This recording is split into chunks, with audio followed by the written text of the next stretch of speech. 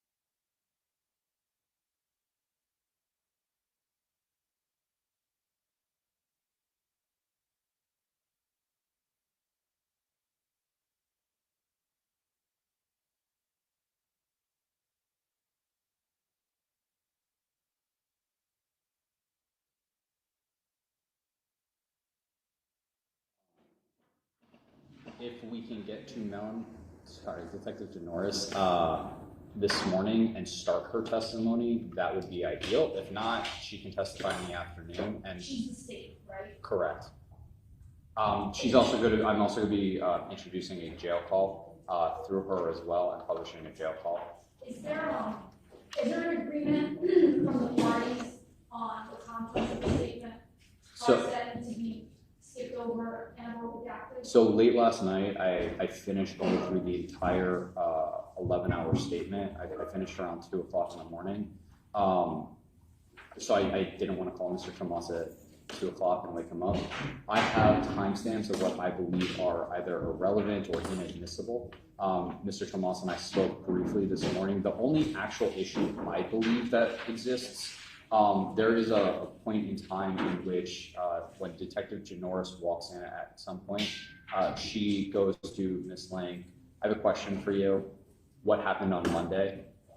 And I can't remember the exact words that are used, but Ms. Lang volunteers that she smashed the window of the truck that we discussed during the Williams rule. Ms. Link's response to all that in context is that was immediately after the victim had pistol whipped her. I can mute that portion in time because obviously the court said that could not be used as a Williams rule. I do think it's relevant in this case, in that context, but if the court's order is that cannot come in, I'll mute that entire portion. So Janoris comes back in, and that's an isolated mini conversation. Yeah, it's I have my timestamp here. It is during the full 11-hour statement. It is at 8:29. 8 hours and 29 minutes, and it goes 8 hours, 29 minutes, and 17 seconds. But it is isolated. Correct, yes. That's the only actual portion about the truck that's ever involved, but I do think it goes directly to the state of mind of the defendant. It goes directly to the defense's argument that had been brought out multiple times now that the victim had pistol whipped her prior to, that she was in fear, et cetera, et cetera. I think it goes directly to her state of mind. If the court's ruling still is that I cannot bring that up, I would just ask to revisit it on rebuttal at that point in time, but I understand whatever the court's ruling is. Let's just work backwards. Do you want that in or out, Mr. Tomas? Okay, so it'll be redacted. Sure. Muted, however way. The other parts regarding this person getting arrested, that person getting arrested, are both sides in agreement for those? So I've muted. Well, sorry. Let me phrase it this way. I have my lit support currently working on muting all specific mentions of any actual acts of domestic violence or arrests that are brought up. I intend to elicit testimony from Detective Janoris that this was a volatile relationship, that there were acts of domestic violence that were occurred, but I don't want to get into the specifics because, as Ms. Lane mentions, let me ask you this: how are you going to ask Janoris about their relationship? Did the defendant tell you that this was a volatile relationship? She actually, the exact words that Ms. Lane uses in her statement was this was toxic as hell. Okay. Did she tell you that this was a toxic relationship? Did she tell you that it was volatile? Did she tell you that there were acts of domestic violence that were committed by Pedro Jimenez against Ms. Lane? She will answer yes.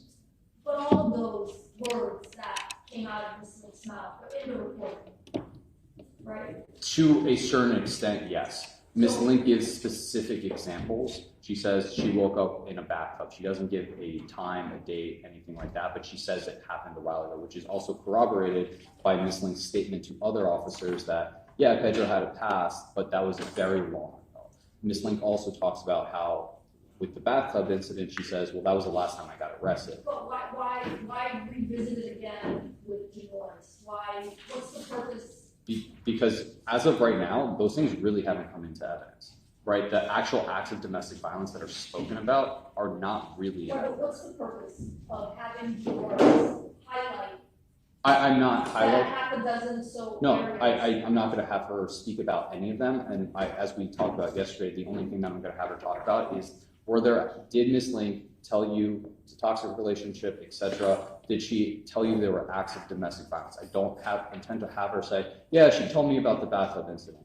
She told me about this. She told me about that. I'm not answering my question. What's the point of having Janoris repeat these? The jury's already going to hear it from the video. Why? No, they're going to be muted because, again, the court's rulings during the motion in limine that those specific acts were not coming into evidence. The only actual act that was going to be discussed was the pistol whipping incident from 5 days ago.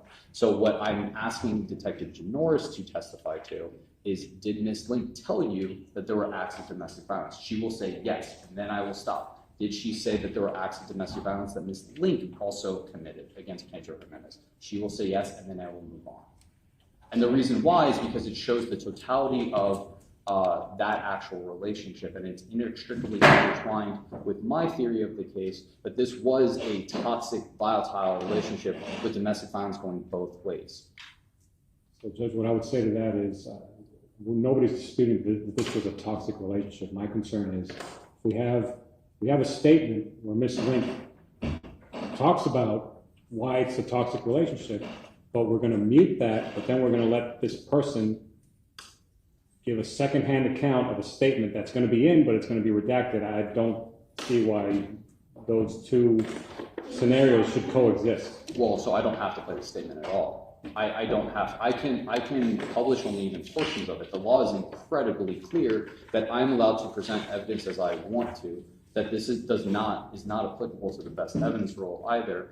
And again, the court has already ruled that those specific acts of violence, either way, are not coming into evidence. So then why would I allow jurors to say orally? They can't come in. I'm not going to ask her about specific acts. I'm going to ask her, did Ms. Link tell you about Mr. Jimenez committing domestic violence? Did Ms. Link say she committed domestic violence? I'm leaving it in a very broad sense because Ms. Link talks about her actual arrest, which I don't think, based off the defense's arguments last week, and the court's inclination prior to, that can come in, right? We're talking about the second phase of the case at that point in time. Same thing with the victim's arrest. She says he was arrested for this, the bathtub. He wrote a letter to his mom. None of that is relevant to this case. So you want to be able to corroborate that there was domestic violence on both sides. Correct, which is my theory of the case. So what we want to do is the half dozen or so specific incidents from the actual video, based on my ruling, shouldn't come in. But the state still wants to paint a picture that there were acts, not necessarily criminal acts, acts on both sides. And it sounds like a pretty general, they want to elicit pretty general evidence from the detective regarding that. I think based on the way that they want to elicit it, it won't be a feature of this detective's testimony. No, it'll be seconds. So what's... Well, if it's limited to the very general questions that he just... Yeah, I misunderstood. I thought you wanted Jurors to say, wasn't there rats in this? Absolutely not, no. Okay, that was my bad. Okay, so if it's limited to those very general questions, then Right, and so it goes into their theory of there were ups and downs. That's You fine. used the word volatile, so I'll allow that. Judge, I want to give you a heads up. I just sent you an email. I copied the state. So there is an order dealing with the custody of the kids. I did locate it. It's part of the dependency case. The clerk will not give me a copy unless you sign an order. So I'm asking, I sent you a proposed order. I don't know if you want to tweak it a little bit, but I tried to cover all the bases there. They don't have the file right now because it just so happens that just yesterday they finally quashed that pickup order, which had been outstanding for a long time. So just so the court knows, now that that pickup order is quashed, maybe Ms. Link's mother will change her mind and provide Pedro Jr. I'm going to be at the state attorney's office on Monday morning to conduct depositions anyways. So if she brings Pedro Jr., then we can resolve that on Monday morning. If she doesn't, I have no control over what she decides to do, but just wanted to make the court aware of it. We'll still need to litigate a few things regarding that child, and then I would also, so I don't know the statute off the top of my head, but there is a statute that says any party, including the court, can move for a hearing on whether or not it will be traumatic to a child witness to testify in front of the defendant. If we get to that point, I'm going to be moving for that child to be given his testimony, not in the courtroom as well, but we can cross that bridge when we get there. So, I'll go ahead and have the set, threaten me a copy of this, and it looks like it's fine based on my review, I'll sign off on it. But this is for your case sheet, right? This is for your presentation of your case, so you may not, hopefully they get it to you today. They're not gonna get it to me today, Judge. They said that if I show up, they're closed on Monday. I show up Tuesday morning at 9 with a certified copy, then they'll give it to me. I'd ask, Why not today? because they don't have the file because it was in court yesterday, because they just signed that order. Do you know which judge this was? Probably not the same judge anymore, but. How do I say this now? It's I asked you, I'm sorry, I just emailed you something from, oh, sure, thanks. I'm not sure which judge it is, Your Honor. You made some phone calls. But you want to present this when you start your case on Tuesday? Yeah, it's a self-authenticated certified document. Looks like Michelle Alvarez Barakat signed the order, the old order. I don't know if there's a new judge assigned to it now.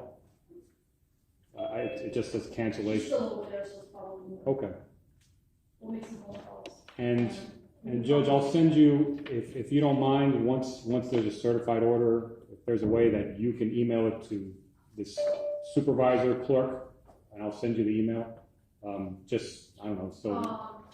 Once my JA gets it, I'll have her send it over to the clerk. She can copy both sides, and I think I can ask for a certified copy, which probably, I'll probably get it before you get it on Tuesday. I would think you would.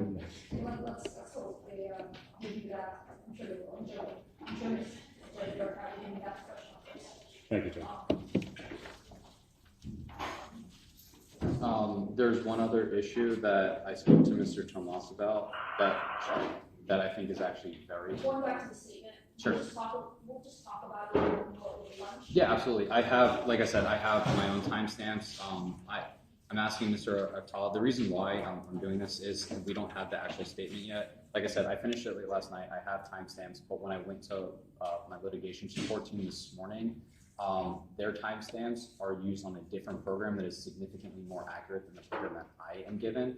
They're off by about a minute or so. So while we're in the trial, Mr. Aktala is confirming the actual timestamps, but I have what I have, which I think. What is he literally recording? Basically. Over the video? Basically. Your Honor, so there's essentially internal timestamps that are already embedded into the actual interview, so I'm just cross-referencing those. And then I'll be able to provide a copy of that to everybody, but I can speak to Mr. Tomas about what I'm actually planning on redacting and removing from that video itself. I wanted to, just gonna tell them what to take the jury on that side. Can I revisit a little bit what we discussed yesterday regarding the, First Miranda? yes, but also the, I'd like to file my email with the court as according to one. My concerns regarding the spontaneous statements. Okay, nothing in this email is anything different than what we generally discussed before, but it sort of narrows down my concern about the way that the spontaneous statement came out, and my belief that the instruction I gave to the jury about how the jury should view the spontaneous statement, I think I'm correct. So I just wanted the appellate court to see what I was thinking and the case law that I provided to you all yesterday, so that will be court exhibit 1. Look, in the context that it was said, it was pretty jarring. I understand it may have fallen into the spontaneous statements category. We haven't heard all the evidence yet, and the jury is supposed to keep an open mind. If Ms. Barreto testifies and more evidence comes out about Ms. Link and her self-defense claims, I think that statement is less impactful. Does that make sense, Mr. Tomas? Yes, Your Honor. We still have to look at we're only halfway through the trial, there's still half more evidence, half as much more evidence that needs to be admitted, and there's nothing stopping me from saying something along the lines of the family knew it was quote unquote, a bad relationship, and it's not unreasonable to believe that something bad was going to happen to either side, something along those lines, right? Okay. Not yet. Yes. All right, did you and Ms. Link talk about the Miranda waiver? What is it doing? Yeah, 40-01. Yes, she wants the whole thing in, including, I went back and I looked over the Miranda waiver in the second one. While the police say something along the lines of, so you want to talk to us, we have to go over your rights again. They use the word again a couple times. Which, sorry not to cut the cord off, that's muted. Oh, well, I was going to say, that doesn't indicate that she has invoked her right to remain silent. Just because they're going over the Miranda rights a second time or again, it's not a comment on the silence. So yes, the state is going to mute that. I don't think they need to mute that because this doesn't indicate that. My concern is a comment on the silence. So, yeah, I would just ask they play it, but no commentary, no unsolicited comments from the witness like we had yesterday with that detective. My point is, it's not necessary for us to talk about the first Miranda. Yes. Because the second Miranda doesn't indicate a comment on her silence or the invocation of any rights, number one. And number two, since it's in the benefit of Ms. Link to have this statement come in, I would think that we would want to streamline it. Yes. Do you understand what I'm saying? Yes. So if you, as you as a lawyer, believe strategy-wise, it's better for you to have the statement come in, it looks like it's coming in with certain protections. For example, the jury's not going to know that you were arrested. Does that make sense? Okay. So what would be the logic in bringing in the first statement where you invoked it? Because they spoke to me outside of the door either way. They were speaking to me the entire time, even though they weren't supposed to. They basically coerced me into signing that second sheet when they took me to the bathroom with an entirely different investigator from the DV department. But at this stage, you're agreeing that what's in the full interview is better for you. Correct. Yes. For this trial. So why can't we just move on and not from your point of view, understand that you're getting an overall benefit, even though there's parts of it that you don't agree with, the way that they got you to speak, for example.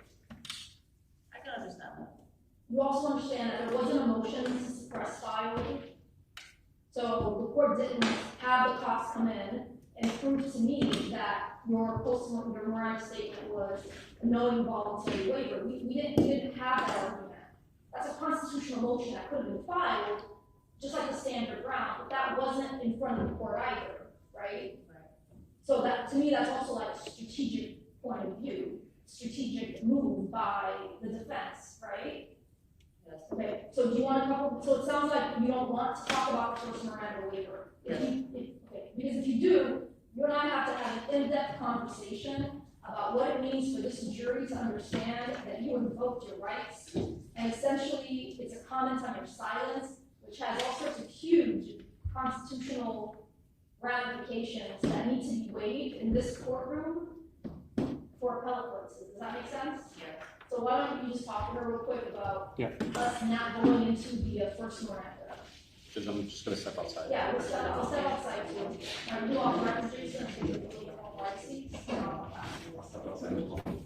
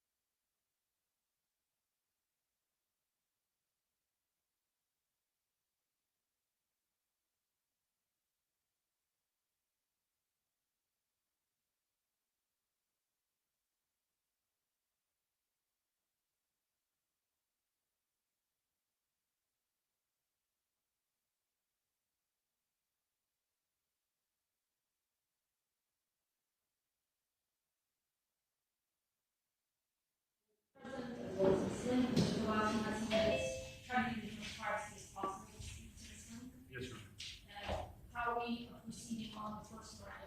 So, Judge, can I for the jury? No. so we'll leave the first one out, and like you said, they're gonna say, you're gonna read your rights again. That's fine. I'm muting the part where they say we're going to read your rights again. It's just going to go into Detective Jimenez. I can show everybody later when I have the actual redaction because I don't remember it. Do you think it's, I just don't want any mention of again or anything like that. I would ask that again, Stan. That's the one thing. again, it's fine, because it's not a comment on the silence. Right, but it implies that she was already read her rights, and that's my fear. If Ms. Link is willing to waive that appellate right to at least that portion of it, I'm okay with leaving it in. I'm just very concerned about even going near the idea that Ms. Link had invoked at any point in time.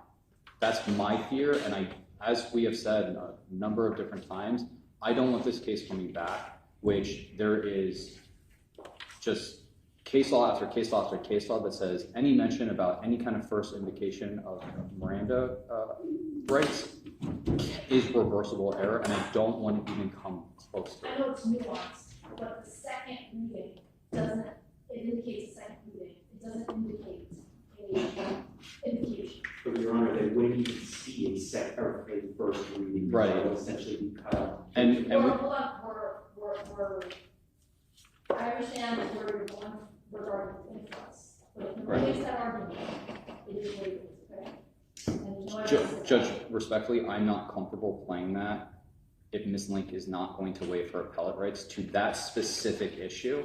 I don't care about the first part coming in or her waiving there, but if there is a mention of we're going to read you your rights again, I'm not comfortable publishing that to the jury in any manner whatsoever. And the way I'm instructing Detective Jimenez to limit that is, did Ms. Link approach you while you were fingerprinting her and explaining why she was being fingerprinted? Yes. What did Ms. Link say? Did you approach her? Did she approach you?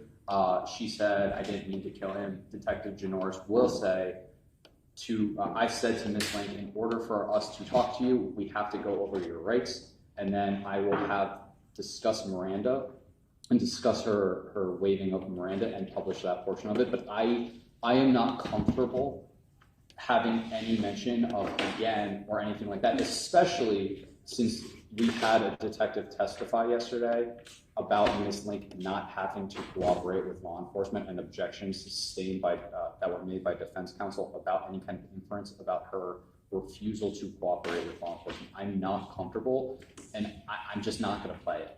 Understood. All right. They'll play with the waiver. And I still have to speak to Ms. Link about that. Are you agreeing? So as far as to there being mention of the word again, yes, I will waive any appellate issues as it relates to that very specific part being played. And are you in agreement with me that while it says again, and you have to go over your rights again, it's going to be the same form, the state is concerned that there may be an inference that there's a comment on her silence.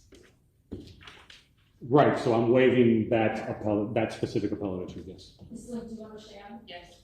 So even though Mr. Tomas believes legally he can waive this, it really is up to you to decide if you're going to allow the state to play the full second interview, the portion we're talking about now, about police going over your rights again.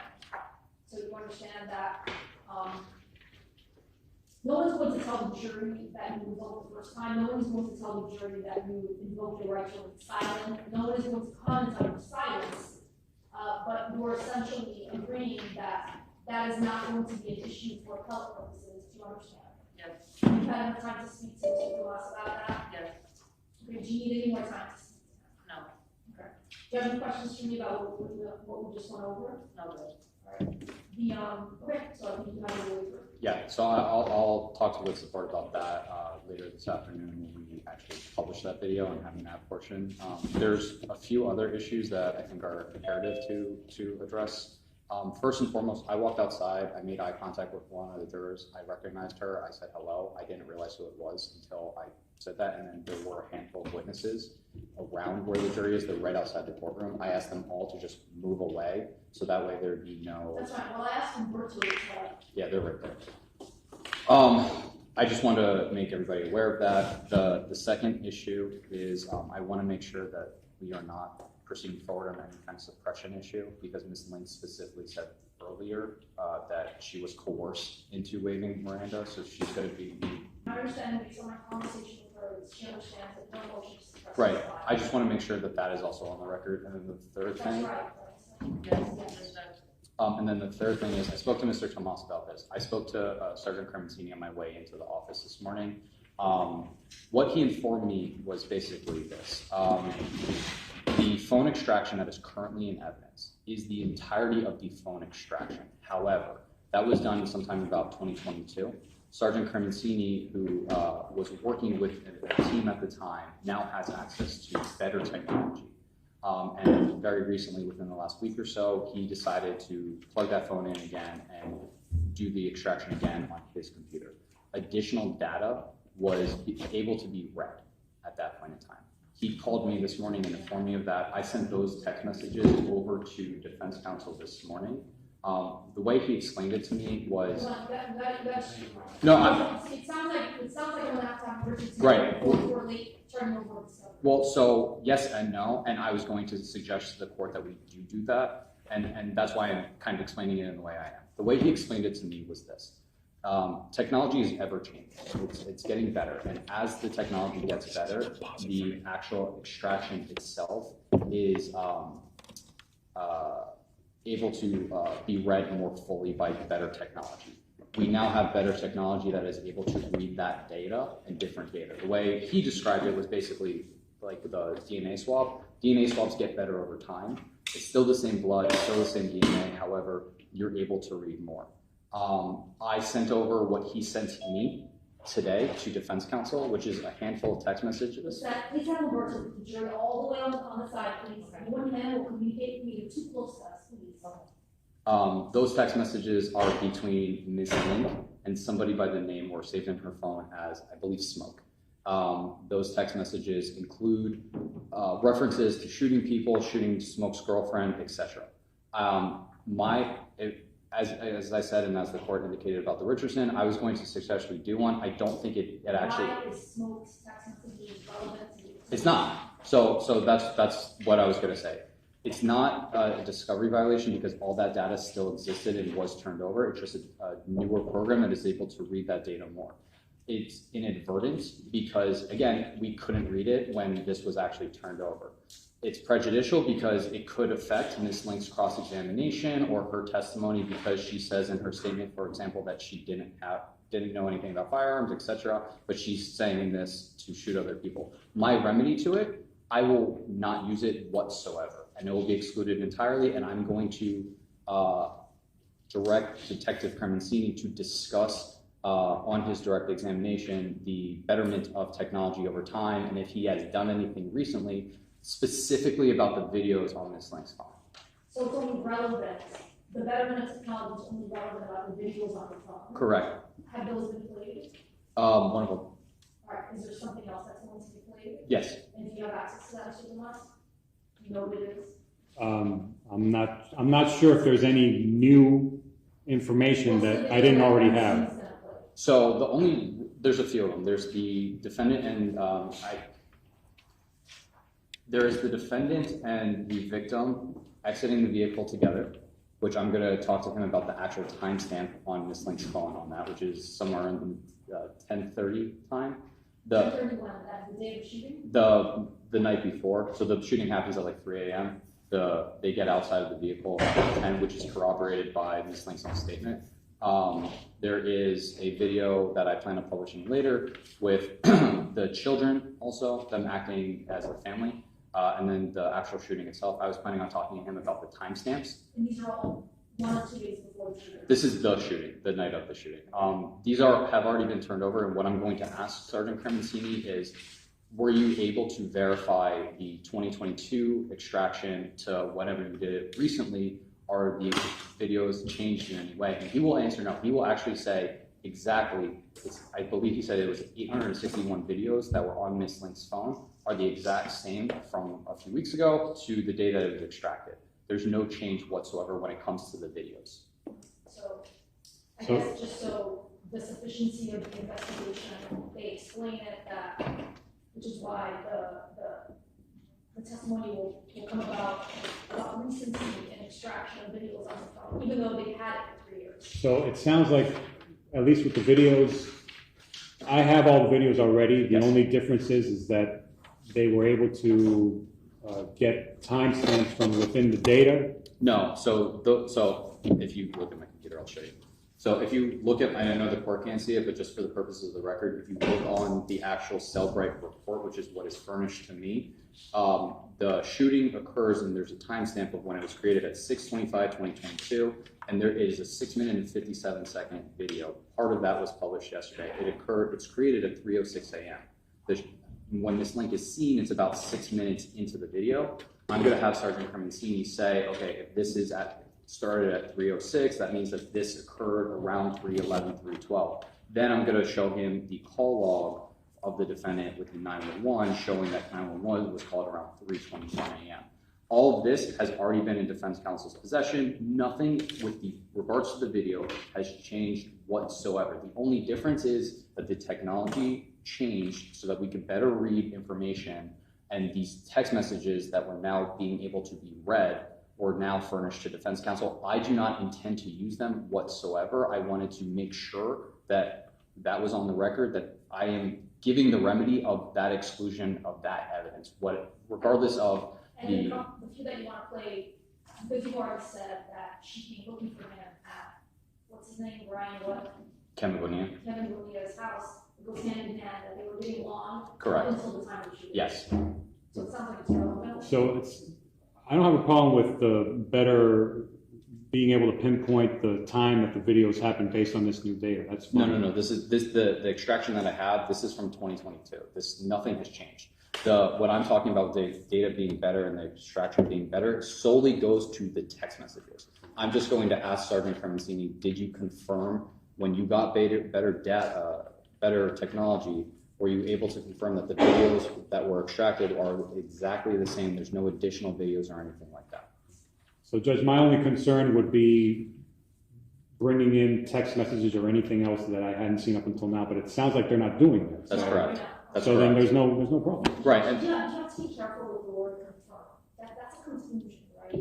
Why don't you ask him? Well, he can because number one, he's an expert. Number two, he will and can testify about hash marks and how you can confirm that the same data that is on the phone then is the same data that's on now. He will say they're the exact same hash marks. So what? So you will start out by asking him, what's the date, whatever hash mark on this item versus this item, and then he can say factually that they're the same. Yes. And then you can ask him, do you confirm that they're the same? Yes. Do you understand why? I do. I'm concerned. I do. You just saying this and this, or are you saying, did you confirm? No, I'm going to lay significant predicates before I even get into that.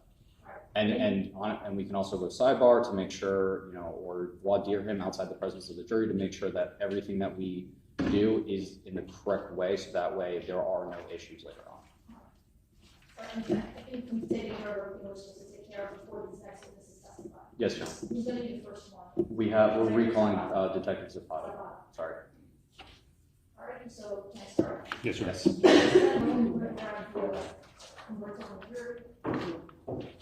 you need to do something, no, just ask. I'll send you a message. You want to share some I'll be watching.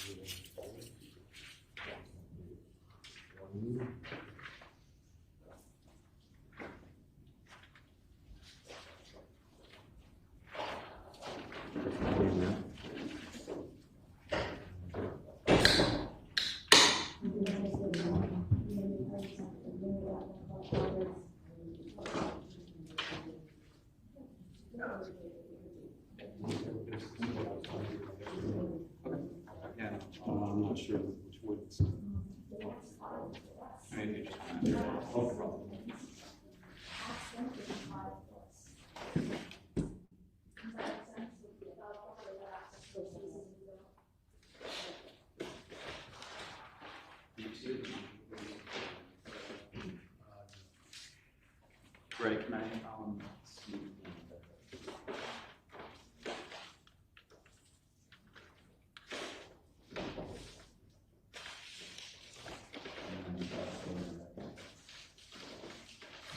And I also have, I don't know, there's a roll of the, wrong. Yeah, I'm moving that. Yeah.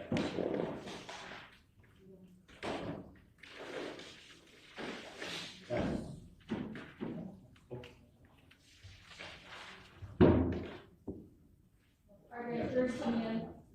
Jurors coming in. All right, the jurors.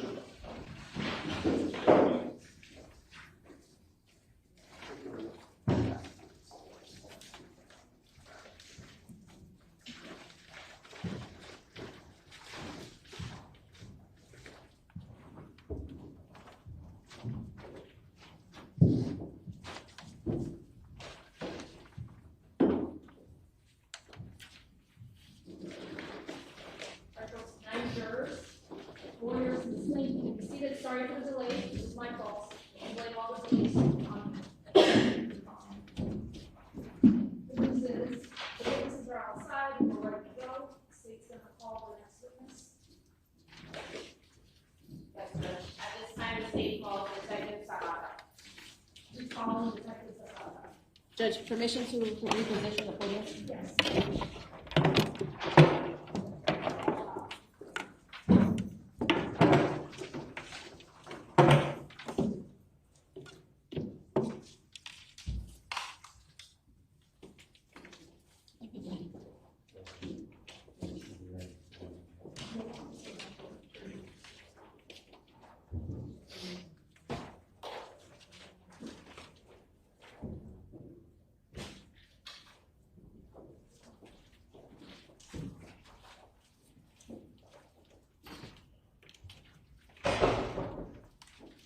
All right, Detective, you're still under oath from the last time you testified. So we're not gonna swear you again, but you're still under oath. Okay. All right, Good morning, Detective Zapata. Good morning. Detective, I want to go back to photos you took from the scene when you arrived June 25th, 2022. Okay. You mentioned in your testimony that you photographed a vehicle.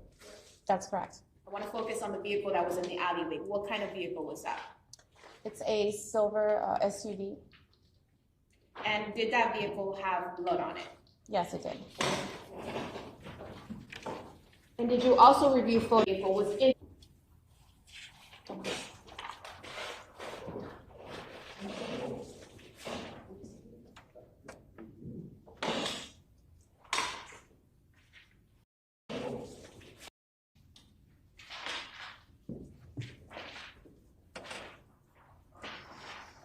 Judge, I now move into evidence based on stipulation by the parties, what has been previously marked as 1T and 1V. 1U, sorry, Judge. Yes.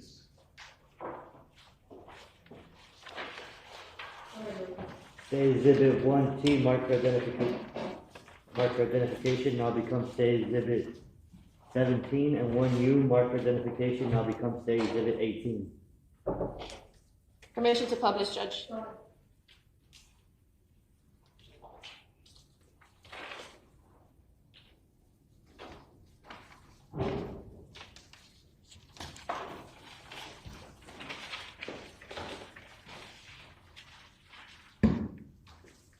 Now, Detective, where is it that you photographed that there was blood on this vehicle? That's on the exterior of the driver's door. Is it right here? Yes, On the driver's side door? that's correct. I also want to show you, is this when the vehicle was taken in? Yes,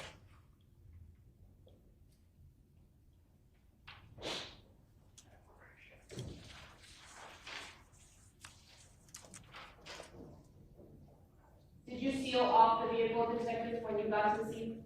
Yes, I did.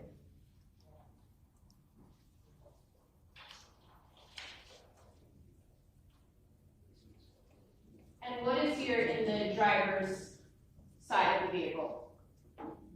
On the driver's side, on the driver's seat of the vehicle, you have a few items, such as a set of keys, bloodstained money, a bloodstained cell phone, and I believe a bloodstained piece of paper, maybe a check.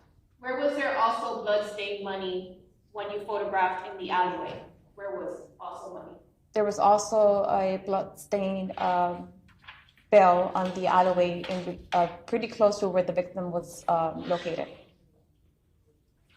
And were these the items that were located in the driver's side of the vehicle, detective? Excuse me. Yes, those are the items. And this credit card, whose name is on it? The victim, Pedro Jimenez Gonzalez.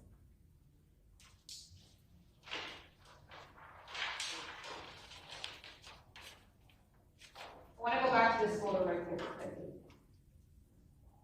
Do we see what's on the passenger side? Yes, that is a blue tank top.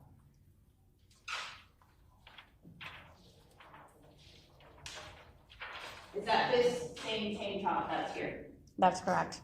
Would you say that that is a woman's tank top or a men's tank top? Woman. Hold on, stop. It's the same. She's gonna ask another question. What about this type of clothing? Was that also found in the car? Yes. And based on your experience, detective, do you know whether what clothes can be men clothes or women clothes? Yes, I do. What would you say these types of clothes are? It's the same. She's gonna ask another question. Now, detective, I want to go back to the blood trails for a moment. Did you have a chance to accurately and thoroughly review your report? Yes, I did. When you reviewed that report, detective, did you document when the blood trails first started, where they first started? Hold on a second.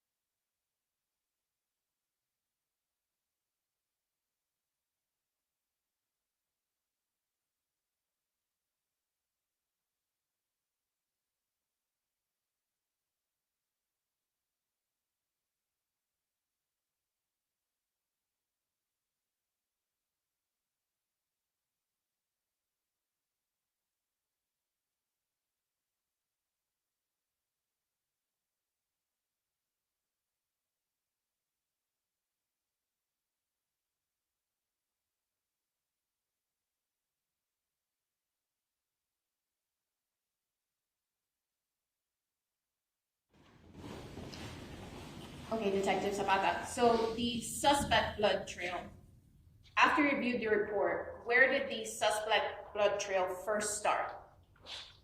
The blood trail appeared to have first started in front of the residence. In front of the residence, there's another set of duplex. In front of that duplex and on a concrete walk path near a tree is where I first noticed the set of apparent blood. And I'm now publishing what's been admitted to evidence at stage 18. Now, detective, when you say the front of the house, so is this the house, the defendant and victim's house?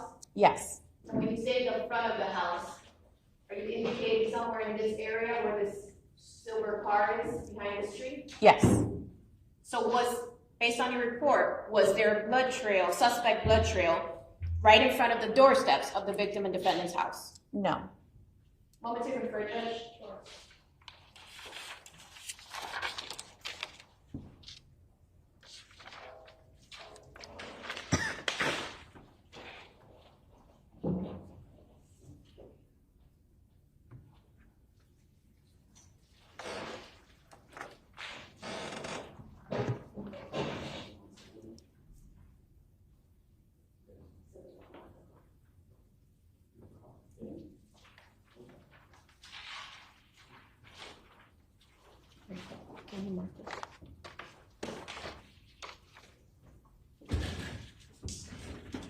Detective Zapata, was mail also found in the car when it was impounded?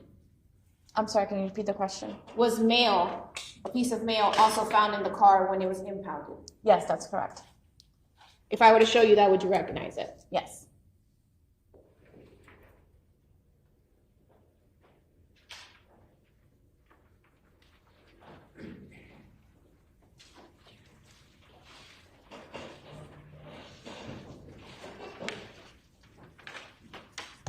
Judge, I now move into evidence based on stipulation by the parties what's been previously marked as states 1V. State Exhibit 1V, marker identification, now becomes State Exhibit 19. Permission to publish, Judge?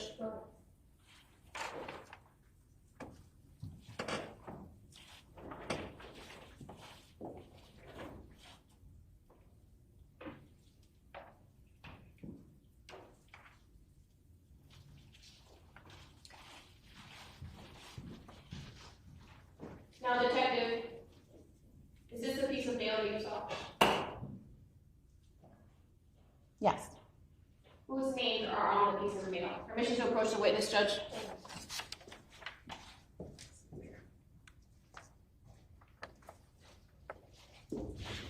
The names are Pedro Jimenez and Daisy Blink. And what address is there? The address is 956 Northwest 4th Terrace. No further questions, Judge.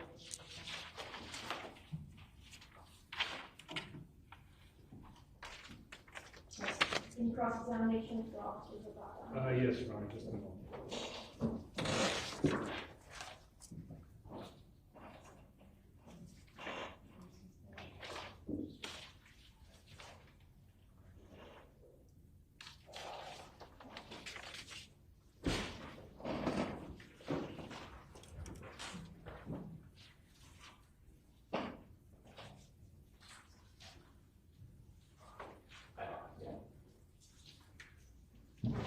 Judge, before I start with her, by way of stipulation, I would ask that what's marked as Defense Exhibit A1 be admitted into evidence. Defense Exhibit A1, marker identification, now becomes Defense Exhibit A. So, ma'am, we spoke yesterday. I'm going to show you this again. I'm showing you what is already in evidence as State's Exhibit 6.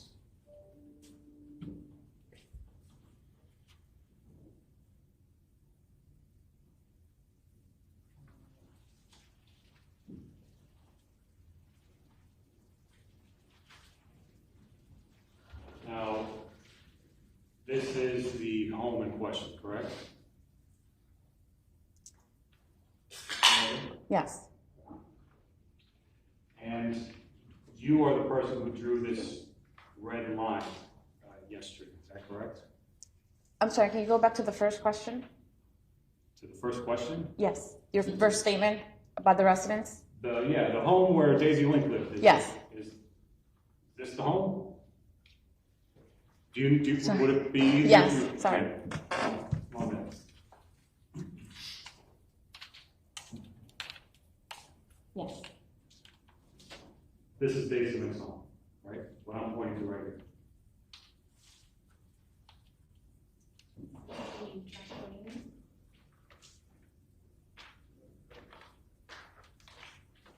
If I'm not mistaken, this is still.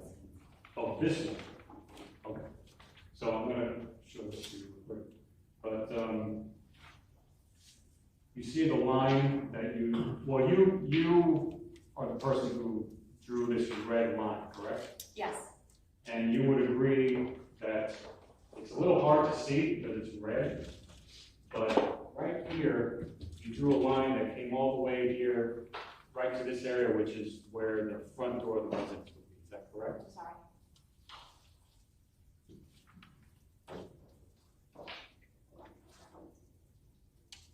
Yes, here. Yeah, and you can see the little line going here, right? Yes, there's a line there. Yes. And, okay, I think I should do this with one. So as we spoke yesterday, by way of reminder,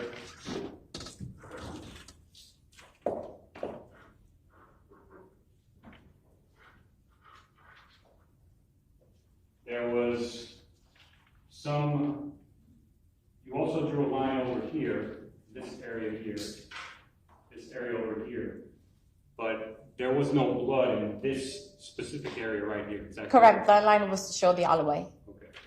The blood was on the other side, which is over here where all this is, right? Yes, there was blood leading up to where the victim was found collapsed. And as far as your investigation goes and what you were able to determine, the blood trail began in this area here, in this general area here where this line starts. Is that correct? Further, I don't recall the direction, but further, because of the trees, you can't really see the concrete walk path, but it's more so towards the front where there's a tree. You can't really see it in the picture. So it's in front of the residence, not so in front, but in front of the residence and in front of the duplex, where you see the bushes, the trees, that's where the blood appeared to have started. So, just to be clear, the blood trail appears to start near the front door of that residence. No. Okay, how far away from the front door of the residence is it? I would say if I'm standing, From me to you? if I'm standing in front of the residence, approximately maybe 15 steps, maybe approximately. Okay, so maybe a little bit less the distance between me and you right now? I would say a little bit more, maybe. 15 steps is further away than I am from you? I don't know, I'm giving you an approximate. I can stand up and walk toward and count. Well, 15 steps, right? Approximate could be more. Could be more, could be less too, right? You're not certain. Correct. So other than the items that other than the items that you discussed a few minutes ago,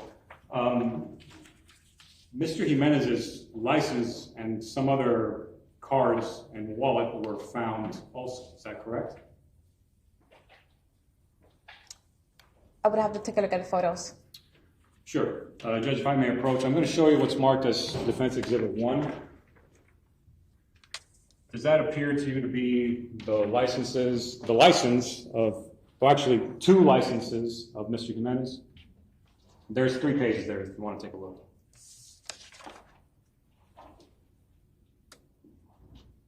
Yes, it says his name on them. And there's 2 of them, right? Yes. Do both those licenses have the same address?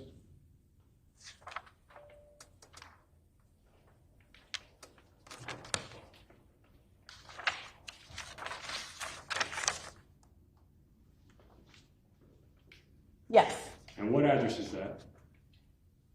956 Northwest Fort Terrace. That's not the address where Daisy Limp lived on the day in question, correct? It is not the same address. No further questions? Can you redirect?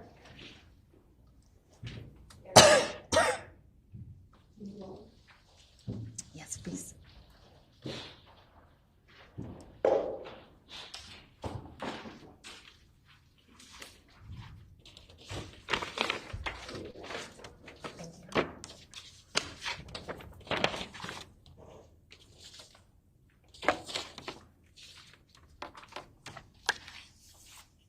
Judge, permission to approach?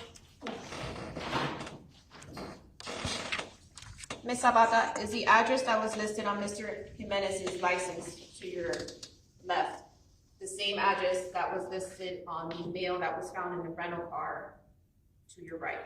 Yes, it is. And does that mail also have Stacey Link's name on it? Yes, it does. And was this mail found in the car that Ms. Link was driving the night the victim was shot? That's correct. Actually calls for speculation as to Ms. Lincoln was driving the car that night. It's the same. You want to re-ask the question? Oh, yes, Judge. Is that the same car that was found on the scene next to the victim's body in the alleyway the night he was shot? That is. No further questions, Judge. Okay, you said that.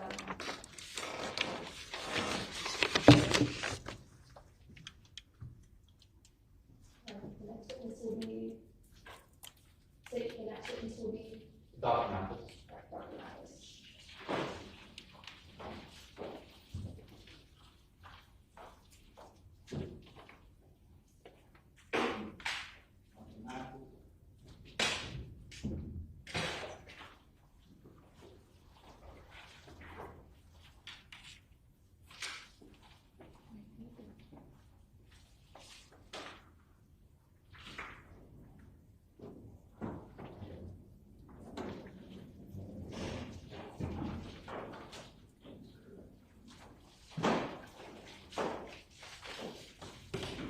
Raise your hand, please. You sound to our friend that's testimony about to give the truth, the whole truth, and nothing but the truth. I do.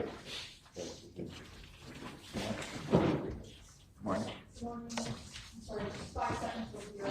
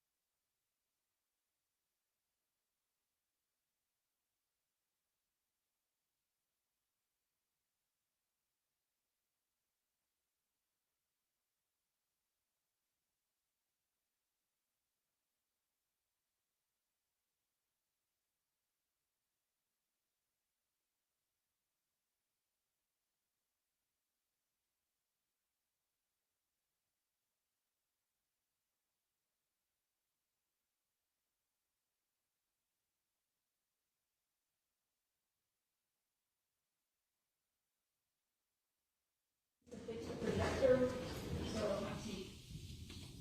I'm gonna do so.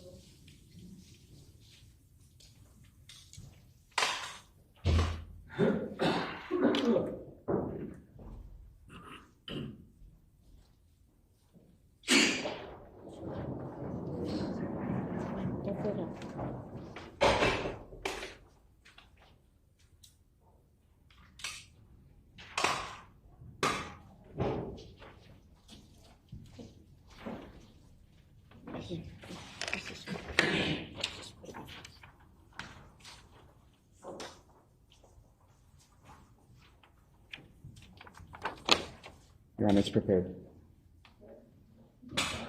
Judge says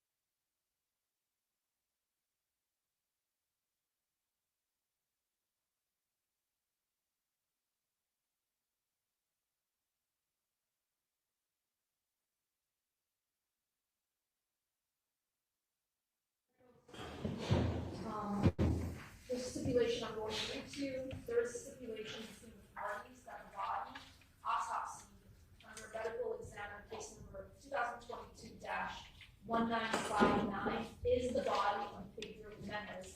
In other words, the legal identity of Pedro Jimenez has been established by stipulation of the parties.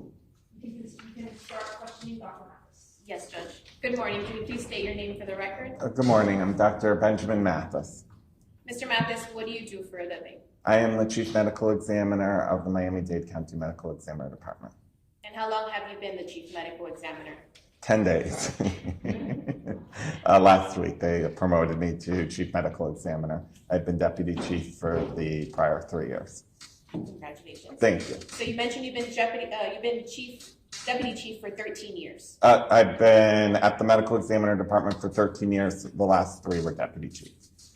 And can you tell the jury a little bit about your education and training in forensic pathology? Sure. I went to Brown University in Providence, Rhode Island for my undergraduate degree in Classics Latin. And then I stayed at Brown for medical school where I graduated with a Doctor of Medicine degree. Then I went to the University of Pennsylvania in Philadelphia for my residency in pathology, anatomic pathology, and clinical pathology. After completing the residency, I came to Miami for a fellowship to subspecialize in the subspecialty of forensic pathology. And are you board certified in forensic pathology? I am. About how many autopsies, Dr. Mathis, have you performed over your career? Around 2,000. And have you previously come to court to testify as to the cause of death of an individual? Yes. About how many times have you done that? Several dozen times. I usually come about 10 times a year. 10 times a year times the 12 years, 13 years I've been here. And were you qualified as an expert on each of those occasions that you came to testify? I have. In what field were you qualified as an expert? Forensic pathology. Now, Dr. Mathis, can you tell the jury what exactly a medical examiner does? Sure. A medical examiner is a forensic pathologist who works for the government generally. And we're charged with investigating deaths of individuals who died either under circumstances or because of who they are that the state has an interest in. So all non-natural deaths will go to a medical examiner, accidents, suicides, potential homicides, drug overdoses, inmates from the prison, those who die in police custody. And then when we investigate their deaths, we need to determine the cause of death, what caused them to die, and the manner of death, which is how we classify their death. We'll perform whatever investigations or studies we need to do, whether it's a record review, looking at their medical records, to performing a full autopsy, performing special dissections, having special tests run, studies done, also that we can determine what the cause and manner of death is. And were you working as a medical examiner for Miami-Dade County on June 25th, 2022? I was. Are you the original medical examiner who did the actual autopsy on the victim, Pedro Jimenez? Yes. So I want to talk about your involvement in this case, Dr. Mathis. When did you perform that autopsy? June 26, 2022. Where did you perform it? At our office, it's a medical examiner department. It's right across the street from Ryder Trauma at Jackson Medical Center next to Miami-Dade College Health Campus. And when the body arrived for autopsy, what was its general condition? He was in a fresh state. He had soiling from blood staining on his legs. And did you observe any signs of medical intervention, such as bandages, anything like that on the body? Yes, he had a tourniquet on his right thigh.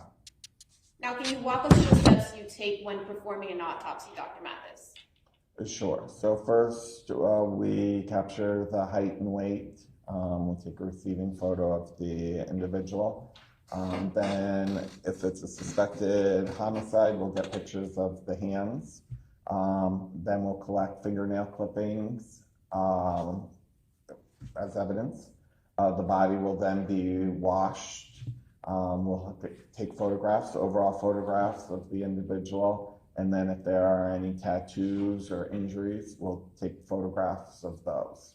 Once the photographs have been taken, then the doctor will take any written notes about the external appearances of the body, of the tattoos, of the injuries.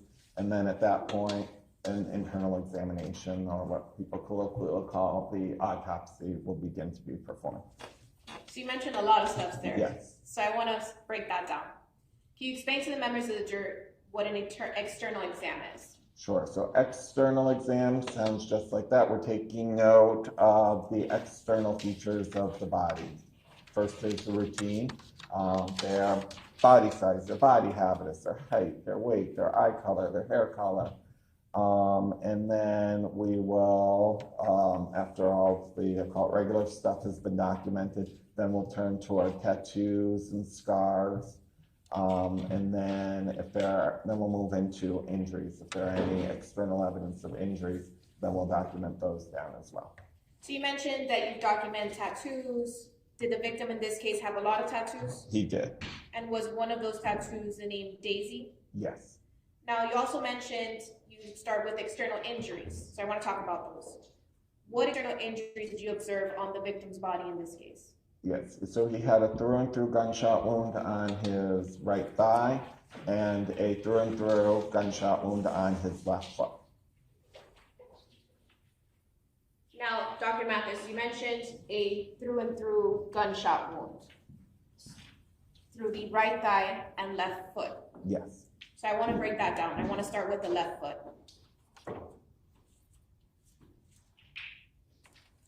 Your Honor, I now move into evidence what has been previously marked as states 1W by stipulation of the parties. State Exhibit 1W, marked for identification, now becomes State Exhibit 20.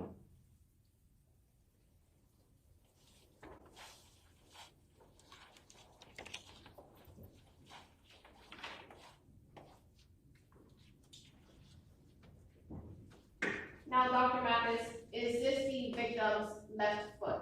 It is. Now, you mentioned that he had a through and through gunshot. Yes. Can I come down? I don't have my glasses. Can you show to the members of the jury where the entrance wound is on this foot? It may be hard for you to see as well, but the entrance wound is on the bottom of the left heel. And how do you know it's the entrance wound? So, in general, entrance wounds are round. They can have a rim of abrasion. In this case, though, his skin is different than the rest of the skin on the body. Regular skin, a lot of it has hair. Foot skin, the plantar skin, the skin on the bottom of the foot, it's thicker, it's more elastic than the rest of the body. Anybody who's done a foot rub can attest to it or had to remove a splinter. So when a bullet goes through the skin of the sole of the foot, the plantar skin, the tissue is very elastic, so it will retract, allow the bullet to come in. So when you have an entrance wound on a bottom of the foot, you're going to see more of a slit-like appearance. In this case, you can even see a halo where the bullet tunneled in, but the skin retracts after it, and it's just the nature of the skin on the bottom of the foot. And in this picture, where is the exit wound? The exit wound is on the Achilles tendon region on the back of the heel. How do you know that's the exit wound? Exit wounds are irregular. Oftentimes you can take them and push them together, the edges together. You can see that this has a kind of split-like irregularity to it, and that the pieces fit together like a puzzle. And now, Dr. Mathis, looking at the entrance and exit wound, can you determine the path the bullet took when it entered the foot? Yeah, so since this is the entrance wound, that's where it's entered. It's what we call a perforating wound. So it's entering through the sole of the foot, the left heel, and it is going through the soft tissue and coming out the back of the heel region of the Achilles tendon region. Now, Dr. Mathis, you also mentioned that the foot is flat and it has tougher skin, is that right? The sole of the foot, yes. Would a person wearing a shoe, would that move the path of the bullet when it enters the person's foot? Move the path of the bullet. So sometimes when you're wearing clothing or shoes, It can change the appearance of the entrance wound. It can add irregularity to it. It can also help us to confirm what we're seeing. So if you're looking at this, or you're less experienced and you don't have a lot of experience looking at plantar wounds on the bottom of the foot, you can look at the clothing and you can, or the shoe, and you can interpret the directionality from the shoe or the clothing itself. And what is this photo here? That's a close-up of the exit wound on the back of the heel on the Achilles tendon. I'm sorry, is it Achilles? Achilles tendon region, the back of the heel. And how do we know that's the exit wound? It has all the features of an exit wound. So you can see the skin kind of fits back together with a puzzle piece. If I push the edges together, it has an irregular linear. It's kind of linear, but it's irregular. That makes the features of an exit wound. And what about this photo? That is a close-up of the entrance wound on the bottom of the foot. And how do we know that?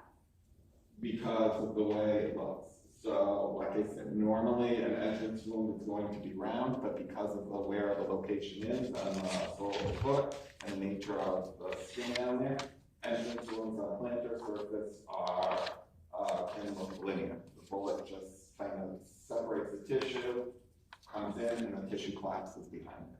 Now I want to go back to, you mentioned shoes, and that can change the shape or irregularity of a wound. Was the victim in this case wearing shoes, do you know? Yes, Did you receive those shoes? I did. What kind of shoes were they? They're like a boot, casual boot. Judge, I now move into evidence what has been previously marked as states 1X.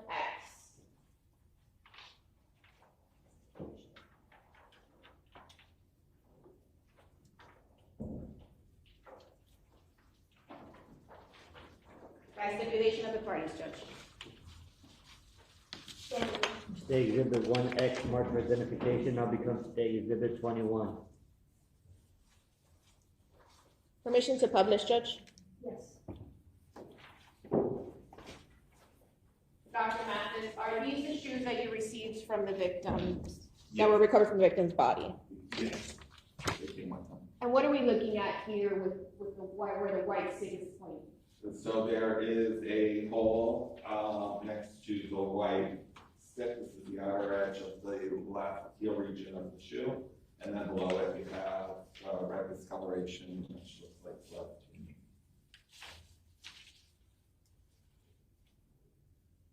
This is just a further out photograph, so you can see the entire shoe. What's interesting about this picture, Dr. Mathis? So this is the back of the shoe, and if you recall the wound I kept referring to as on the Achilles tendon on the back of the foot, correlates with it. This is where it came out from. So it came out of the skin, and then it came out of the shoe, creating this irregular defect here. So that's where the exit wound came out of. Yes. And where was this, what part, is this the entrance or exit wound entry? This is the entrance wound. You can see the fibers of the fabric or leather are pointing inward, and it's creating a defect. So that's consistent with entrance wound from clothing.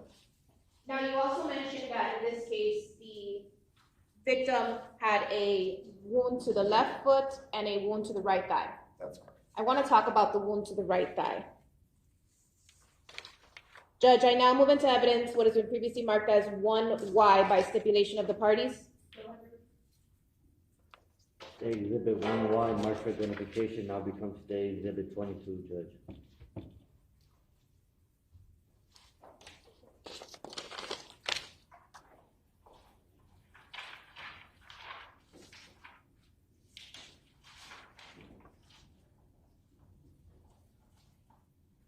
Now, Dr. Mathis, is this the wound on the right thigh?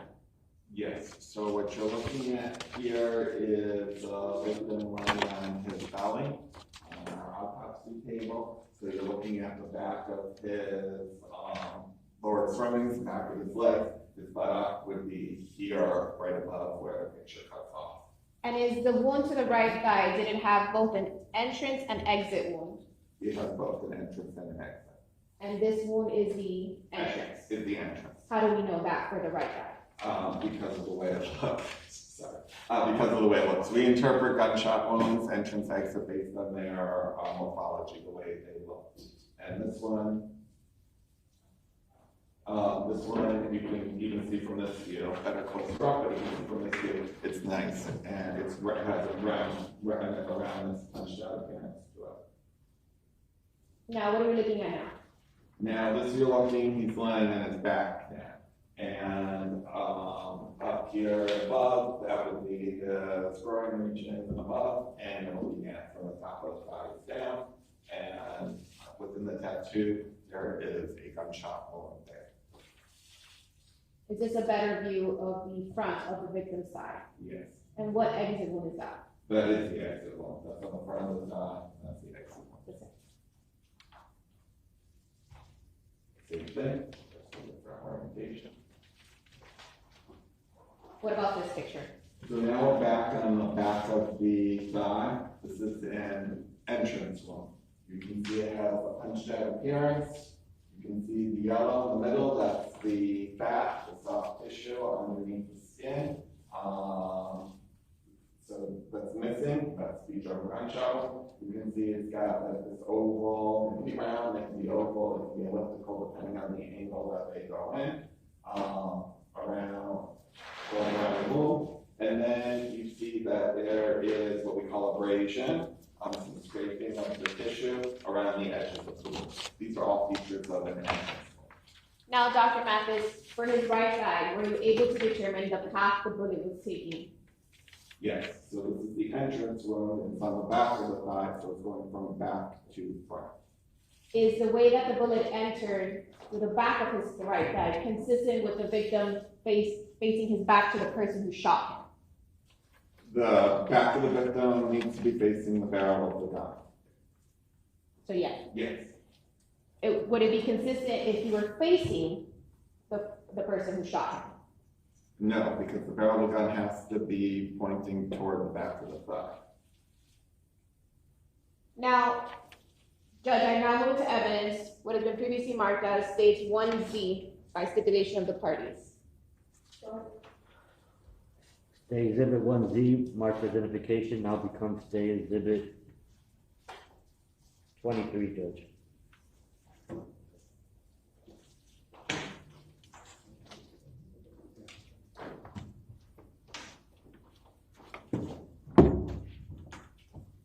Judge, permission to publish? Yes.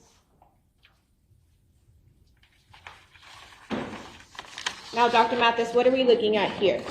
You are looking at the exhibit line flat on his back on the autopsy table, and I took hospital probes and ran them through, placed them through the pathways of the two gunshots. So this is the wound to the foot. Correct. And now it kind of makes more sense when you saw the shoe and how it looked on him.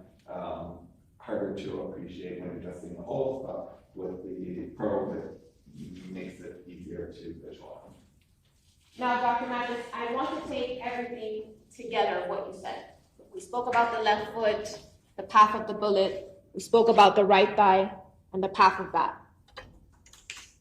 Judge, I now move into evidence what has been previously marked as 1K by stipulation of the parties. Stay exhibit 1K, marked for identification, now becomes stay exhibit 24, Judge. Judge, permission for Yes. the witness and myself to stand over here?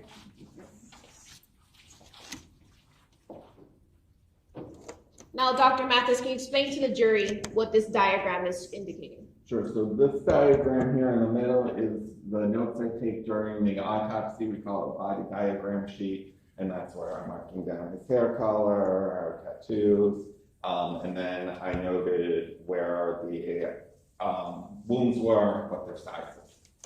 And how did the bullet first enter the body? How did the bullet first enter the body? So he has So he has he has an entrance wound on the left foot. That's coming out the back of the left heel region, and he has an entrance wound on the right thigh in the back that's coming out the front of the right thigh. How is it possible that the way the bullet entered, how is it possible with that angle? How would the victim have had to have been standing for the bullet to enter the way it did? From the bottom of the foot? Yes. So that's bottom of the foot. So to get an entrance wound on the bottom of the foot, the gun has to be under the foot. So if the foot is on the ground, it has to be, I guess, on the upper floor and coming through the ceiling, or the foot has to be in the air in order for it to get go in. So since that scenario doesn't really make sense, the left foot needs to be up in the air in order for it to be facing the barrel of the gun. Could that be consistent with if the victim was going to try to run, that his foot was up? Would that be consistent? Yes. Now, once the bullet enters the left foot and exit, where does it go? So then it comes out the back of the left foot. And then where does it go? Then it's going to continue in the same trajectory along a straight line until it hits something else, And then can you just, or just drops to the ground. and then for the thigh, can you talk about how when it left the foot and it enters the thigh, how that's possible? So yes, so the same bullet can cause both wounds. It can go from the outer edge of the left foot, the left heel, to the back of the left heel region. And then the foot's up in the air, it can go into the back of the right thigh and out the front. So it goes through the foot and then through the back of the thigh and out the front. And you're indicating that the record reflects that the witness had his left foot up and his front was facing the judge. Right, so your right leg has to be forward, your left foot is up, and you could create that pathway. And your back has to be facing the person who's shooting. Yes, the back of the foot, yes, but that's where it has to come inside. Now, Dr. Mathis, looking at the wound tracks, is it possible that a single projectile did this? Yes, in the way that I just described. And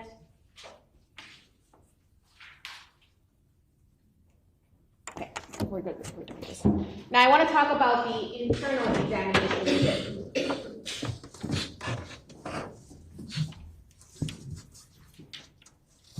Did you perform an internal examination? I did.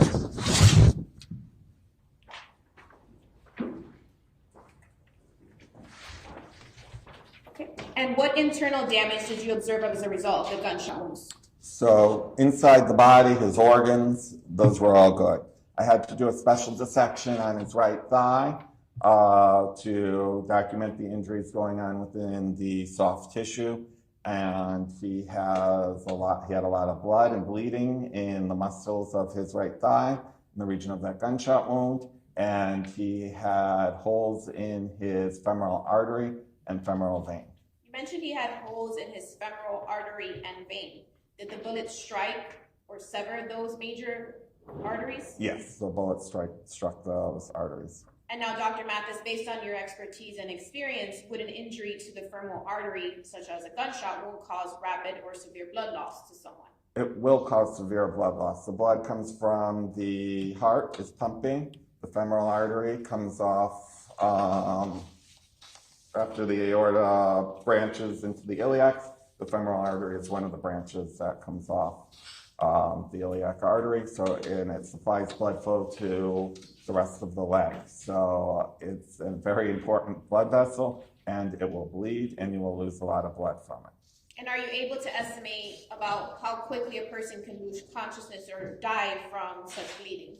So when we're talking about a femoral artery, it will take longer than, say, if you have a hole in your aorta or a hole in your lung or a hole in your heart. It's a bit downstream. So it can take several minutes, and then there are things that can mitigate it. If you're applying pressure, or if for some reason the muscle tissue is compressed around the wound, anything that's going to apply pressure to that area can slow down the bleeding. Now, you also mentioned that several things can mitigate that. let's say, Dr. Mathis, that there was no mitigation, there was no covering or trying to prevent the blood loss. If pressure's not being applied correctly, how fast would the victim take to die from this type of wound? It can still take several minutes. And is, based on your knowledge, was that consistent with what happened to the victim in this case? I don't think there was a long survivability period, but I wasn't aware of that at the time of the autopsy. For us, it didn't matter, but it will take. It's not going to be that you're shot and you suddenly collapse. There is a time period where it will take for the blood to come out of the body, reduce the blood volume so that the heart no longer has enough blood to pump up to the brain to give it the oxygen it needs. And how is it that the blood is going to come out the body? Is it going to come out rapidly? Is it going to splatter a lot? Yes, so you have both an arterial bleed and a venous bleed. So the vein is returning blood from the bottom of the foot. That's a low pressure system. It will ooze or it'll accumulate in the muscular tissue. The artery, on the other hand, each time the heart pumps, blood is going to be spurting out of that artery. If that artery has a clear path out the hole, the exit hole, then you will get blood coming out of that hole, and that's where you see, like in the movies, the arterial spread. If there's not a clear pathway from the hole in the artery because it's blocked by muscle or tissue, then it'll continue to spurt, but it'll come out, it may not come out as a spurt out of the hole when it leaks. It may accumulate in the tissues and then dribble out. Now I want to talk about toxicology. Was a toxicology test performed on the victim? Yes. And what were the results of that test, Dr. Mathis? I'm just referencing the toxicology report. So in him was detected ethanol, which is beverage alcohol like you'd find in vodka or tequila. He had cocaine. He had metabolites of cocaine, the breakdown products, and he had THC, which is the active ingredient in marijuana. And how much cocaine was detected in his blood? He had, according to the report, 0.274 milligrams per liter. Would you say that's a lot of cocaine, Dr. Mathis, a little bit of cocaine?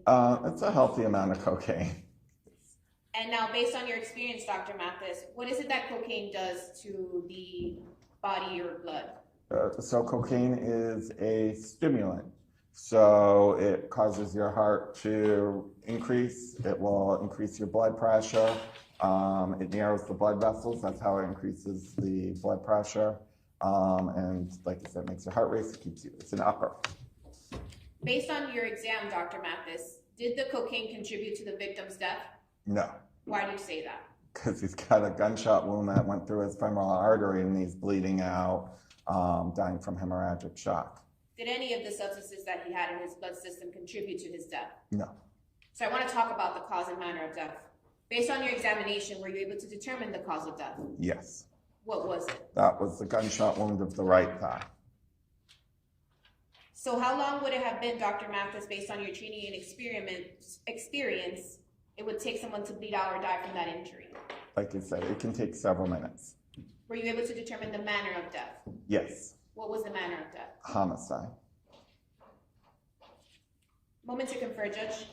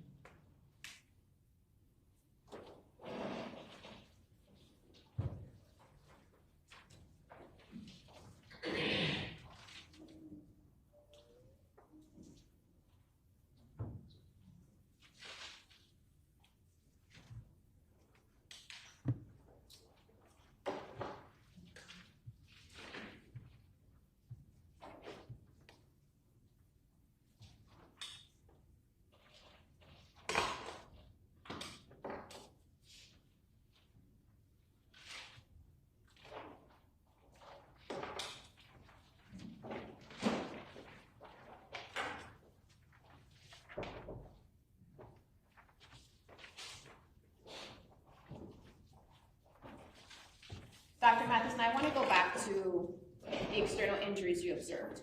Yes, If the victim was running away, I'm doing this. Yes. He's running with his left foot up. If he's doing this, is that consistent with what the shot that you observed, the wounds you observed on his body? if he's in a running position, yes, the left foot has to be in the air and the right foot has to be forward. So if he's running away, that's consistent. Yes. Okay. Now, I want to talk about ricocheting. Is it possible that the person who shot the victim shot into the ground and that it went through his left foot and out through his left thigh? Is that possible what you saw here? I find that extremely unlikely. So when you have a ricochet, when you first fire the weapon, it has all the energy in it. That's why it can make characteristic appearances of gunshot wounds. In this case, the bullet not only went through the shoe, the boot, twice, went in and went out, went through the foot, went through the thigh, in, and came out. That takes a lot of energy. So ricochet's, one, not going to be able to do that, and two, the wound on the back of the thigh would have had to have, if it managed to even get out of the left shoe, which I find very unlikely, that you would have a ricochet that actually can go through the shoe, go through the foot, come out the shoe. When it hits that right thigh, it's not going to have that nice oval wound that you saw. So I can't see this being a ricochet, no. Now I want to talk about, again, the arteries that were damaged. Is a time delay in the time from the time that the victim was shot, if there was a time delay in calling 911 or having assistance, would that also likely contribute to his death? So when you have a wound like that, those are devastating injuries that require immediate medical attention. The wound needs to the blood flow needs to be stopped. Basically, you need to put a tourniquet tight around the wound to stop the blood flow into the leg. And then, of course, you're on a clock because the leg's not getting the nutrients it needs, and you would have to amputate. But a femoral artery wound is a devastating injury. So yes, if you don't receive medical attention, you will die quicker. So if there was a delay in calling 911 or getting assistance or putting a tourniquet on the victim, that's going to speed up the time he dies. Yes.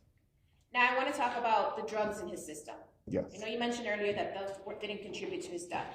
Correct. Would you say, doctor, based on your training and experience, that the drugs slowed down the amount of time it took him to die? So there are some people who would say, okay, cocaine is a stimulant. So a lot of times when people get shot, they get an adrenaline rush. They may not even feel that they were shot till they look down and they see that they are bleeding. That adrenaline rush, adrenaline is also a stimulant, also causes the heart to beat faster and the blood vessels to constrict, which will increase your pressure. So cocaine as a stimulant could, in fact, actually help the situation because it's causing the blood vessels to be more constricted than they ordinarily would be, which is going to increase his blood pressure, which could theoretically increase his survivability period. But you still have a big hole in your femoral artery, so. Thank you. Want me to confer, Judge? Yes. No further questions, Judge.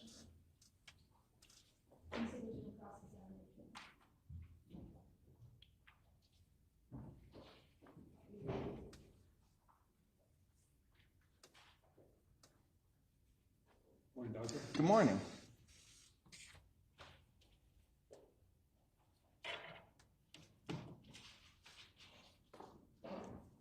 Not to state the obvious, but just to be absolutely clear, we've got 2 entrance wounds and 2 exit wounds on this gentleman. Correct. But this is all from one bullet, one shot, correct? It's consistent with that. So if the circumstances indicate that there's one bullet, one firing, this is the most reasonable way it happened. There's nothing that you're aware of that would suggest to you or indicate to you that there was more than one shot in this particular instance, correct? Right. Look, I have 2 through and through wounds. So could they have occurred through 2 separate shots? If that's what the scene and the circumstances supported, I'm not going to be able to refute you on that. But my understanding is if there's one shot, one bullet fired, this is how it would occur. So what we're talking about here is a bullet that went in through this man's heel, came out of another part of his foot, and then went into his leg and came out of another part of his leg. Is that correct? Yes, the right thigh and then out the front of the right thigh. How many autopsies have you done? Probably is 2000. As best you can recollect, have you ever observed or do you have any knowledge of a single gunshot wound taking that particular trajectory? I've had single gunshot wounds go through both legs. I've had them go through the arm and the chest, through a foot and then the leg, a foot and then the opposite thigh. One does not come to mind. You would agree that this is a highly unusual trajectory for one bullet, correct? I wouldn't say unusual. It makes sense. Yeah, I wouldn't say it's unusual. I would say it's not a pathway we encounter every day. Okay. Now, when someone has an injury like this man had and aid is being rendered, am I correct that one of the first things you want to do is put a tourniquet on the person's leg? Yes, you want to mitigate the blood loss. So that's going to be pressure, tourniquet, stop the blood flow from stop the blood flow above the level of the injury. And that was done in this case, correct? That was administered? He came in with a tourniquet on, so at some point one was placed on him. Now, the amount of cocaine that this man had in his system, you testified earlier that it's not part of the cause of death, correct? That's correct. However, that amount, it is a potentially lethal amount, is it not? Any amount of cocaine is technically potentially lethal. But this amount, this isn't just any amount, this is a goodly amount, yes. Okay. A goodly amount. It's not just a small amount. It's consistent with recreational use. It's not like somebody you see like a body packer or anything like that. But it's not just, sometimes we'll see people, regular cocaine users, and they're probably coming down and they have just a tiny little bit of cocaine coming along for the ride. He's using, yes. So we're in Miami, there's cocaine in Miami. But this is not just, like you said, not a little bit, this is a rather significant amount of cocaine that this man took, right? This is recreational use of cocaine. It's not, like I said, it's not the little bit we see with somebody that's coming down. They're in the active phase of using. Now, am I correct that that when somebody's using cocaine and they use other substances, particularly alcohol, that increases the toxicity of cocaine, correct? It can, yes. Okay. That combination, cocaine and alcohol, it produces a metabolite called cocaethylene, correct? That's correct. And in your autopsy, you tested for cocaethylene, correct? Yes. And he had 0.150 milligrams per liter of cocaethylene in his blood, correct? Yes. And when looking at the alcohol, he had 0.108 blood alcohol level. Is that correct? 0.108 in the ocular fluid, 0.107 in the blood. So if he had been operating a motor vehicle, he would have been driving under the influence. Correct. Because the legal limit in this state is 0.08. That's correct. Right. So he had this very high amount of cocaine in his blood, along with this amount of alcohol in his blood, which would have been enough to trigger a DUI had he been driving. Objection, President, calls for legal conclusion. Yes. And he also smoked some weed too, correct? At some point he used marijuana. I cannot tell you how he used it, and I cannot tell you when. Now, doctor, you were asked about whether or not some of these substances delay or could affect how long it takes somebody to bleed out.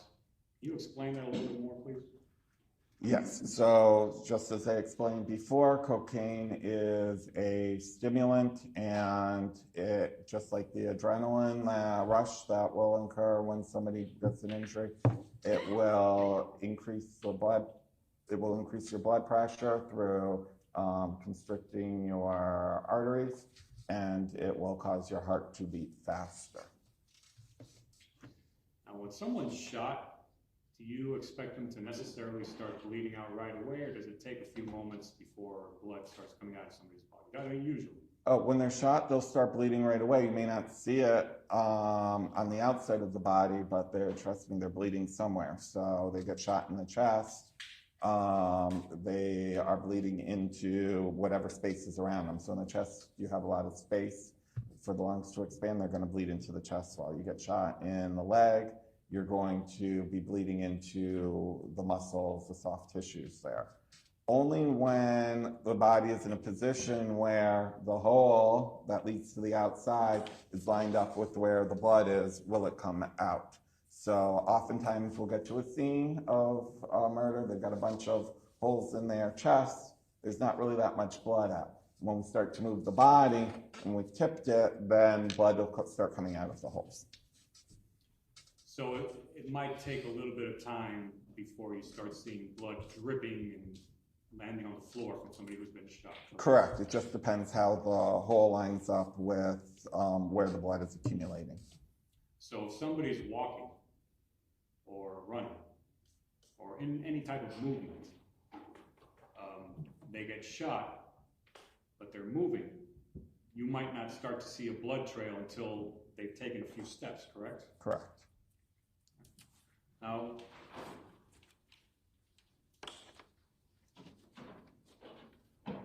so you were asked about whether certain things are consistent with your findings. I want to give you a scenario, and you can tell me if it's consistent with Sure. what you found.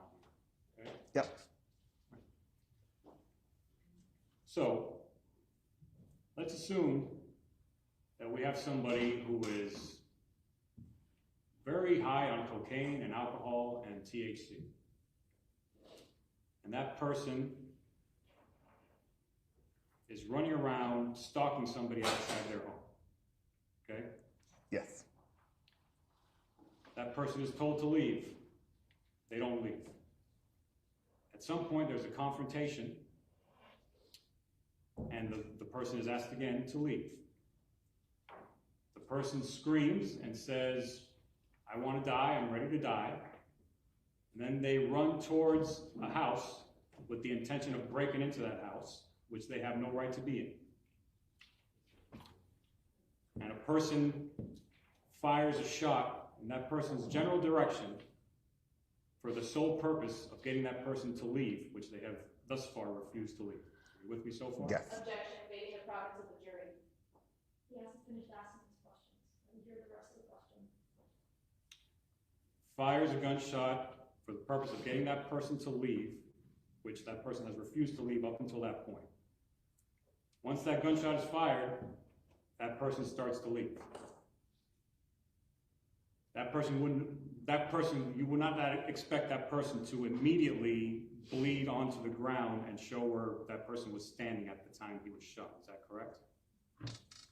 He could be bleeding at that time, or he could start to bleed later. I can't tell you one way or the other.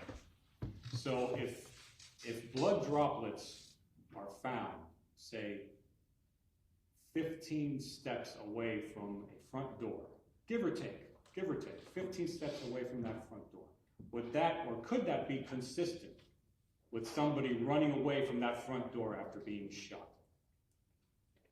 So you have the front there shot. Are you telling me where the person was shot, or? So the person's running towards the front door with the intent of breaking into this house, which they've been... Objection, legal conclusion. Invading the province of the jury. Overruled. If you can answer the hypothetical, you'll do so. If you can't. Correct. Go ahead, I didn't hear the end. The person was told, leave. I don't want you here. You're not welcome here. Get out. Okay. I'm not getting out. You're going to have to kill me. Runs towards the door. Shot is fired for the purpose of getting that person to leave. Shot hits.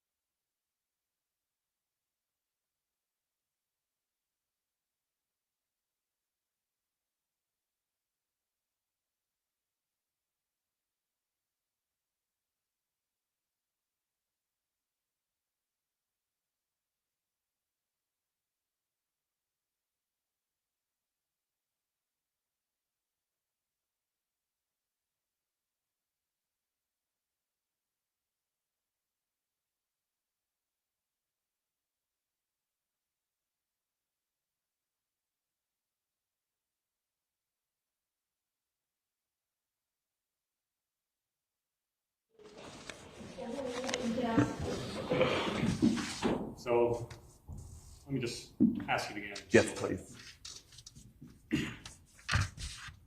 This man is whacked out of his mind on cocaine, alcohol, marijuana. He's been asked to leave. He refuses to leave. He's in a heightened state, very aggressive. Screams, I'm ready to die. I want to die. It's not leaving. It's not welcome in the house. It doesn't have permission to be in the house. Has no license or has no authority, no right to be in that house. He's going to that house, running towards that door. Shots fired for the purpose of getting him to leave, which he has already refused multiple times to do so. Shot goes into his body.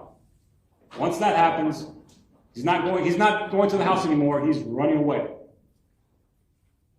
He takes about 15 steps running away from the house, give or take 15 steps before blood starts to drip out and hit the ground. Is that consistent with what you've seen here, with the wounds in this case? Could that have happened?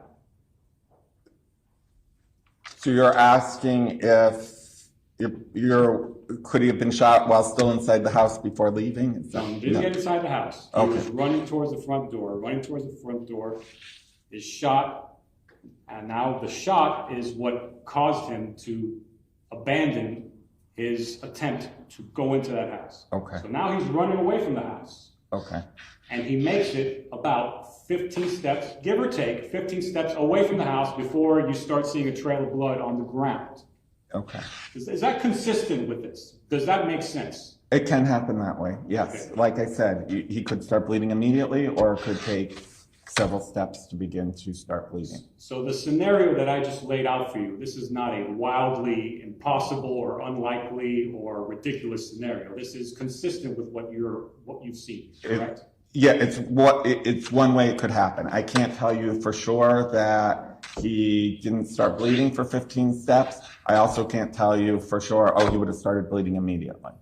And nobody knows for sure except for the people who would have been there, right? Correct. Thank you, Doctor. Alright, can you read it?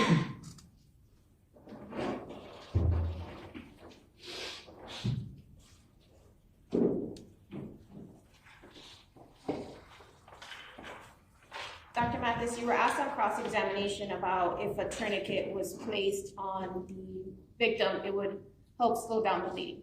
If placed tight enough, yes. You don't know when a tourniquet was placed on the victim in this case, do you? No. So if there was a delay in when the tourniquet was placed, would that slow down the bleeding or cause him not to die? The delay in the tourniquet, he'll be bleeding the entire time until a tourniquet is put on, tightly.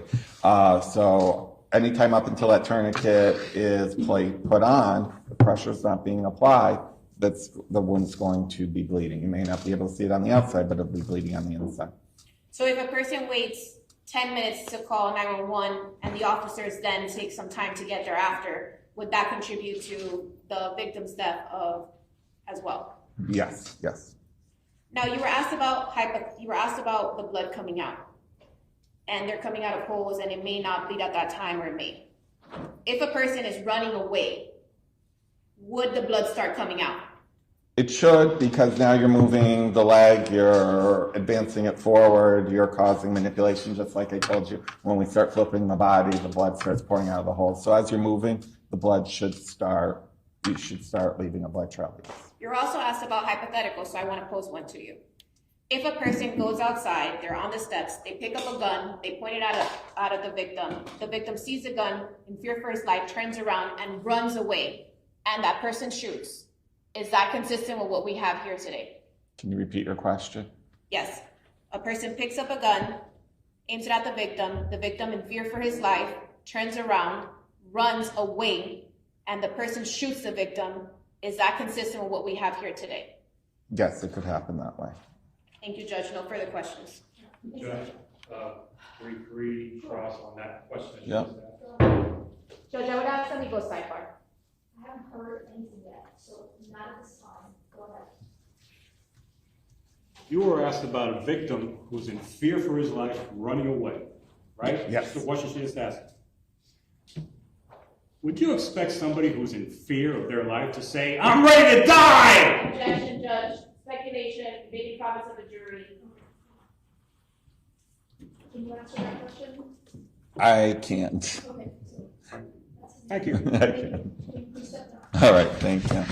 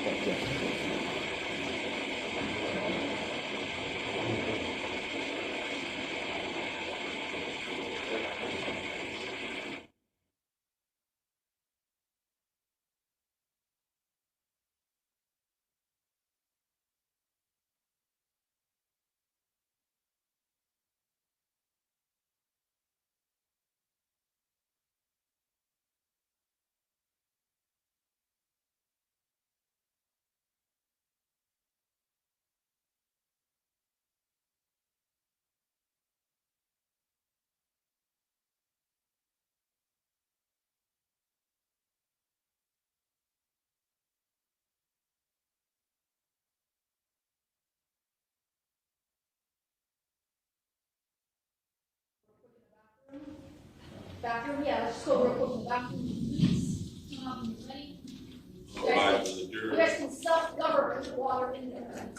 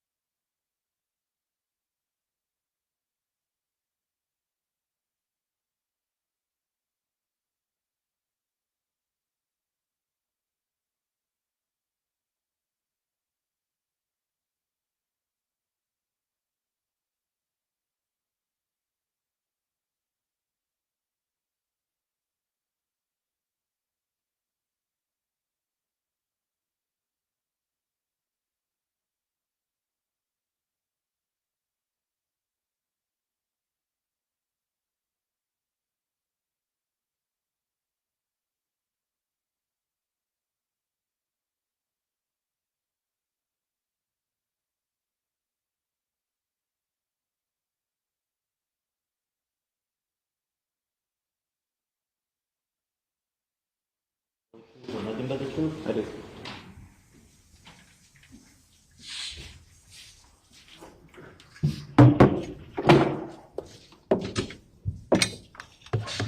It's on.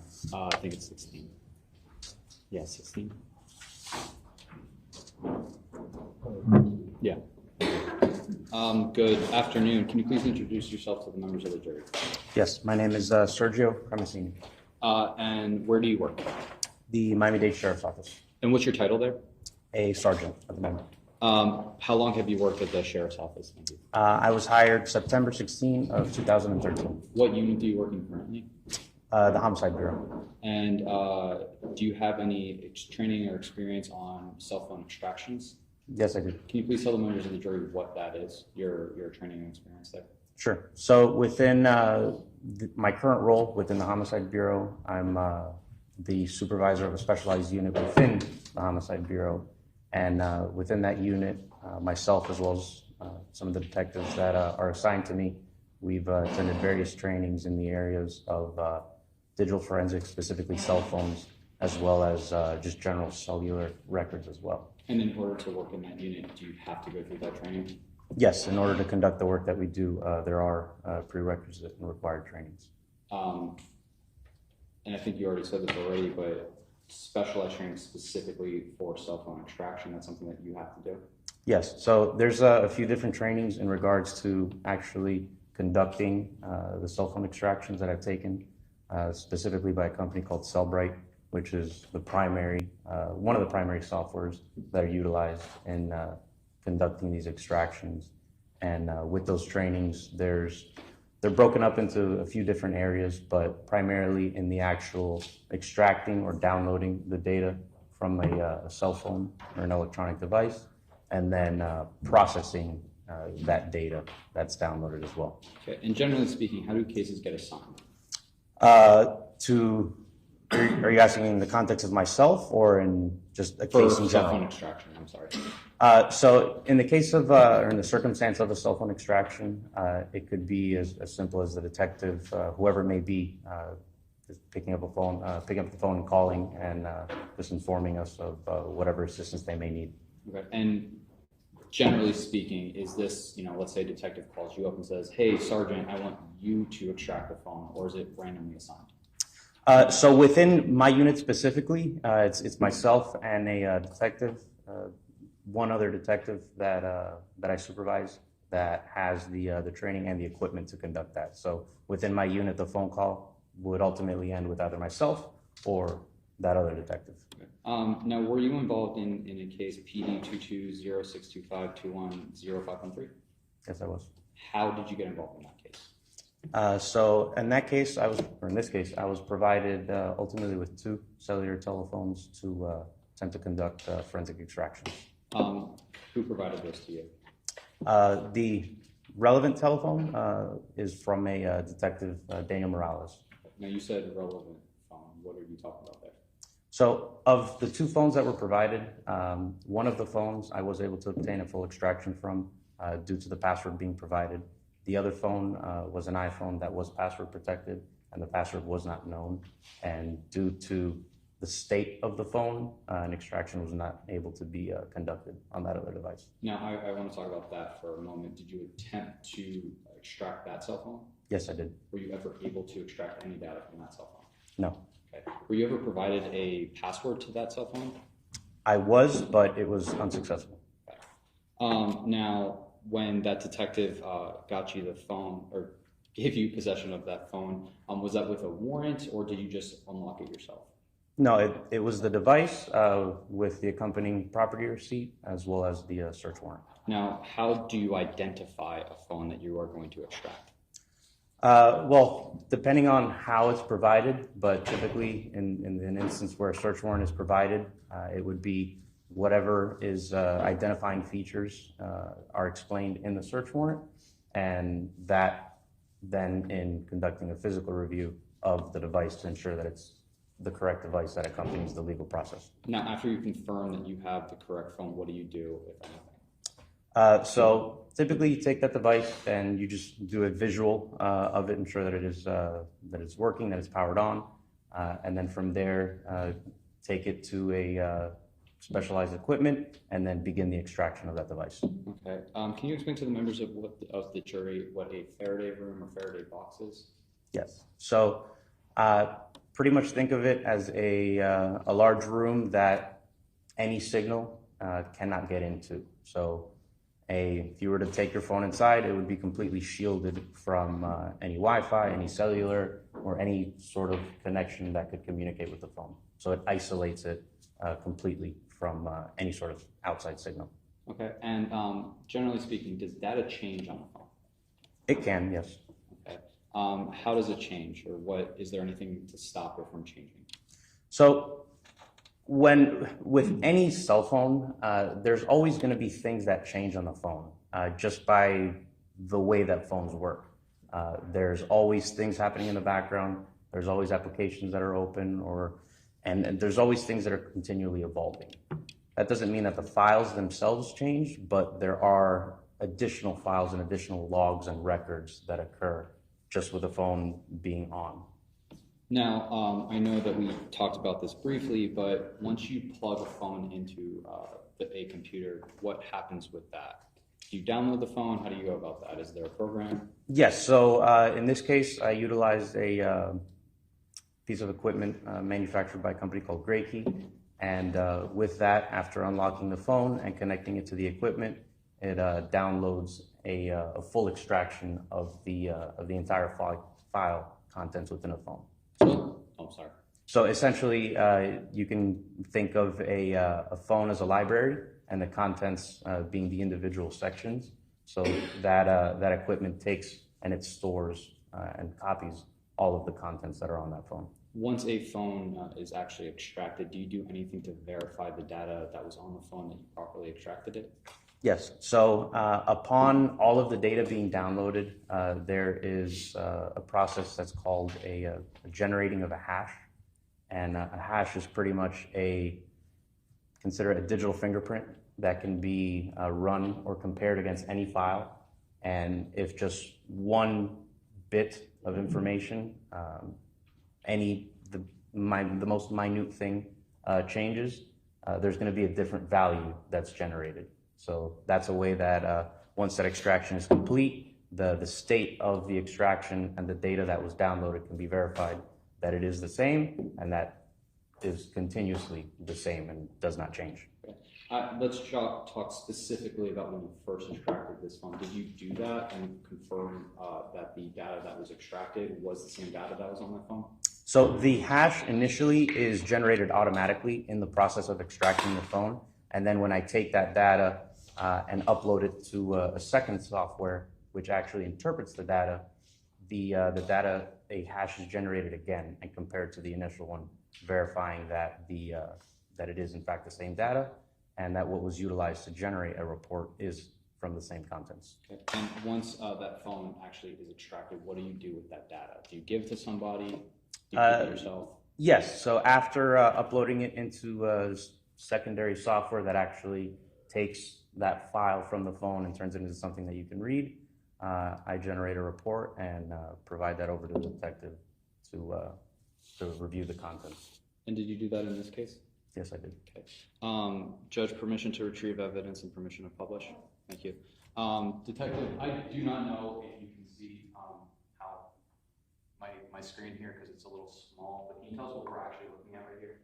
So this is what's going to be called a Cellbrite reader, and this is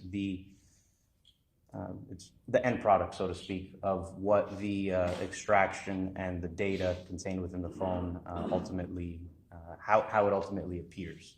Now, you mentioned a moment ago that there was a phone that was provided to you by Detective Danny Morales. Is that this data? Yes. So the case number, there's going to be a case number there at the top left, and that's going to be the digital forensics unit case number that was assigned for the extraction of that specific device. I want to show you a few specific points from this phone. You need to step down. Thank you, Judge. So, Detective, if you actually, can you just tell us right here what the date and time that this, where it says created? Hold on a second. Maybe you need to reposition yourself and reposition yourself.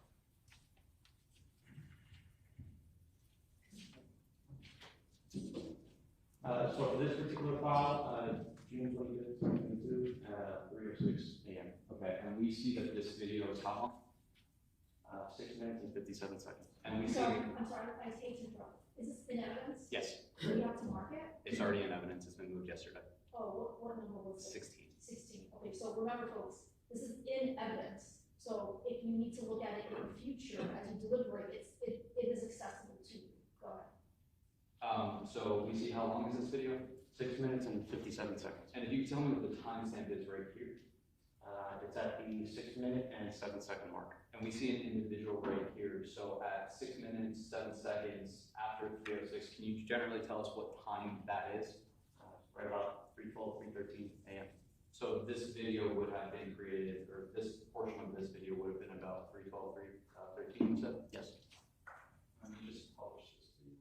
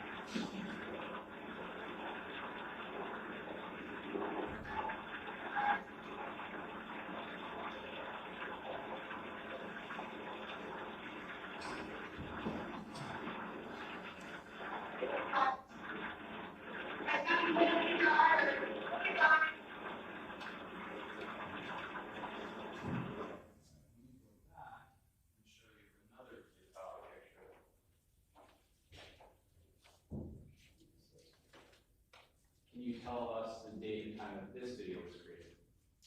June 24th, 2022 at 10:37. And we see a vehicle and 2 individuals? Yes. Okay, and this would have been earlier in that evening? Yes, the previous day. Let me publish this video now.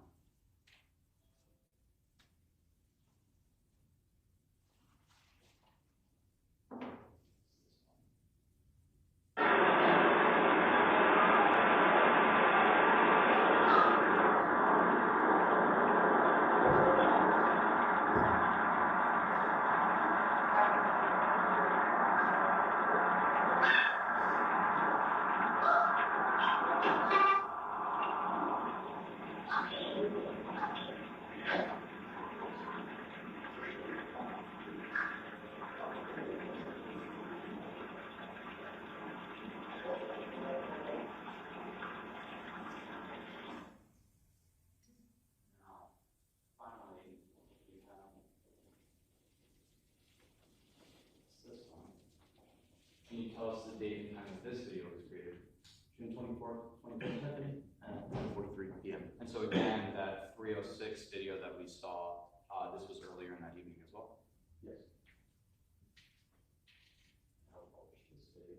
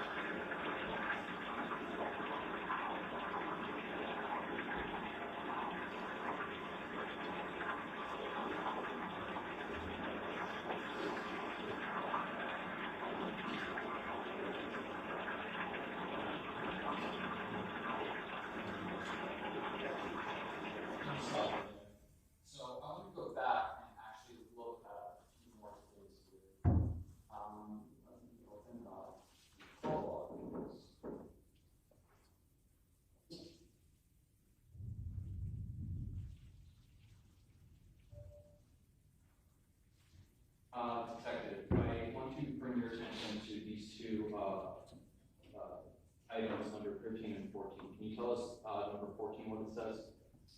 It's gonna be an outgoing call, marked or dial to 9911. And can you tell us the date and timestamp there? June 25th, 2022, 3:21, and a couple seconds, AM in the morning. And right above it, number 13, can you tell us what that call is? So same, just 1 9 less, and it's also gonna be an outgoing call. So it's fair to say that's a call to 911 emergency services. Yes. And the date and time on that? June 25th, 2022, 3:21 AM, almost 3:22. The first video that we saw, that first timestamp was at 3:06 a.m. and it was 6 minutes long, give or take. Yes. And you testified earlier that that means with that timestamp of when we saw an individual walking in front, that was about 3:11, 3:12, 13. Is that correct? Yes, that's correct. And obviously 3:21 is a 10-minute delay. About. Let me move on here, and I'm going to scroll down to the bottom of this video where it says social media. Can you just tell the members of the jury what these two things are right here? So the first one would be Facebook, and it would be usage of just the Facebook application, and then go to TikTok, another social media application. Okay, sorry, Facebook and TikTok are social media account? Yes. Let me ask you about Instagram. Is Instagram also a social media account? Yes, Instagram actually is currently owned by Facebook. Okay, if you could tell us what we're looking at right here. So this is going to be within the user accounts section of the phone extraction, where it's going to categorize, just generally speaking, any accounts that were on the phone. Not limited just to social media, but any email accounts, social media accounts, things like that are going to be categorized in this section. And this one specifically is a Instagram account that had been utilized on this cell phone. Okay, and this, excuse me, this Instagram account would have been utilized on this phone? Yes. Meaning that this is this person's Instagram account? I'm sorry, ask it again? This Instagram account would be belonging to this phone or have been accessed by this phone? Yes, this is indicative of that account having been utilized on that specific device. And if you could just publish the image to the jury of that right there. Daisy Link. Great, I have no further questions, Your Honor. Let's see if there's any process on it. No, Your Honor, thank you. Your excuse. Thank you. All right, folks, we'll go ahead and take our lunch break now. Let's come back so that we're ready to start right at 2 o'clock. So I'm giving you an hour and 15 minutes to plan to eat and also travel time. There should be less foot traffic in the building today. We don't have the number of jurors all sitting on Fridays. These are my instructions about ignoring the parties and those in sleep, if you bump into them in the hallways, etc. Please don't talk about this case among yourselves, and please do not do any research about this case. If you become aware of any violations to the orders that I remind everyone every day, please bring it to my attention as well as my daily notes. He will take your notes, just like he's been doing all week, and he'll tell you where to meet him so that we can reconvene and start talking at 2 o'clock. Third floor, please. All rise for the jurors.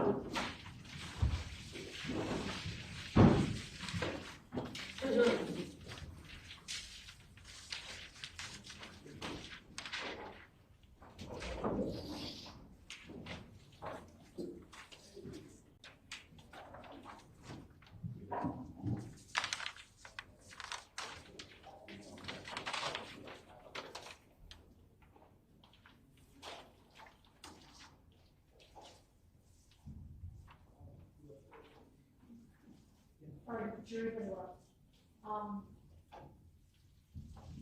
What pregnancy you just testified to, the jury can't take it back with them, right? Well, so this is her phone. What we can do is Mr. Tomas and I can sit down and agree on certain items, but into a demonstrative to send back to the jury. Because obviously there are stuff on this phone that cannot go back. It will obviously be dependent on cross-examination and rebuttal, because there are text messages I intend to publish to the jury from this phone on cross and potentially rebuttal as well. But we can sit down and come to Okay, cross that bridge once you get there. You guys don't do that if that's not possible. They just ask to see certain items and then we just publish. Yeah. In open court. Yeah.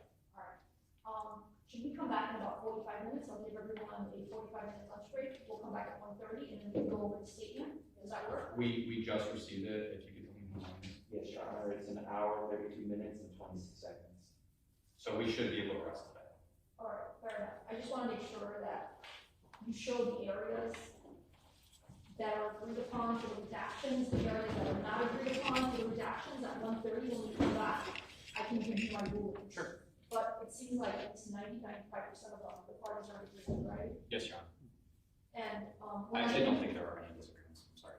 we're not gonna be using any, written transcripts for them to follow along. No, unfortunately, as I mentioned to the court in an email yesterday, Mr. Tomas, the vendor, for whatever reason, did not provide a full transcript. The only thing that we were able to do was generate an AI transcript. Look, it is what it is. I think at the end of the day, unless it's an agreed upon official transcript, they always rely on the evidence that they're viewing, right? Yes. That's the default instruction. So, okay. Mr. Tomas, unless you agree that this AI generated one can be used as demonstrative, they shall rely on their memory. I'm sorry, or what they, if you want, we can show them these, the AI generated, transcripts. If you agree it can be used as an aid, I'll let you tell me that at 1:30. Your Honor, one of the issues I'd like to raise with that is that that doesn't have the appropriate redactions to match up Oh, I with the see. video. All right, then forget that idea. All right, so we'll just look at the video, and, so we'll come back at 1:30, okay? Actually, why don't you come back at 1:35, so everyone can have the full 45 minutes. 1:35. My meeting's due open. 135? Or Yeah, 45? 1:35. 135, all right. 1:35, sorry. Okay, I'll proceed. Five minutes.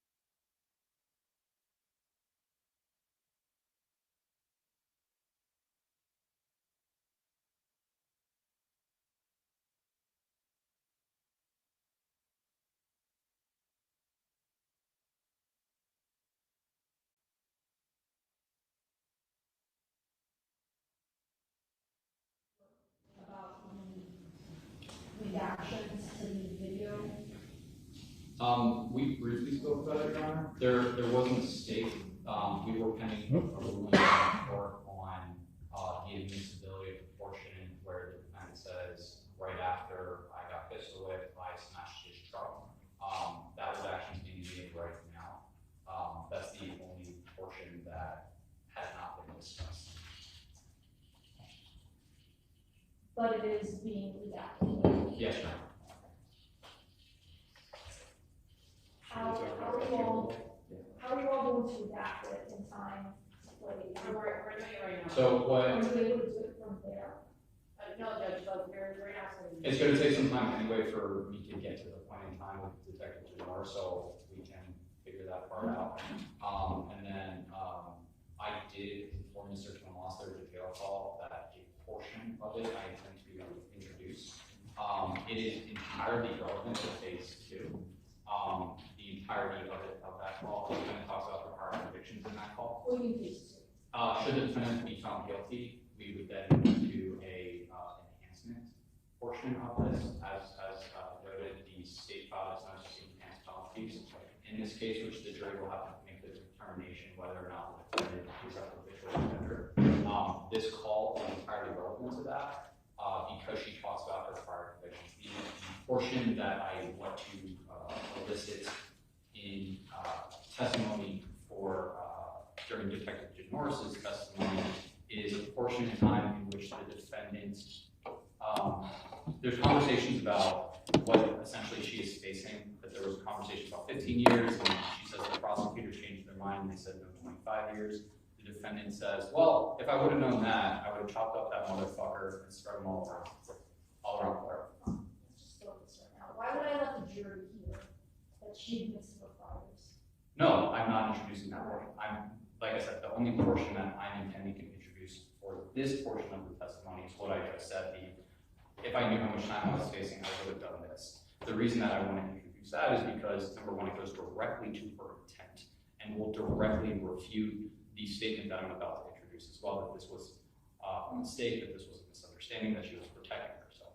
This goes directly to that, and specifically elements 3, I think, of this crime that is depraved mind that goes directly to this.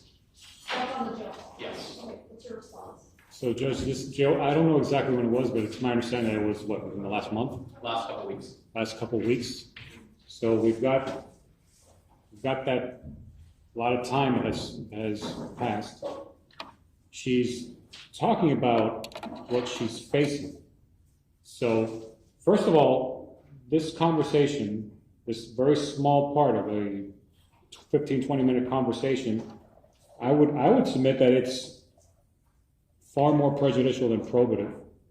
I don't think it's probative of anything. But if the court were to allow it, then it opens the door for her to explain her state of mind and why she said it. And if you do that, then we're talking about, well, facing life. This other guy got 25 and he was charged with a lot more. I don't have an objection to that. Said that in jest, things of that nature. So I think it just opens up for a lot of problematic issues. I don't have an objection to her talking about that. About the time that she's facing and the state of mind in which she said. You don't have a problem. I have zero problem. I have a huge problem with that. Judge, there's no pending. When I use the word liberty Yep. in front of the jury, why did I go through that? And I use that very diplomatic, neutral word instead of prison, minimum mandatories, enhancement. We talked about that during voir dire, that they would not be a part of the sentencing phase. Your Honor brought it up. I brought it up. I forget the gentleman who mentioned that something about how he would be uncomfortable sitting in judgment of it because he could potentially be taking somebody's life away. And then we discussed that this was not a capital case, that she is not facing the death penalty, So etc. why would I now allow them to hear what she's potentially facing? Judge, I'm not making. Nobody has made a motion of limine to limit that portion of this case. Normally, the state brings that up in a motion of limine because it is inflaming the passions of the jury to say, well, this woman's life is in your hand, and if you convict her, she's facing this. I do not have a problem, and I am not making a motion in limine to limit that. I don't think that it would be a compelling closing argument to make, but regardless of that, this call is, number one, a business record.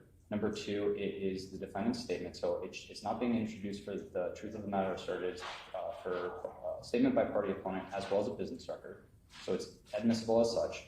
And then number two, the reason that it's more probative than prejudicial is because, again, element 3 of this crime is that the defendant committed this act with a depraved mind, which goes directly to this case. The defense's argument, theory of the case, I'm introducing her statement in which she says this is self-defense. Mr. Tomas, during a number of different testimonies, has elicited the testimony, especially with Dr. Mathis, about how the victim was charging at the defendant, screaming at the top of his lungs. I think during opening statement, he said this was a guttural, vicious, almost demonic statement that the victim made, which Ms. Link, in this jail call, in this portion of the jail call, and it's about 30 seconds, says, well, if I knew how much time I was facing, I would have chopped him up and spread him all around Florida. The reason why that's so important is because she says this was an accident. She didn't mean to do this. This wasn't her intention. This goes directly to that and the depravity of her mind at the point in time that this crime was committed. I have zero problem with Ms. Link when she testifies, because I think we're all on the same page here that she is going to be testifying. I have zero problem with her explaining that call, and she should. Okay, your request is denied. It is highly inflammatory, highly irrelevant. It happened 3 years after she was arrested. The context of which she's making that statement is during a breakdown of plea negotiations.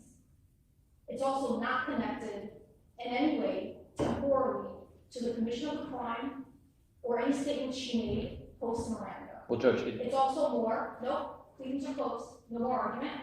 You started first, you went second, you're going third, and that's it. It's also more prejudicial than probative. That's my ruling. I understand your ruling. I just want to put two things on the record. Number one, during the court's ruling right now, I can see it on the computer screen. Ms. Link is rolling her eyes every time I open my mouth. I would ask the court to admonish Ms. Link once again. I know that we had a conversation sidebar about that in the next of kin. I think that this is becoming a feature of what Ms. Link is doing during this trial and trying to, I don't know, get her 15 minutes of fame. And number two, I think this goes directly to the defendant's consciousness of guilt, of what she would have done. Thank you. You have asked, sir. Ms. Link, I cannot go in the mind of the jury. I think they're paying attention. I think they're dedicated. The fact that they're here early almost every day and they come back for lunch, we've been doing the case, not them. You're not allowed to make any facial expressions. I already said it before. This is a tragedy all around. You're allowed to be emotional. You have to control it. Because I literally told the next of kin through Mr. Rubita that I could see their emotions, and I asked him to have them limit their emotions. It was cumulative over a few-day period. I haven't been looking at you. I don't know if you're rolling your eyes or anything of that nature. I know that you got emotional when the body-worn camera was played, just about everyone did. But the jury needs to decide this case based on the evidence and not from any outside influence. It's actually in your best interest to control any facial expressions you may be doing, because if they don't like what they're seeing and they don't tell me, I don't know what's in their heart, and I don't know what's in their mind. Does that make sense? Yes, Judge. Okay. So just the only other thing that I wanted to inquire about is the order that you were able to get a certified copy of. Can I use that, or do we need to get like an original from the? I don't have an objection to the introduction. I still think that the court needs to take judicial notice that a termination of parental rights does not exist in this You have an case. objection to me doing that. I think I was inclined to do that. That's fine, and I would seek to admit that order as a certified document. I have no objection. He has no objection to that. All right. Yeah.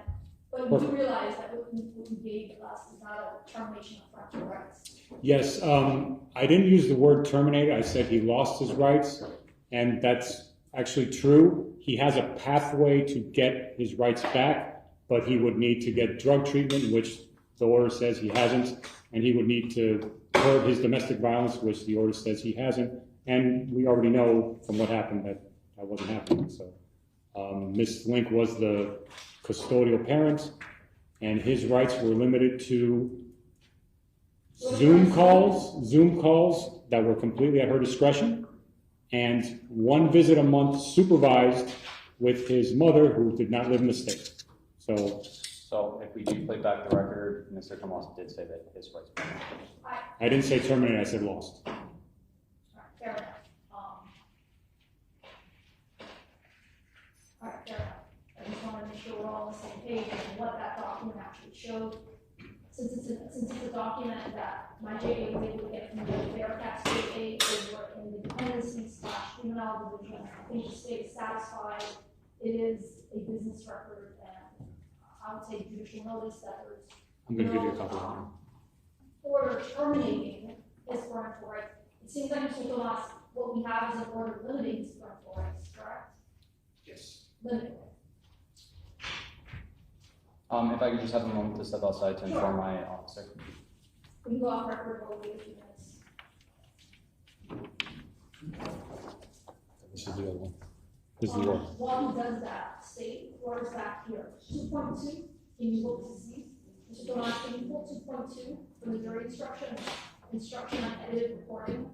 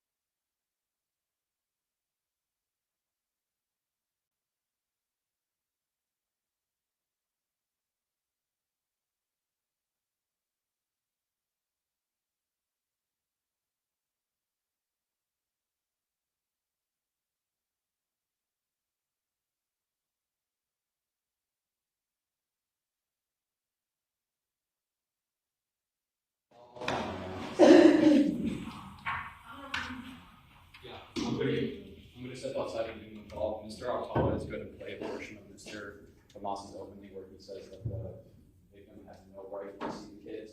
And I believe that Ms. Daly on has an argument with me.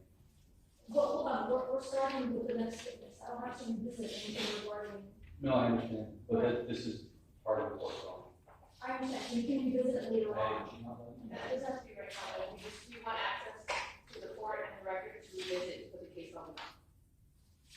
What case law? Well, Judge, that's what I'm.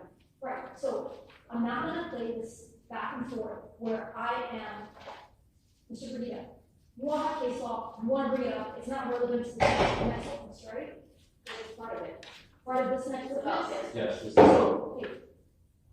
How am I going to now look at this case law without reading it first? Well, Judge, so what we're asking, Judge, is once we have the case law, we'll have it printed, and we're asking for access to the record to make arguments specifically on the court's ruling that the jail call is not, court did not allow the jail call. The jail call, which talks about her prison sentence that she's facing? Judge, it goes to consciousness of guilt. If I can I make arguments, the court. No, we're done on this. Mr. Burdita started the argument. I went to the defense, I went back to Mr. Burdita, I allowed him some leeway after I ruled, but as far as I was concerned, the pleadings on that issue were closed.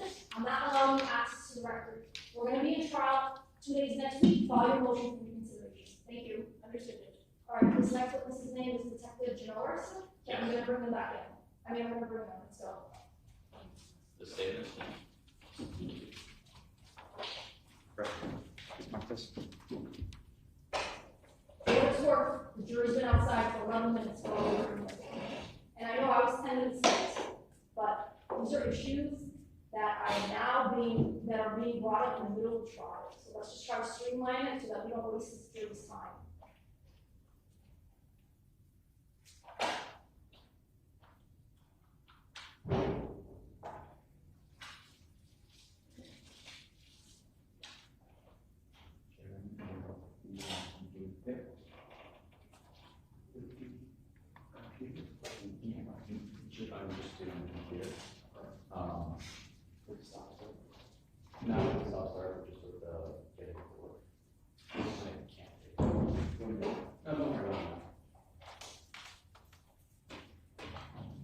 All right, Mr. Jurors.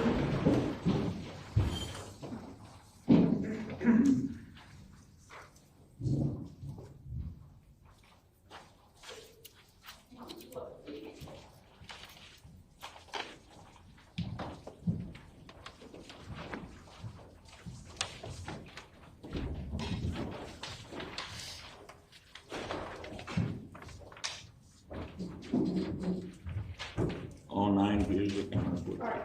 All jurors are accounted for. The lawyers are still present. I'll see it. Thank you. This should be the last witness for the day. It's Sergeant Melanie. Detective Melanie Janoris. Detective Melanie Janoris.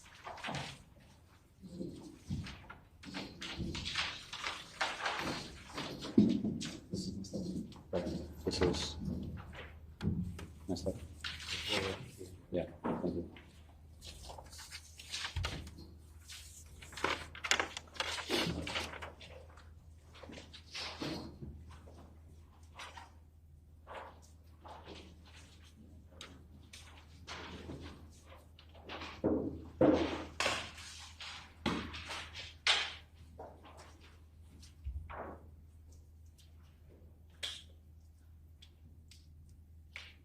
I didn't get the name of it.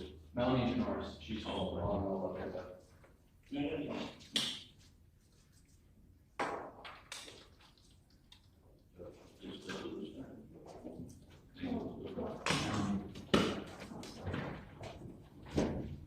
Raise your right hand. You sign to affirm that the testimony about to give the truth, the whole truth, and nothing but the truth. I did.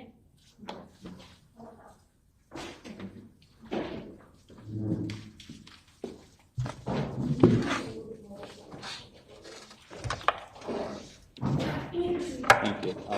Good afternoon, Detective. Can you please introduce yourself to the members of the jury? Good afternoon. My name is Detective Melanie Janoris. And where do you work? I work in the Miami-Dade Sheriff's Office. How long have you worked there? I've been there now for 8 years. And what department do you work in? I'm currently assigned to the Homicide Bureau. And can you just briefly walk us through your training and experiences? When I started, I was on road patrol in our South District. After a year and a half, I became a field training officer. So I would train the new recruits that would graduate the academy. After some time doing that, I was transferred over to the Homicide Bureau in 2021. Were you working in your capacity as a police officer on June 25th, 2022? Yes, I was. Now, how did you first become involved in this case? I was contacted by Detective Danny Morales, who advised that there was a homicide that occurred in the city of Homestead, and I was requested to respond. Did he advise you who found the victim? He told me that the victim was found by his wife. Okay. And did he advise you what, if any, injury he was suffering? He had a gunshot wound to the leg. Okay. Are you aware if the victim was declared deceased on scene? I believe he was. Did you arrive to the scene? Yes, I did. Was that scene at 1237 Northwest 14th Street in Homestead, 33030? Yes, it was. Is that a Miami-Dade County? That is with the Miami-Dade County. Okay. When you first arrived on scene, who, if anyone, did you make contact with? I made contact with my supervisor, Sergeant Jason Waite. And what, if anything, did he advise you of? He advised me that Detective Joseph Cruz would be the lead investigator on the case. Now, before we move on, can you explain how homicide teams actually work? Yes, so we are a team consisting of one supervisor who's a sergeant, and we have between 3 to 5 detectives on that team. When we are assigned a homicide investigation, there's always going to be one detective that's the lead investigator. And because the multitude of the cases and the amount of work that needs to be done in a homicide investigation to be thorough, the whole team will assist and handle different leads that are assigned by the lead investigator. Now, you said that the lead investigator in this case was Detective Cruz, correct? Yes. Now, are you making decisions on your own, or is he giving you assignments? No, all decisions are made by Detective Cruz. Prior to me making any decision, I would advise Detective Cruz what I came across, what I have, and at that point, he will guide me in what he would want me to do. So it's fair to say that everything you learned, Detective Danny Morales, Detective Suyapa Hubbard, everything that they learned is flowing to Detective Cruz? Yes. So that he can make a decision on what to do? Yes. Now, did you speak to Detective Cruz on scene? Yes, I did. Were you given a brief on the investigation and facts as he had them on scene? Yes. Did he make any requests of you?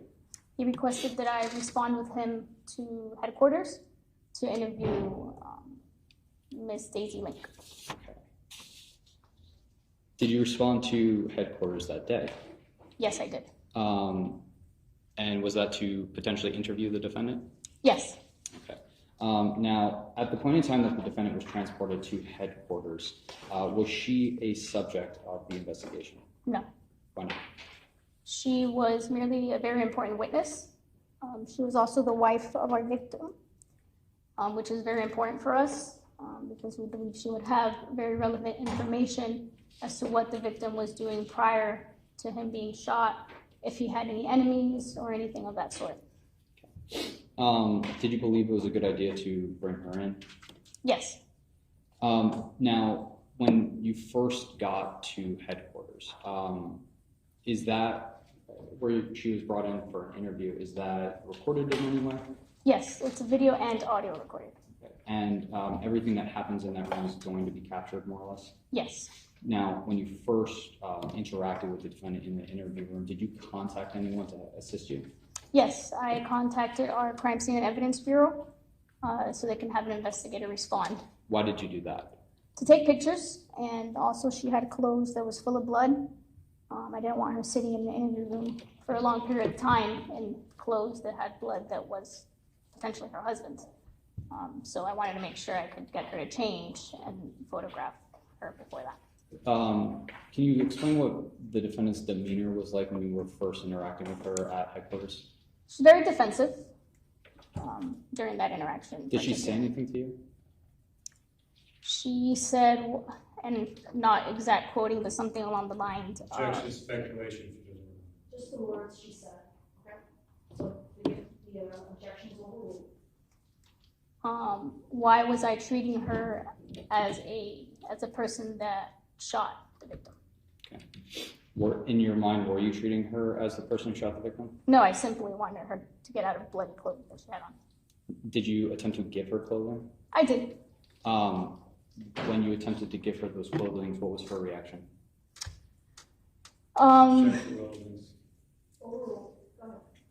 Excuse my language, but she said, I'm not going to put that shit on. Did you offer her anything to eat or drink at that point in time? I did multiple times. Did she accept? No.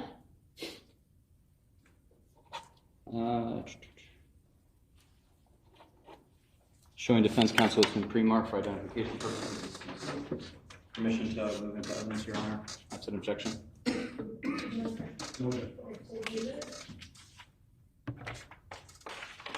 Stay exhibit 2C, marked for identification, now becomes stay exhibit 25, Judge.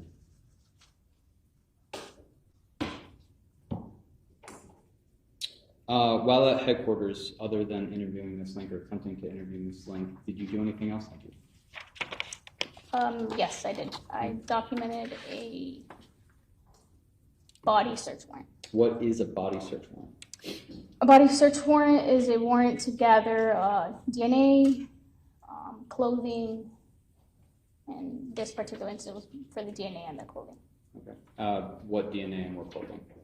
It was going to be for Ms. Link's DNA and for her clothing. Okay, we briefly talked about this yesterday, but can you explain to us what the process is of obtaining a warrant? Yes, so us as detectives, we document a statement of facts, which is the facts that are known to us at the time of us writing that search warrant. Once we type that, we submit it to our supervisor who reviews it. Once our supervisor is done reviewing it, we will submit it to a state attorney. The state attorney determines whether or not we have enough probable cause to move forward with that warrant. Once they determine that we do, we submit that warrant to a judge who gives a final approval on it. Okay. And was a warrant for Ms. Link's DNA approved in this case? Yes. Was that executed as well? Yes, it was. Okay. Now, at that point in time, after doing the body warrant, what, if anything, did you do next? Fingerprint. Fingerprinting who? Ms. Link. If Ms. Link was not a subject at this point in time, why were you fingerprinting her? Because we were made aware that she did touch the victim at that time when she found him. So we wanted to make sure we did have her fingerprints in the instance we had to rule it out and use it for that case. Okay. Was she under arrest at this point? No. Was she a subject at that point? No. Now, if she wasn't a subject, she wasn't an arrest, why are you fingerprinting her? In case we found fingerprints that she mentioned about touching the subject, his property that was on him. So we find fingerprints, we have to submit those fingerprints for testing in case it could have been someone else that touched the phone. So having her fingerprints will help us in ruling out, okay, these are Ms. Link's fingerprints, and we know that these are her fingerprints because she did touch the victim at the time. Now, to be clear, the defendant does not have to speak to you at any point, correct? Correct. When you were fingerprinting her, were you prompting her to speak to you? No. Did she ever speak to you while she was being fingerprinted? She did. What, if anything, did she say to you? She said, I did not mean to kill him. Okay. What did you say to her in response? I advised her to please stop talking. That if she wanted to speak to me, we would have to go into the interview room, go over her rights. And at that point, we can determine whether or not she really wanted to speak to me. But I did tell her multiple times to not speak to me. Can you explain to the jury what Miranda rights are? Yes, it is a form that we use. It explains the right to individuals that they have a right to not, they don't need to speak to us, whether they want an attorney present or not. And that pretty much a little summary of what Miranda rights are. Okay. Judge, by stipulation of the party, the state moves into evidence that's been pre-marked for identification purposes is 2D. All right, go ahead, Ray. Stay exhibit 2D, marked for identification, now becomes stay exhibit 26. And permission to publish. Thank you. I'm using a demonstrative which is pre-marked for identification purposes 1J. I know this is very far and the writing is small, so I'll read it. And if I could have that as well. 26? Thank you. So detective, I'm going to put this in front of you real quick and use the same form here. The top of this, is this the Miranda form that you read to Ms. Link, or Ms. Link read? Yes. Okay, let's start at the top. Before you are asking questions, you must understand the following rights. Let's start at number 1. You have the right to remain silent, and you do not have to talk to me if you do not wish to do so. You do not have to answer any of my questions. You understand that right? There's a yes, there is a no. There, what appears to be a D and L next to yes. Whose initials are those? Miss Link's. Okay, so she responded yes to that question? Yes. Number 2, should you talk to me, anything which you might say may be introduced into evidence in court against you. Do you understand that right? There's a yes, there's a no. Again, a DL on yes. Is that Ms. Link's initials? Yes. And she initialed yes? Yes. Number 3, if you want a lawyer to be present during questioning at this time or any time hereafter, you are entitled to have the lawyer present. Do you understand that right? Again, yes, no. Again, initials. Is that Ms. Link's initials? Yes. Ms. Link understood that right? Yes. Number 4, if you cannot afford to pay for a lawyer, one will be provided for you at no cost if you want. Do you understand that right? Yes, no. Again, a DL. Ms. Link understood that right? Yes. Those are her initials? Yes. Knowing these rights, are you willing to answer my questions without having a lawyer present? Yes, no. Again, DL. Ms. Link's initials? Yes. Ms. Link understood that right? Yes. She agreed to speak to you? Yes. Did you threaten her in any way? No. This statement is signed of my own free will without any threats or promises having been made to me. There's a signature and a date and time. That date is 6/25/2022, and the date appears to be, it's either 4 or 6:22 p.m. Is that correct? 4:22 p.m. Yes. Okay, and whose signature is that? Miss Link's. And on the left-hand side of this, I have, it says advising officer. Who was the advising officer? That was me. And can you tell us the rest of it? It says 6/25/22 with what appears to be 6567 above it? That's my badge number. Okay. And then right underneath it, there's a witness, J. Cruz. Yes, that's Detective Joseph Cruz. Thank you very much. I can take that.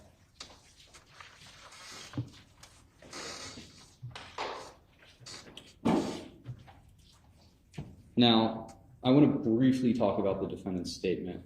What, if anything, did she tell you? Just briefly. She told me that her and the victim were involved in an argument. Judge, I would object best evidence from what we're going to hear. Overall, this is a summary, correct? Yes, ma'am. Okay. And states it planning on introducing the statement? Yes. Go ahead. Well, here, let me ask you this.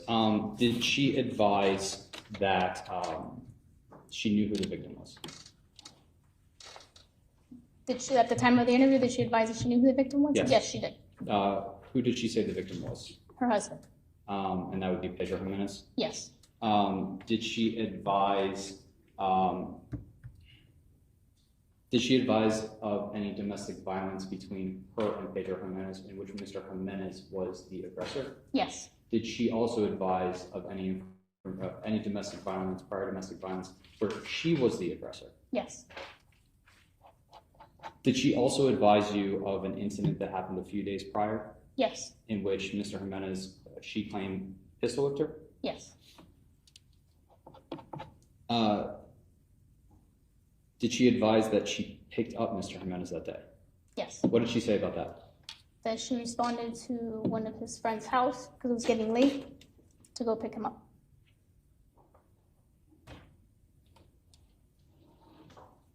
Did she say if he threatened her at that point?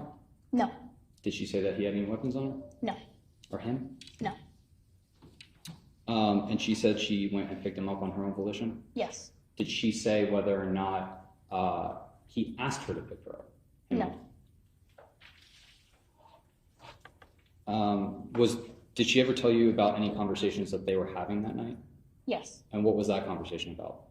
Conversations about the victim making allegations that Miss Link cheated on him. Did Miss Link deny that to the victim? In the beginning, yes. Okay. Did she advise a little later on about what continued to transpire that night? Yes. And what was that? They continued to argue about the same situation until eventually Miss Link advised the victim that she did cheat on him. And did Miss Link advise that the defendant had left at that period of time before she admitted to the infidelity? Yes. Did Miss Link advise if she had a firearm?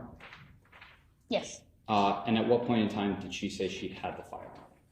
She was looking for the victim, didn't know where he was at. She grabbed the firearm from inside and then sat outside to smoke a cigarette. And so the victim was nowhere to be found at that point in time? No. Did she say why she grabbed the firearm?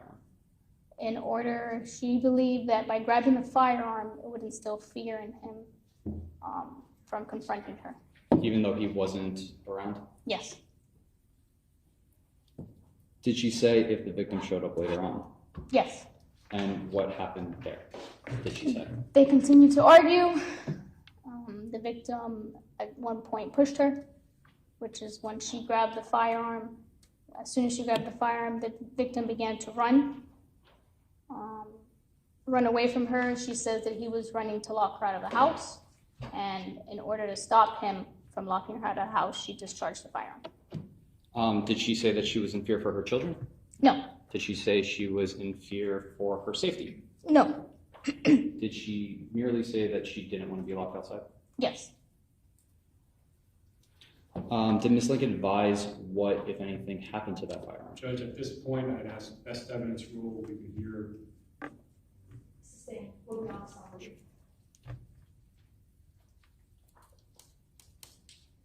Did you ask Ms. Link to draw anything for you? Yes. And why'd you do that? For me to better understand where she was when she discharged the firearm for purposes of attempting to locate a casing on scene. Okay, state now moves into evidence which has been pre-marked for identification purposes as 1B. 2B, I'm sorry. State Exhibit 2B, marked for identification, now becomes State Exhibit 27. And that's by stipulation, right? Yes, sir. And I also have a demonstrative of this. Detective, if you don't mind just taking this from me, I'm going to give you a couple of markers here. Truthfully, just use whichever one works a little better. Thank you.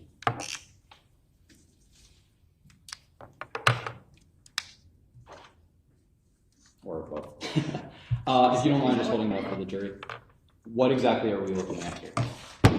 So here we're looking at the street, and these are two duplexes. This one in particular is a duplex where Ms. Link and the victim resided.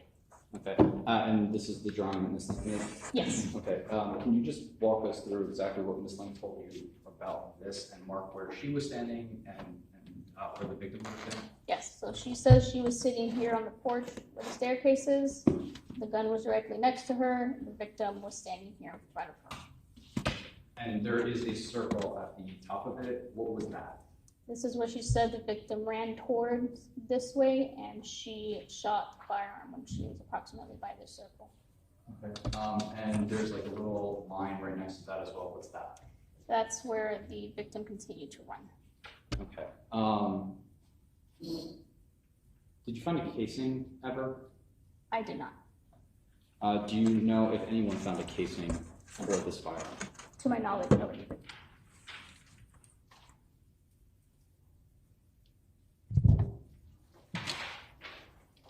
Now, while on scene, and I would move to. It's a This is a demonstrative. So we want to do that. Just preserve it for closing. Sure.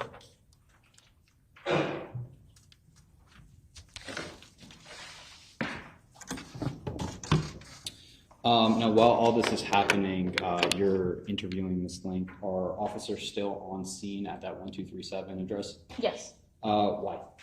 They are still conducting their part of the investigation, which is the scene, the body, whatever portion everybody was assigned. Sorry. They were documenting they were documenting the scene, the body. They were still conducting their investigation on scene. Are you aware if canine officers responded to the scene? Yes, they did. Are any other detectives on scene as well?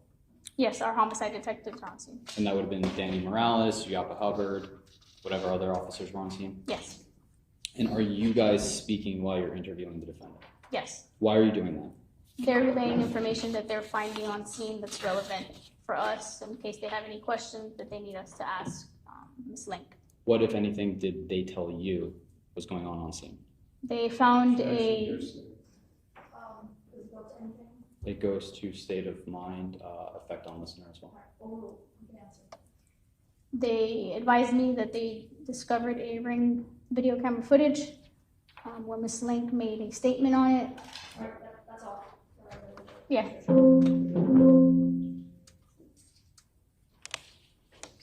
Permission to publish evidence previously submitted, Your Honor?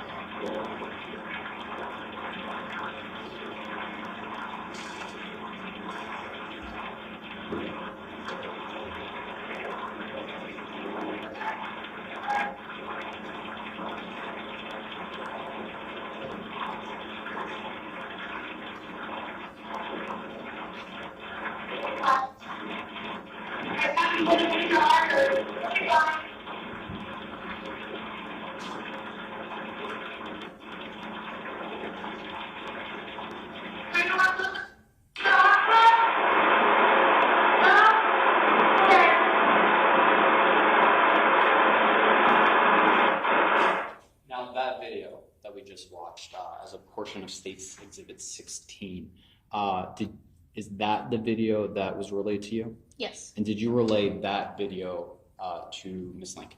Yes. What was her reaction to that? She said that she did not say that.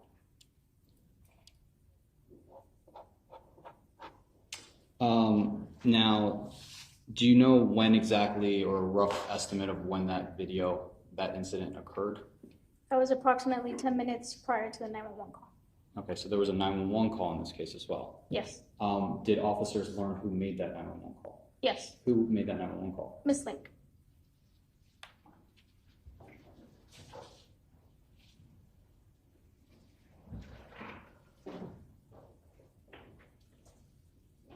And permission to publish, what's in We can just sign real quick.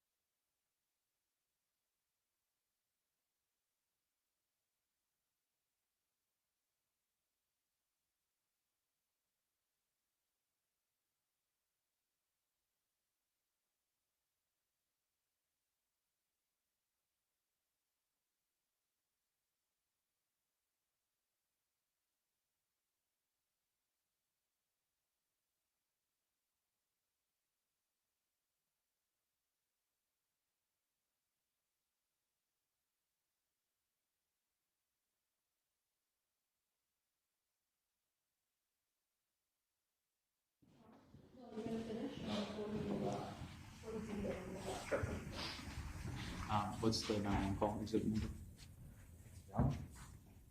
I don't know. Can you tell me the exhibit number for 911? One.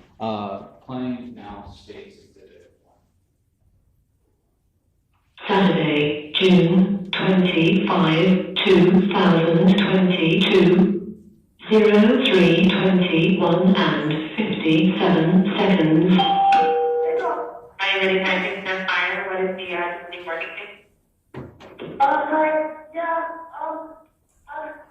don't know why I just hear a guy screaming.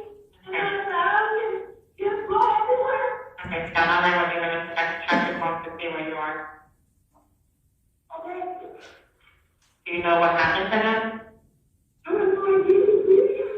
Stand on there with me. Is he awake and breathing?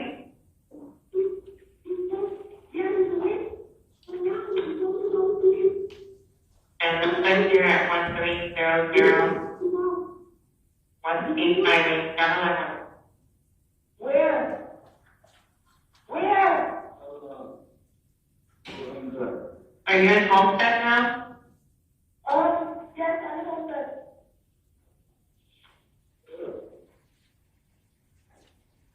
Stand on there with me. What is the phone number you're calling from? 36, 562, 9539. 7656095939. Okay. Before we move on with the rest of the call, that phone number, whose phone number was that? That I don't know.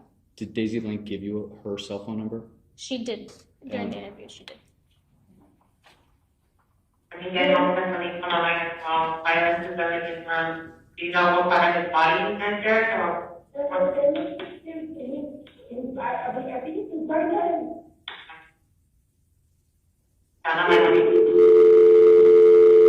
Does he have a clean dry cloth or towel or blood pressure? So where he's bleeding from? I know that is a funny day for me. Do you have Mrs. Vita laughing? She was. The address is 1300.1153. She's alleged that she found a male down on the floor, bleeding all over. And I'm curious to see if she can look and see where his blood, the blood is coming from. She says, okay, I know what happened.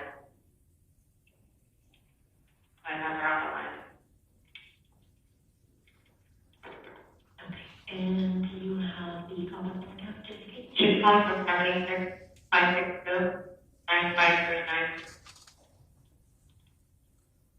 And where are you sitting today?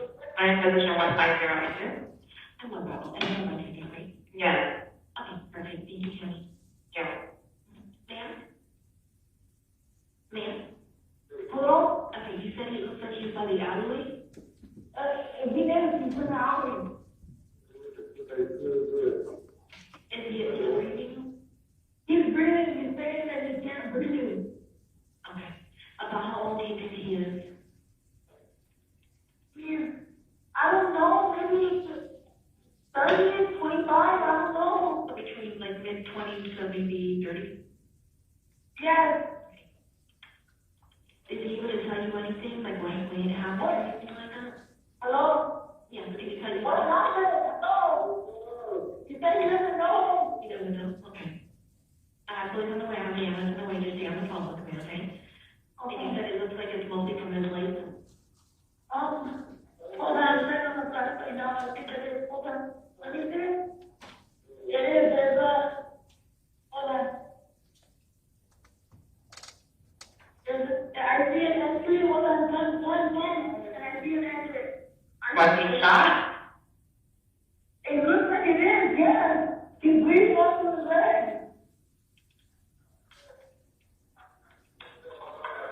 I can't pick you up. I can't pick you up. So just let him know that help is on the way, but you can't pick him up, okay? Just let him know that help is on the way. I agree. Ma'am, were you able to get a clean dry off the towel, the blood pressure? And his leg? I took his shirt off and I tied it around his leg. You tied it around your head?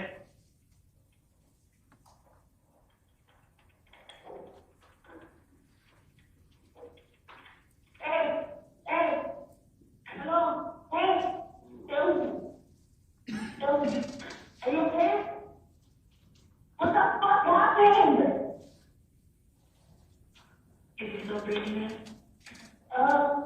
Yeah. Hey! You breathing out? Or not yet? They're coming through now. I see them coming through now. Just let me know when they make contact with you, okay? Yeah. Do they see you?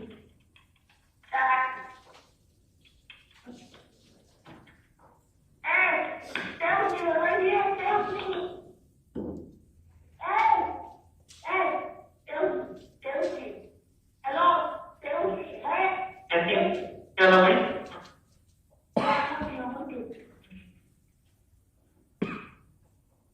Stay with me. And you see the other? I see him here.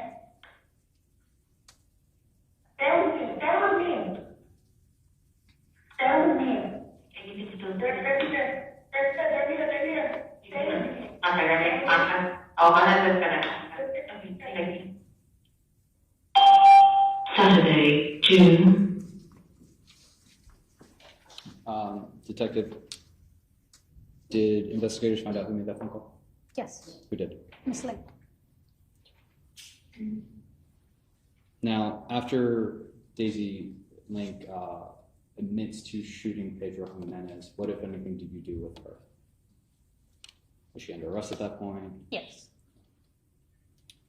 And I know we talked about this briefly before, but that body warrant, the DNA warrant, that was executed as well? Yes, it was. Did you author any other warrants at that time? A ring search warrant Why? to obtain video that was captured on the ring camera. And to be clear, that warrant was through the same process that we talked about beforehand? Yes. The video that we saw a few minutes ago, that was part of that warrant? Yes. There's a few other videos that I want to show you and ask you if those were also part of that. And this would be part of State's Exhibit 16.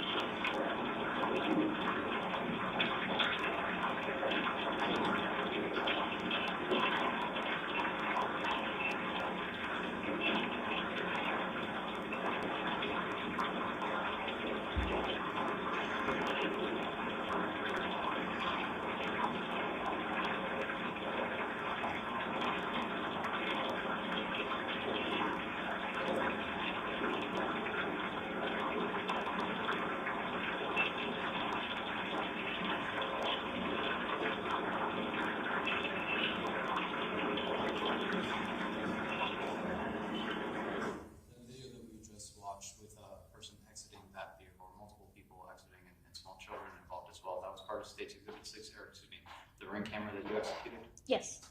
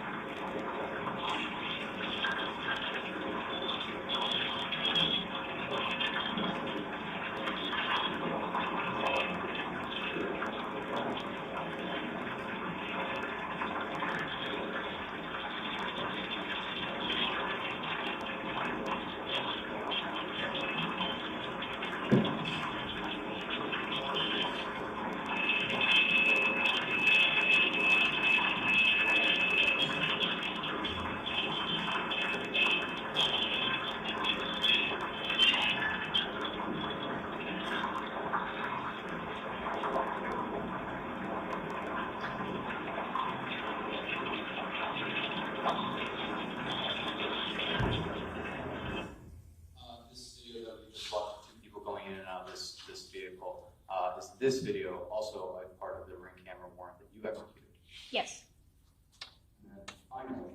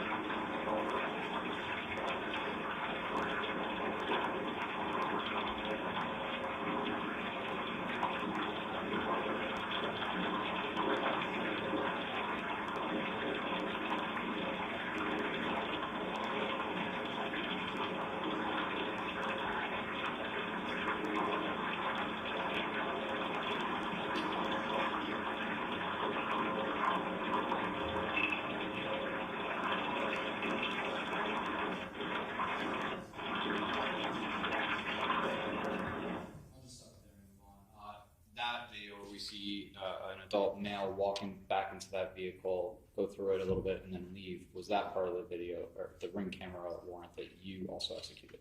Yes. Now, after you arrest the defendant, is that where the investigation ended? No. Why not if you've made an arrest? In the homicide investigation, there's a lot of moving parts, and we conducted a very thorough investigation. So now it's going through the defendant's statement and then proving or disproving things that were said in the statement, ensuring that we have all the physical evidence and the facts correct to back up everything that occurred. Did you yourself speak to additional witnesses? Yes, I did. And that was after the fact? Yes. Did you respond to 1300 Northwest 15th Street? Yes. Did you meet with the homeowner? Yes. Was that Robert Cisneros? Yes. Were you with anybody when you responded to that scene? Yes, Detective Danny Morales and Detective Chiapa Hubbard. Why did you respond to that scene? To gather video surveillance footage. Okay, and did you watch that video surveillance? I did not. I don't want to talk about any of that specific surveillance, but what I do want to ask you is, did you see anybody cut any wires, delete anything? No. Going back very briefly, Detective, this is a silly question. Do you have a personal cell phone? Yes. Does that have reporting capabilities? Yes. When you are investigating a crime, do you take out your phone and report things on your phone? Absolutely not. Why not? Because my personal phone is my personal phone. It is not subject to anything that I do that is work related. Do you have standard operating procedures that allow you to use your cell phone? For my personal cell phone, no. Okay. So it'd be fair to say you are not allowed to do that. Correct. Is there anybody that you reach out to in order to gather any kind of video surveillance evidence as well? Yes, we have a video forensics unit that is certified and takes specific trainings in retrieving video surveillance footage. If you have the capability to record something on your phone, why are you reaching out to them to collect evidence? That would be the proper way to do it. These individuals are trained. They take trainings how to properly extract video and maintain its integrity. Now, Detective, I know you weren't here, but Danny Morales and Suyapa Hubbard and yourself all wore suits while you testified. Why are you not in a uniform? This is my daily attire for work. So as a detective, a homicide detective, you are wearing a suit as your uniform? Yes. Do you get body-worn camera? No, we do not. Why not? That is simply only assigned to road officers.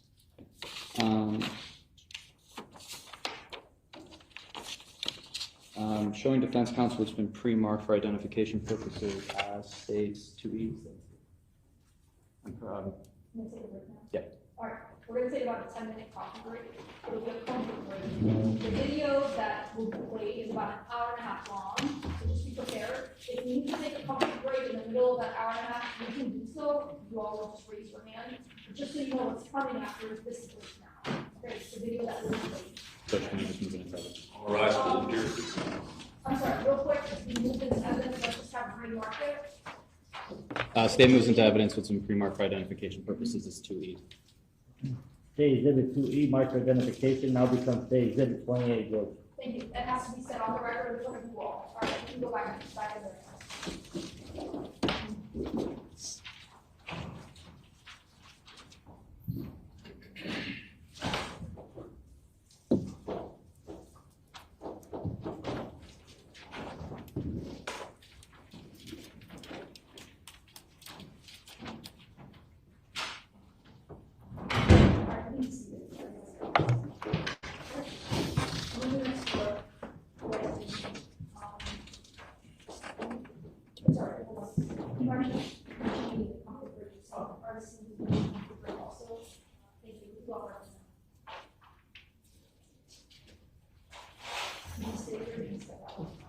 Thank you. No, I did not.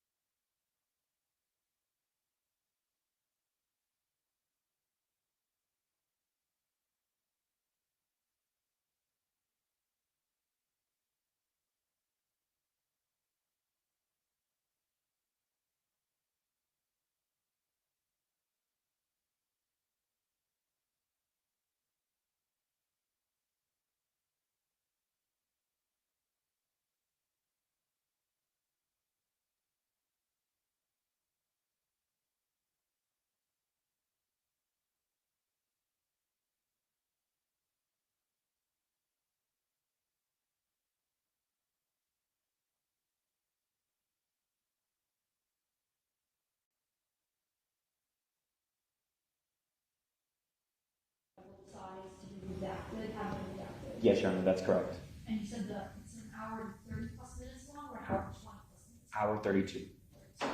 Right, and at certain points I do intend to stop and ask Detective Moore some follow-up questions, but. Understood. All right, we'll just take it one thing at a time. I'm going to read to the jury 2.2, instruction on edited recording.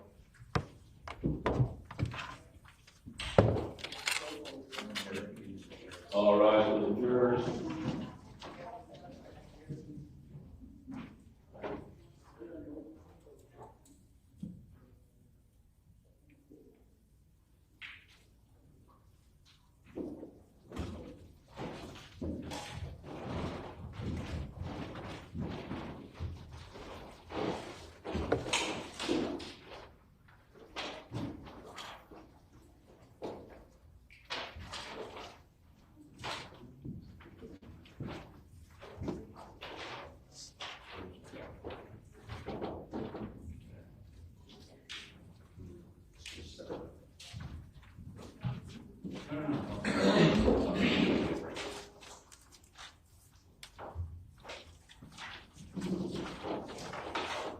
All jurors are accounted for.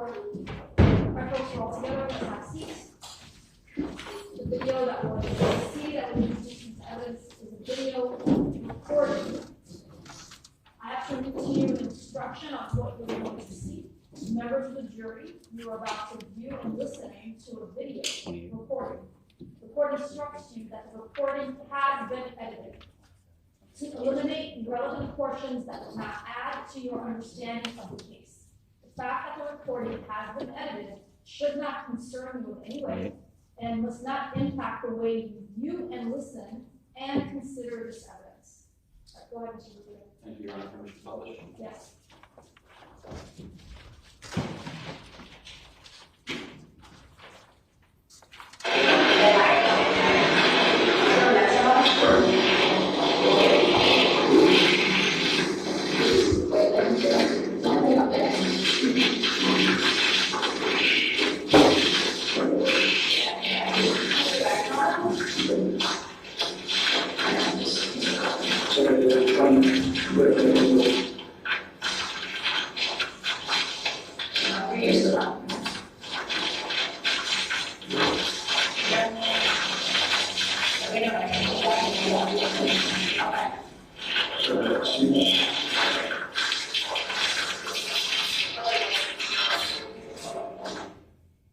Detective, I just want to briefly pause here at 42 seconds, it states 28. We saw Ms. Link enter and she has these brown paper bags on her hands. Why? That is to preserve, because she touched the victim, is to preserve if there was any gunshot residue.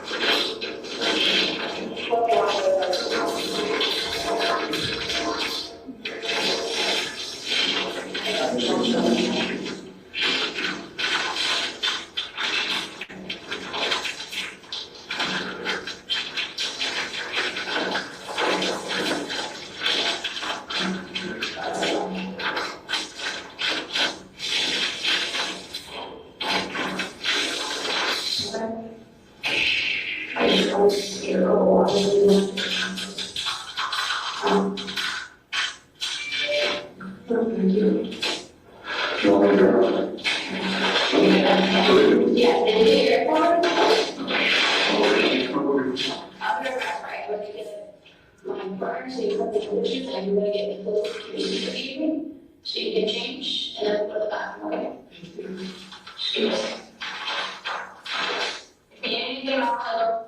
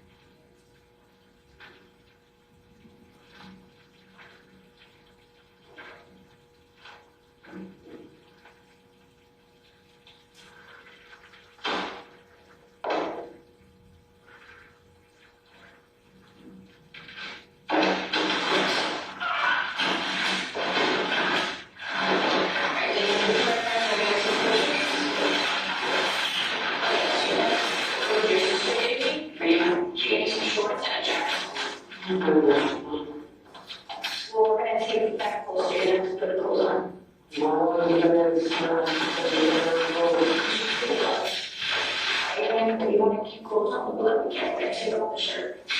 And you can make a stretch. If there's no blood on the shorts, then I gotta see, but I don't want to leave the blood. Can we stand right after and take pictures, please? Listen to my instructions. Just give me a second, I'm gonna take a photo of you. Okay, very simple. You're not gonna dress in front of me. Why are you guys shaking hands if I know this?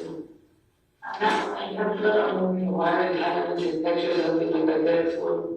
Daisy, I'm taking pictures of you because you have blood all over you and you have injuries.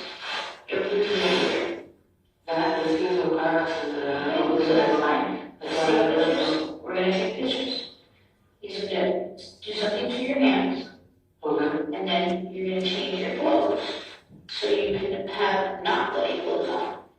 I don't want you to sit here and clothes is full of blood. Right? You know what I'm saying? There's no sense in you sitting here with clothes for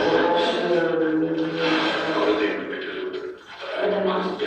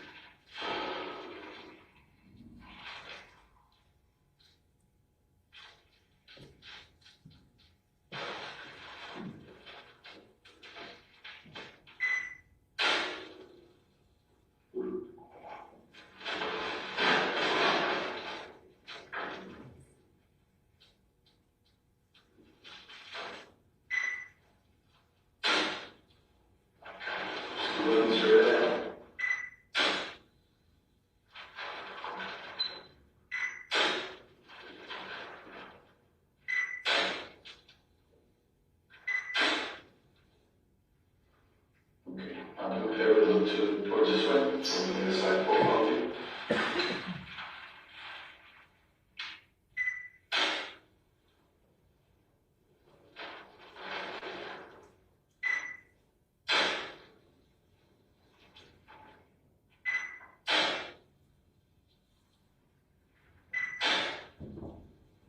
Okay, and then just look the opposite way.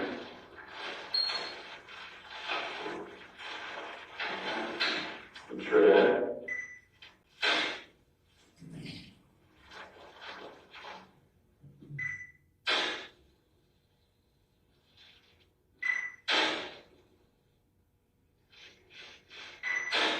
And you can face the wall.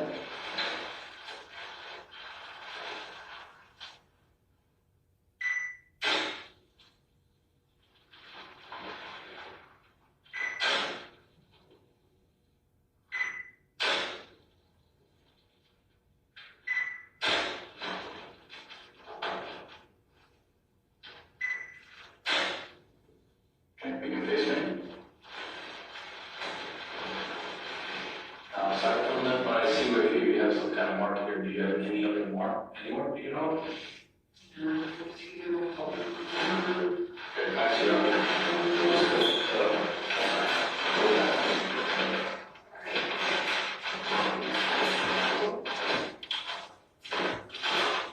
No, just Lower? yeah.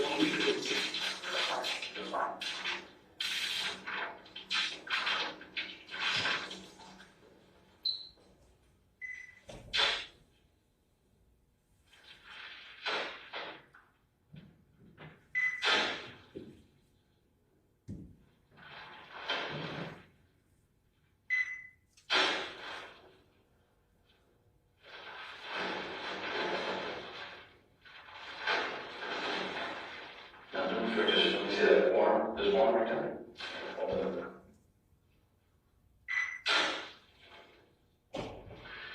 That bruise that you have there, you can just lift it.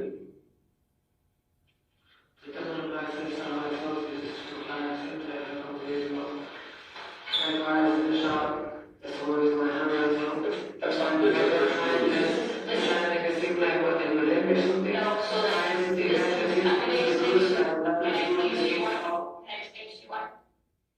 Because you have been on our care, correct?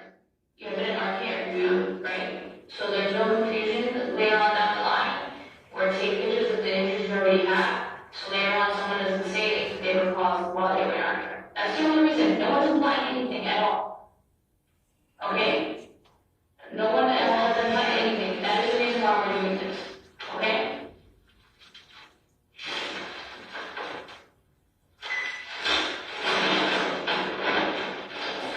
So aside from that, is there any other, you got any other injuries that you know?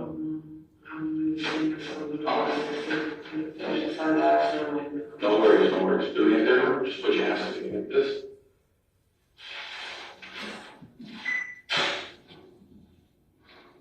And then just put them together like this. There we go. Can you take a deep breath? And 40.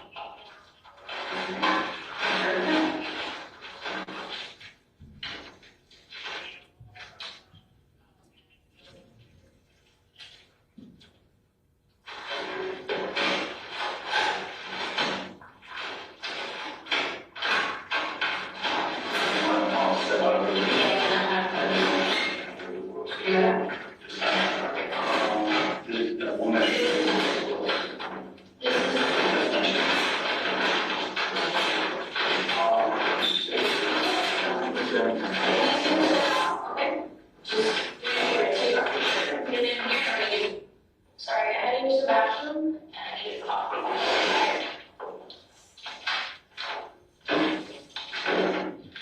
This is my partner, Joe. Did you meet him already? No, I said, I know that you said in that video, well, let me ask you this, to be clear, that's you. Yes. And you said this is my partner, Joe. Is that Joe Cruz that we were talking about earlier? Yes. The lead detective in this case? Yes. Thank you.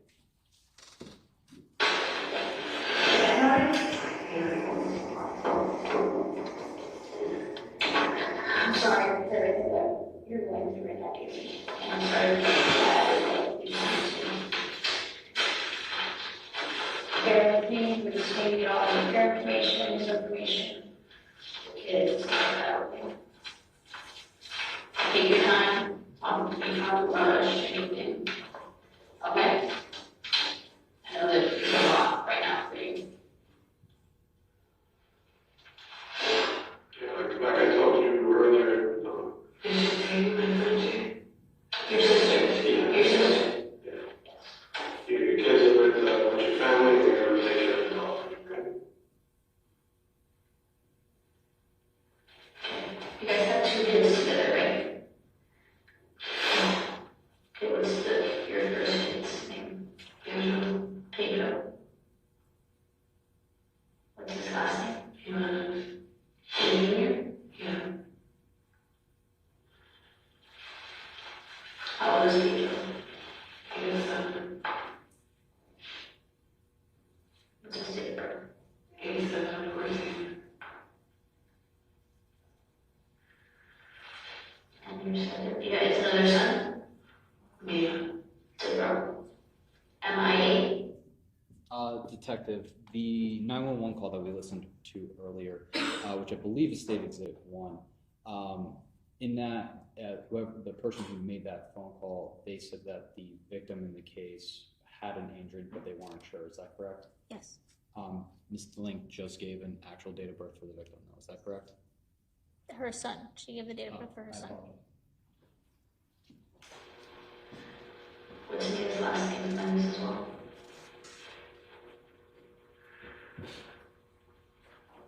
How old is he?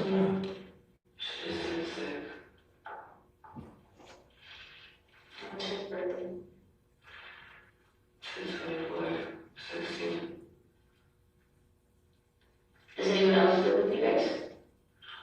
Just you guys. So just me and the kids. He's always on the road, always on the road. He comes on 4 days, 5 days out of the month. And how long have you guys been living with that address for? 5 years.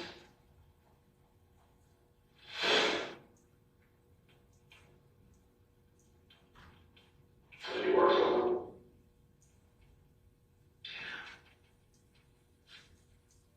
Maybe when they stay home, maybe they stay home, maybe quit my job and then stay home with the kids. My son is ADHD and running with his eyes, so.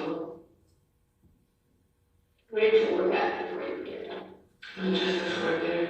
Logistics coordinator? Oh, wow, so you're good with like all the different companies. For what company? For Silver. Silver Base? I just work at a shipper in the United States. Oh, wow. That's in Lexington? It's in the Maryland, state, Maryland, yeah. And how many people did you distribute work at? That's it?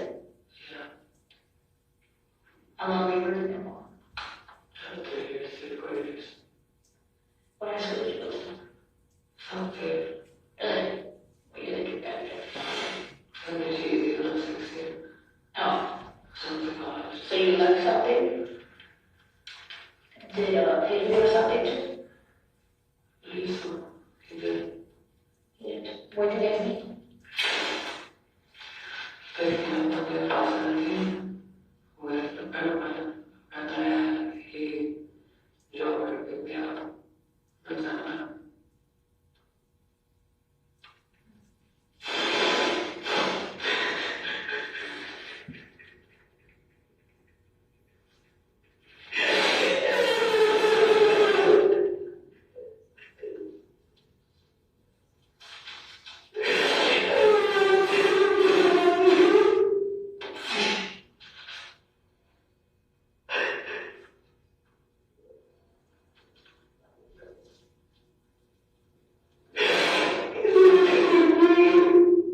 We'll get to that, right?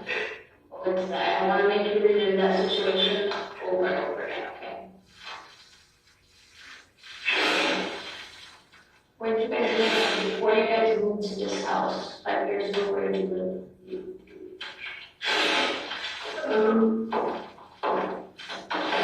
I can't remember the address of the house across the street somewhere. Question don't work. Was it in Homestead as well, or Florida City? Just Homestead. Okay.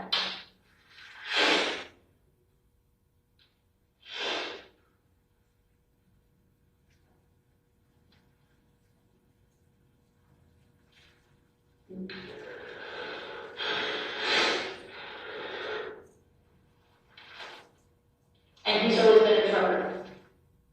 How long has he been a trucker for? About 3 years.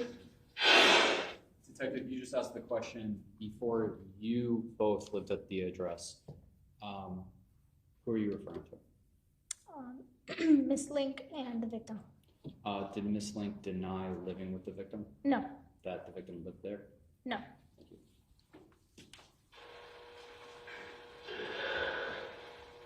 And what did you do before that? Blasting, distraction, stuff like that. I don't want that person to get his license so he could what he could do it. Started taking a toll on his body, where him was not no good. Yeah, construction's not an easy job. I just want to just stay there. I wasn't feeling no more.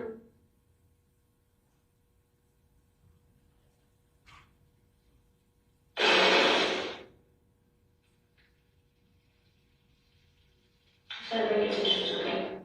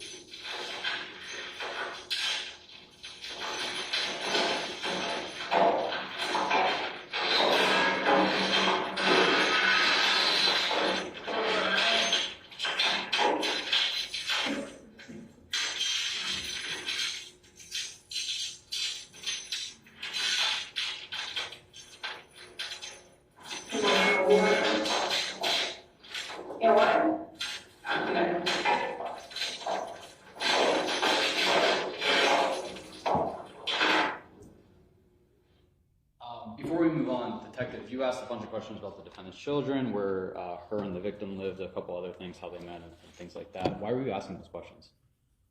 Those are preliminary questions that we ask. Is there any specific reason to get some background information or anything like that? Background information as well to know, at that point we were aware that the children were in the residence at the time of this incident, and that's something that we need to document. Thank you.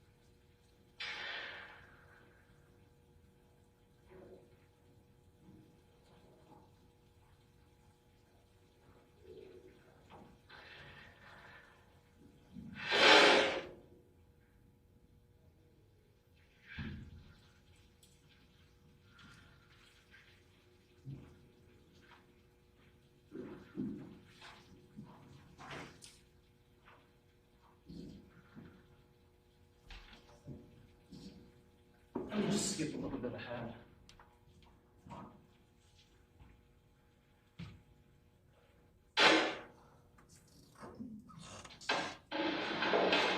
So,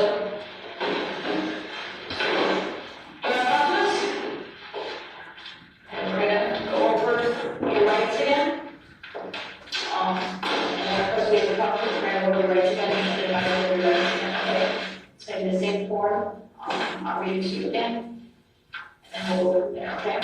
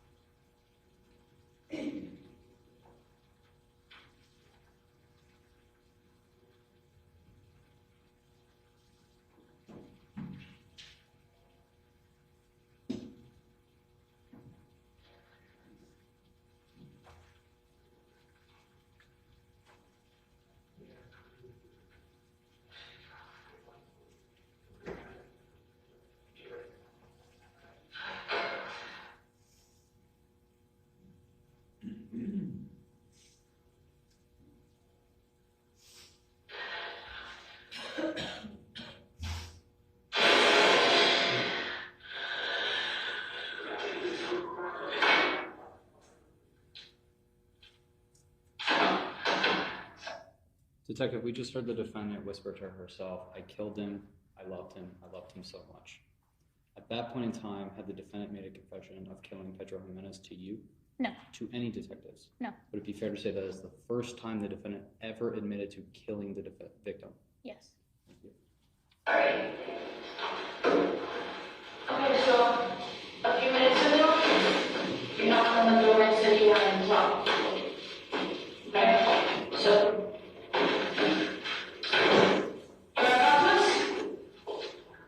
and we're gonna go over your rights again. And because we have to talk, we're gonna go over your rights again, and then I'm going to go over your rights again, okay? It's gonna be the same form. I'll read it to you again. And we'll go over there, okay?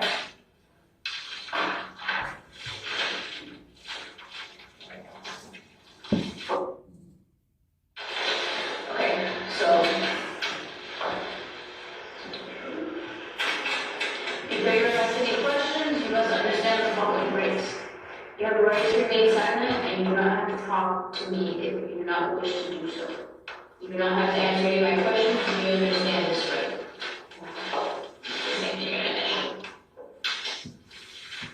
Should you talk to me, anything which you might say may be introduced into evidence in court against you. Do you understand?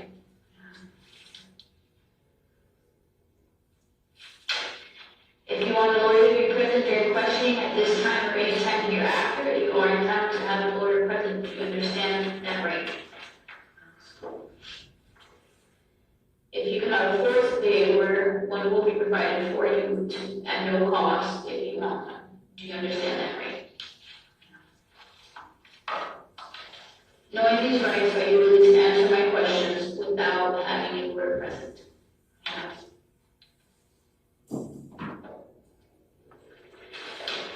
This statement is signed of my own free will, without any threats or promises having been made to me. Do you understand what that means? So you're gonna sign right here.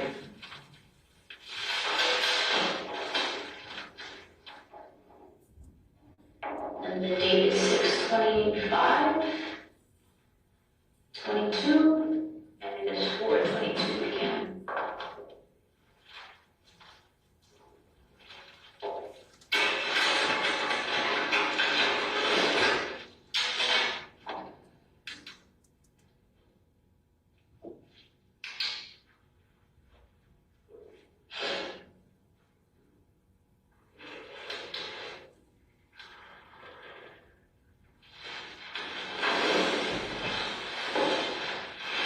I want to verify your phone number.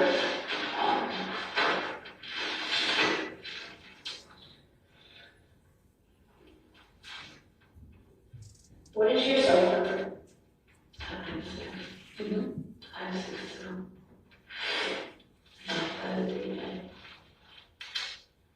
And you have that with what carrier? And what kind of phone do you have? An Android iPhone. And it's your phone? No one else uses it besides you? Okay. Watch YouTube.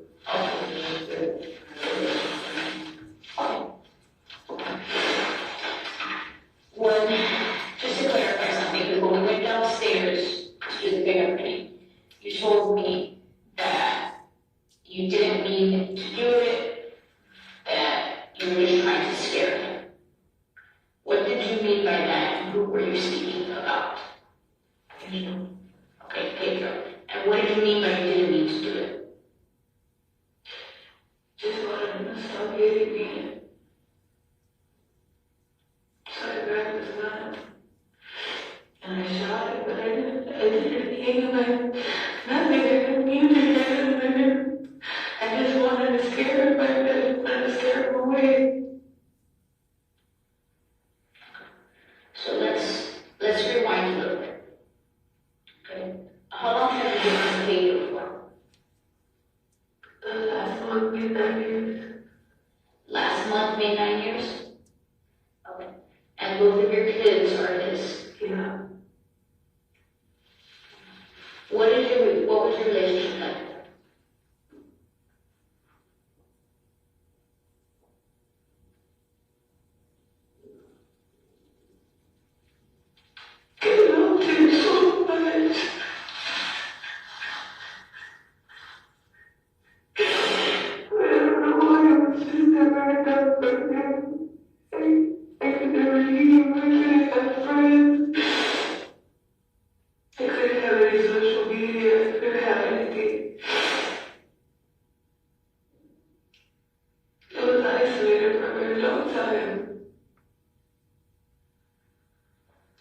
Why were you guys late for a long time? I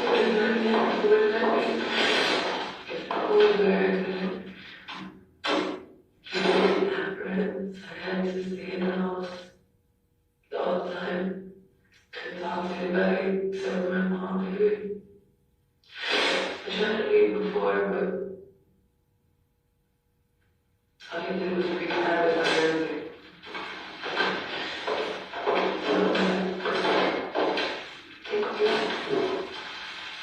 And what's your relationship with him always like that? No, not at first. He's a different person when he's on drugs. Every time he would come home before, it wasn't always that because he was with him every day, when he worked here. But when he would come back after 3 weeks or a month, he would be anywhere from 4 to 7 days. And he would just get strung out the whole 7 days on cocaine. Would he use anything else? Cocaine, marijuana, butter. That I don't know what that is. And he was a big drinker. I guess the more money we began to get, the more drugs he started doing every time he would come home. He couldn't find an ounce of cocaine. He said he hid in the house. I never seen it. When did he say that? This was the day that he hit me in my head like 5 or 6 times with a gun. Like 4 or 5 days ago. Do you report that?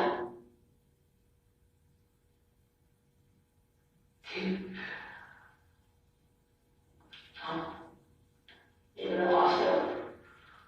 I was in the hospital, but they started asking me a lot of questions. I got scared and I left. I went to the hospital, but before I got a chance. Detective, briefly, I just want to back up from the statement. We heard Ms. Link say that Pedro did not let her have social media. Is Facebook social media? Yes. TikTok? Yes. Instagram? Yes. Thank you. I was actually going to see a doctor and they said they need to have a MRI, they need to scan my brain. Did they register you? Did they get your information and stuff? What hospital is it? Thompson Hospital. You said a couple days ago, you remember what day? My mom flew down the very next day. So I'm gonna say 3 days ago. She flew down to try to get him arrested because I wouldn't do it. She even said, he's a baby, she's 20, he's always on this you. And where were you when he hit you in the head? I was outside with my cousin David. And he hit David too. At the house? At your house? What's David's last name? Perez. Do you know his date of birth? No. Okay. He's a white man? He's dark. He's darker than me. He's Puerto Rican. Okay. Do you know where he lives? Not exactly. He usually comes down. That was the first time he's ever been in my house. So he's seen me since we were kids. And he's your cousin? Definitely. My mom's brother's son.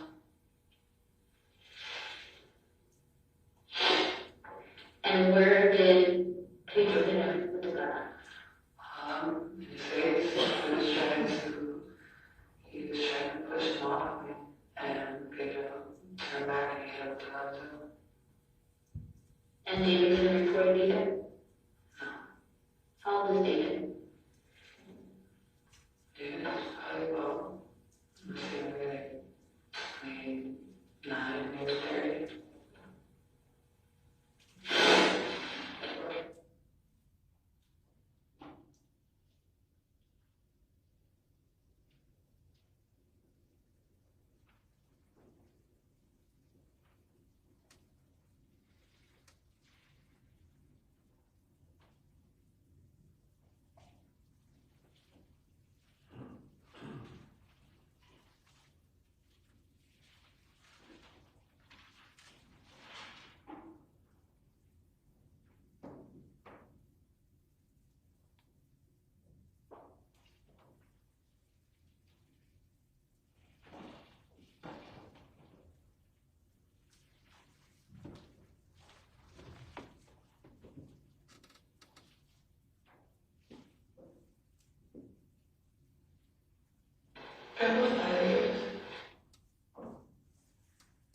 This house that you live in now, where we're at, how long have you lived there for? About 5 years. 5 years?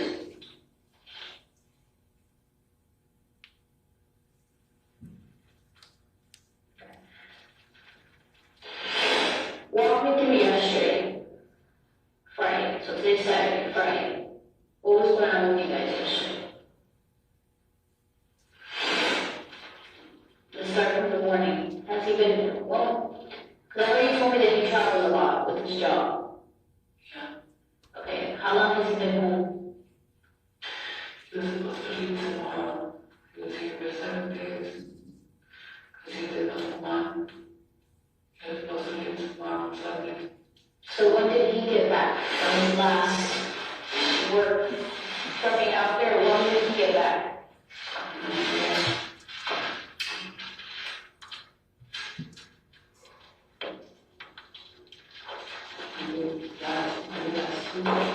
Last Tuesday? Okay, so today's yes, I was talking how long since you thought it was taking last.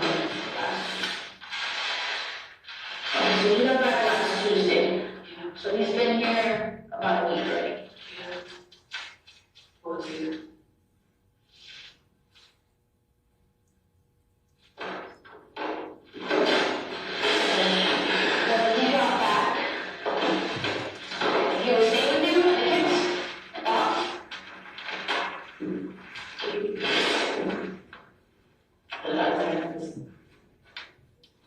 When he comes back now, he'll write for whatever fucking reason. And literally fabricate shit in his head and actually believe it. That he would believe he had a severe mental disorder. I know he did. I know he did. Nobody normal would do shit like that. Nobody normal would make stuff up in their head and actually believe it. What would you make up? What do you mean by that? He would tell me how all of the fucking sweat cheating on him. Or on fucking Maury, I know. Cheating on him. Oh yeah, I know that you've been taking naked pictures of yourself. Bullshit stuff. And he would just continuously say it over and over again. And he would get back and be like, yeah, sending these fucking niggas pictures and shit. Hey, I'm super bitchy, I know what you're doing. I know, like, you could genuinely tell he did believe the shit he was saying. You could tell he did.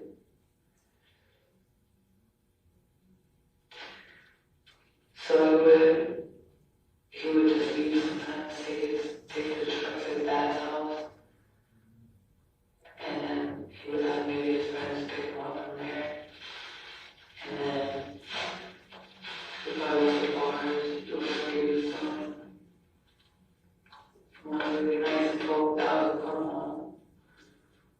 1, 2 in the morning, and then whenever he would get home.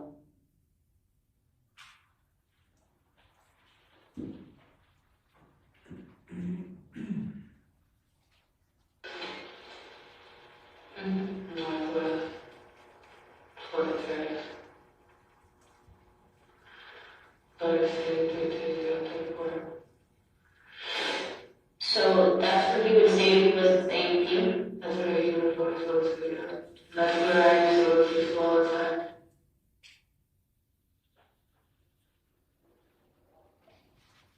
Okay, so Friday yesterday, what was he?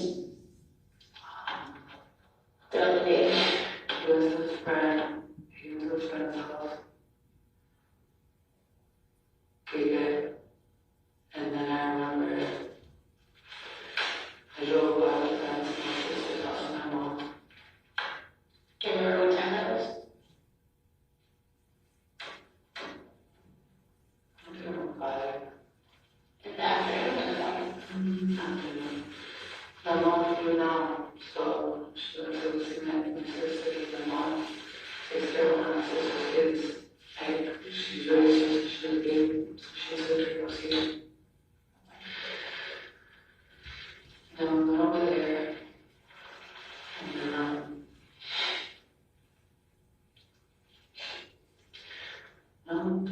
mean, shit like that, we were supposed to do a barbecue in the house, there was all kinds of issues and stuff. Then after that, I went home, I had to go home. I went home, and then it was about maybe 10 or 11 o'clock. And then he started having. At this point, you were home alone with the kids? Who was home? Okay, and what were the kids? The kids were moving on. So you, your mom, and the 2 kids home? Yeah. Okay. After that, I went and I picked them up. Well, where did you pick them up from? Friend's house. Do you know the address? No. I just know it's, well, on the street behind Homestead now. Sorry, I don't know the precise address. And what's his friend's name there? Manriquez. Manriquez? Manriquez. Do you know how to spell it? I think I'm getting it. R-I-Q-U-E-Z, I believe. Is he white or not? He is white, he's Hispanic. Okay, and how did you know to pick him up from there? Because I knew that he was over there. Before he left, it was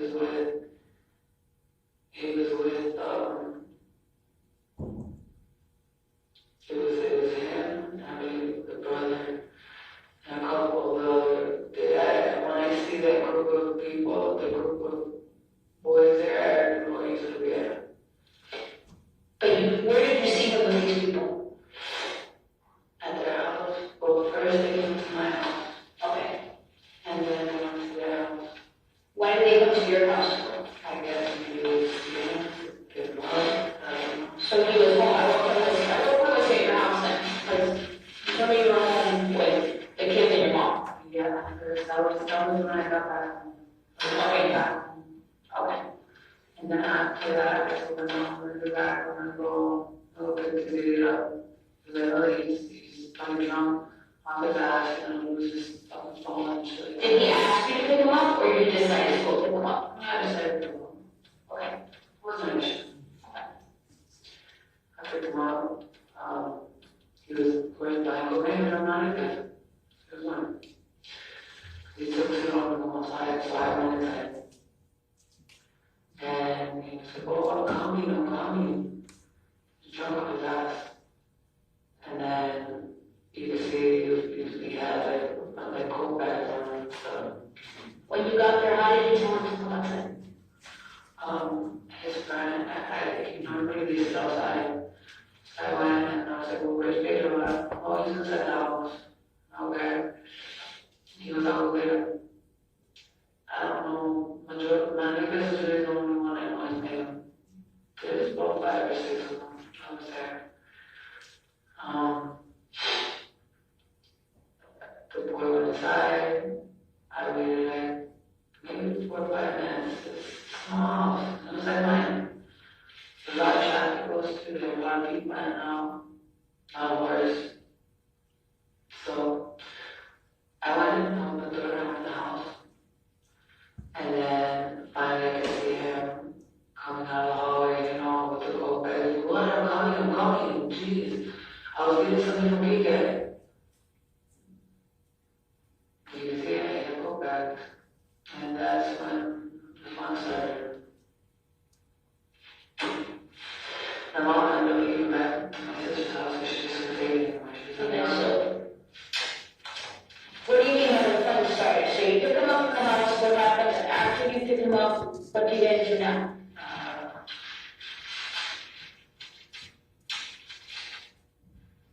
He asked me to take him to the store to be weird. Which store did you go to?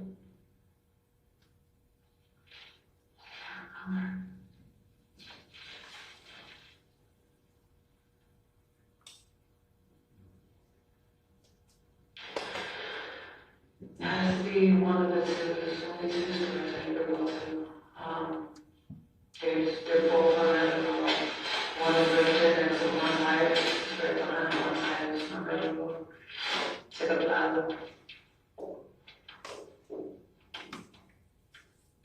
187 Avenue, where's the 187 or 182?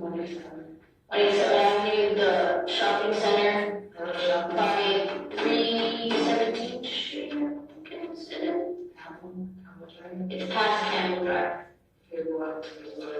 Yes. Either there or the turn around, that's a little further down. No, it's confusing everyone. And when you guys are driving, are you talking about anything? What are you talking about?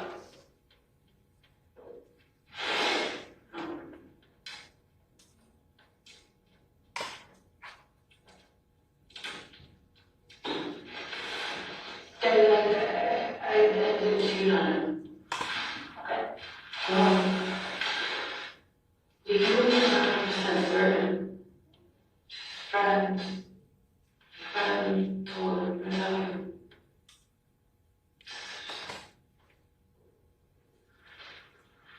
I stopped talking to the guy and everything I know. And nothing serious like that at all. I guess he didn't know. And since he came back, same conversation we had over and over again. But I guess I'm just getting back at him for all the time to cheat on me. I'm fucking water, I'm sweat, my shit. Takes care of me, does everything for me. For me to do that shit to him. He doesn't own me. But you realize, I understand. I completely understand. We're not here to judge you on that, so don't worry about that. You don't need to explain to us why you cheated or did what you did. It's human. Okay? It's human and it's okay, it's fine. As women, we get lonely.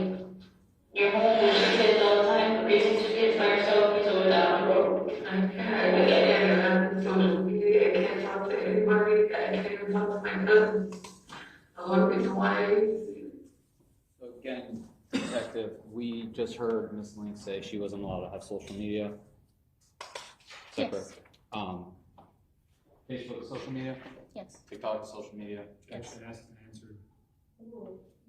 TikTok is social media? Yes. Instagram is social media? Yes. Thank you. he's starting to look at that too. I don't think he would have did it if he didn't see my cousin there. Maybe he doesn't think my cousins are my cousins. I don't know. These are actually my blood cousins. So you guys are correcting, you're talking about, he's saying all this shit to you, he's telling you, alright, you cheating and all that. That's what he's talking to you about. At this point, how are you feeling? Are you sad? Are you angry? Like, how are you feeling? What are you feeling? So he's telling you those stuff.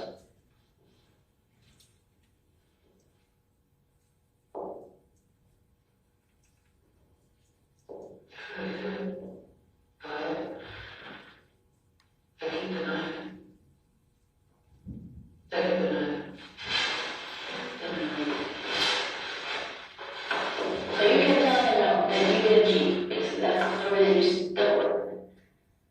Okay.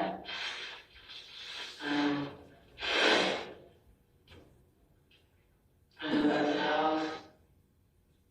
And I was sitting outside. I'm on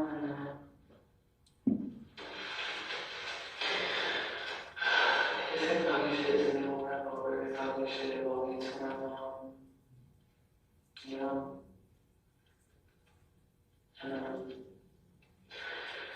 Then he could leave me. Running around. Inside like, you just see.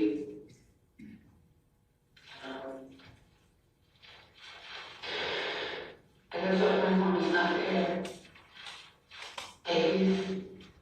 He's not here for a couple days. I feel so bad. Because maybe it would have been a difference. He would have still been on drugs, but maybe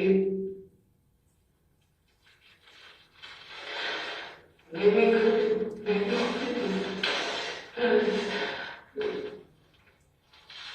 I felt like shit, you know? He could have been at home. He could have been there, he laid down. He doesn't get to be home that much. And it's so bad. So at this point, you get.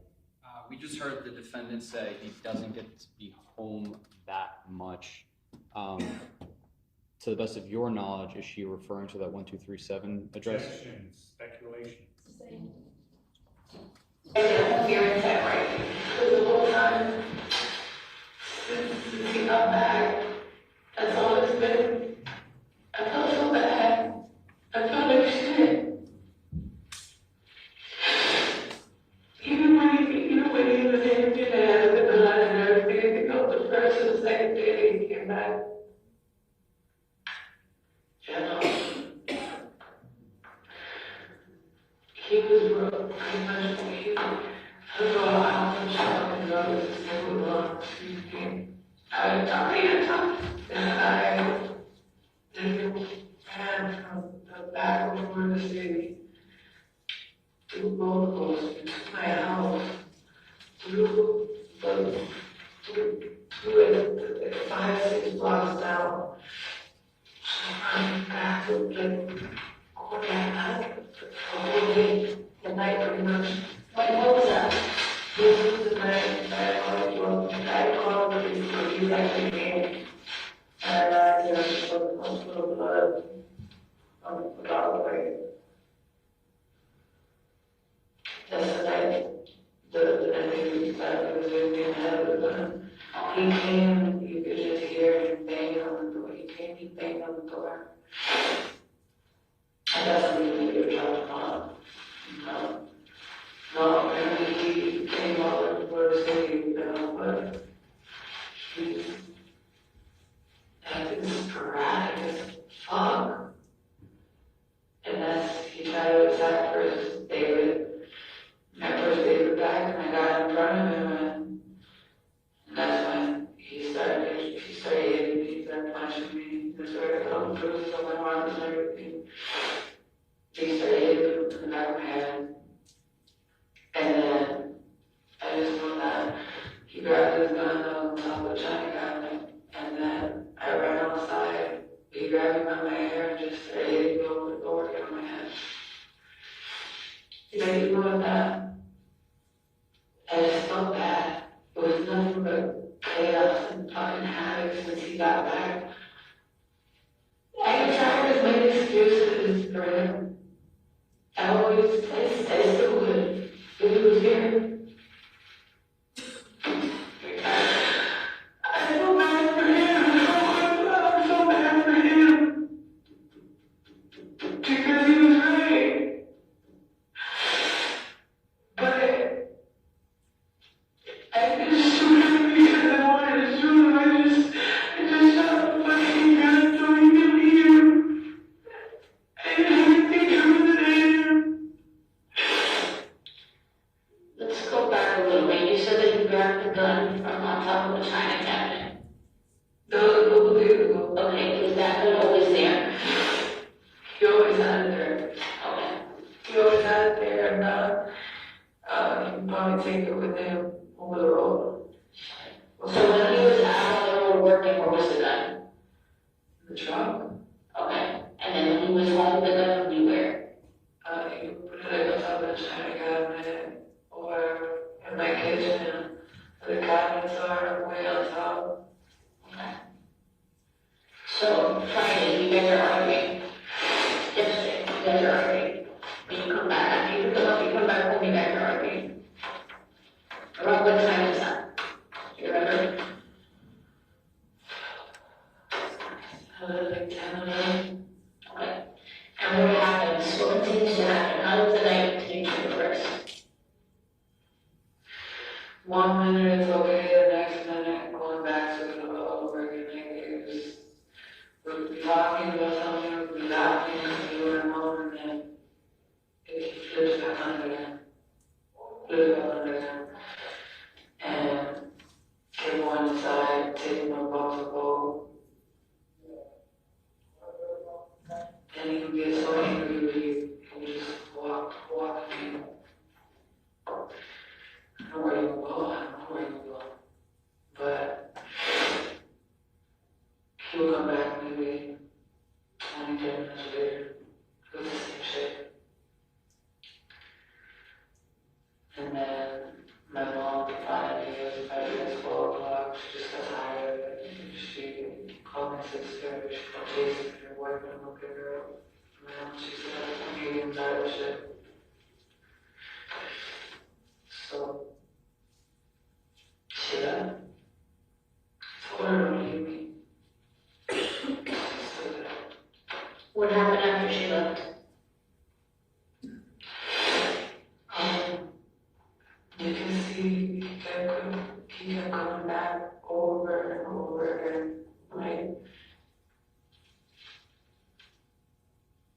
almost like, because you can see on cameras, I can see only certain glimpses of him coming back, circling now. You have cameras? In the front. Okay. They didn't catch what happened because it was in the back. Okay, so nothing that happened would be on camera. The only thing that I probably could see is just little glimpses of him coming through the camera. That's how I figured he was. It would be like 5 minutes, and I'm looking through, and I'm like, where the fuck is he going? Where is he coming from? Why is he passing, but he's not coming inside? So, finally, I was sitting outside, and I had the gun. At what point did you grab a gun? I got a gun, and I sat outside with it to smoke a cigarette. Because it became, maybe he was gonna hit me if he saw that I had it. I don't know what the fuck I was thinking. I never fucking grabbed a gun like that ever. Guy gets to a certain point where see me circling the house with me, but you gotta be really careful. You gotta be really scared. So I was outside, and I just had the gun there next to me. Where next to you? Just, I was sitting on the porch, and I just had an ice cream sitting on the stairs, so just sitting on some more stairs. And finally, I could see the shadow in the back. I could see it in the corner of my eye, where the grill is. And he started talking shit again. Same thing over and over again. And then finally, the gun is still there. I stood up and I was like, I told you, partially, not all of it.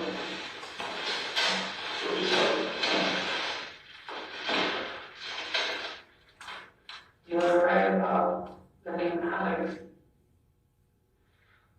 But I wasn't doing anything with him like that. I got scared because, and I stopped talking what we do because apparently he was fucking around with 4 girls in total, making us all think that they kind of want to be with us and shit. So one of the girls in particular was one of Pedro's friends from a long time ago. I get him. So,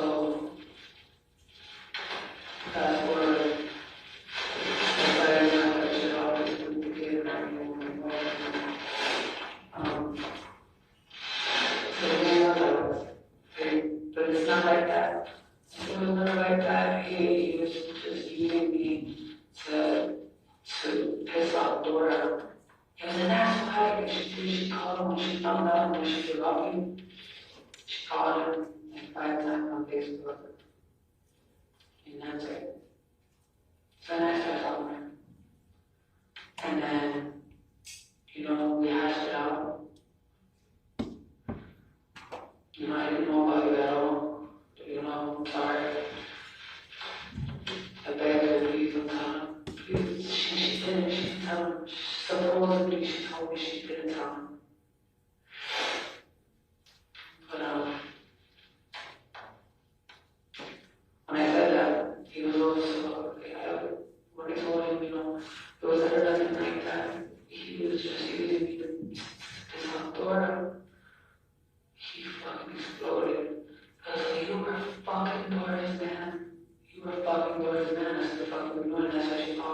just screaming ballistic, screaming. And I started getting scared. The way, the look in his eyes, you can see, he has a look, something with his eyes, when he gets really fucked up on cocaine. You can see it. He's not the same person anymore. What was he wearing when you guys were out there? What was he doing? He had a black, I believe it was a black shirt with a tank top, but I ripped it off of him.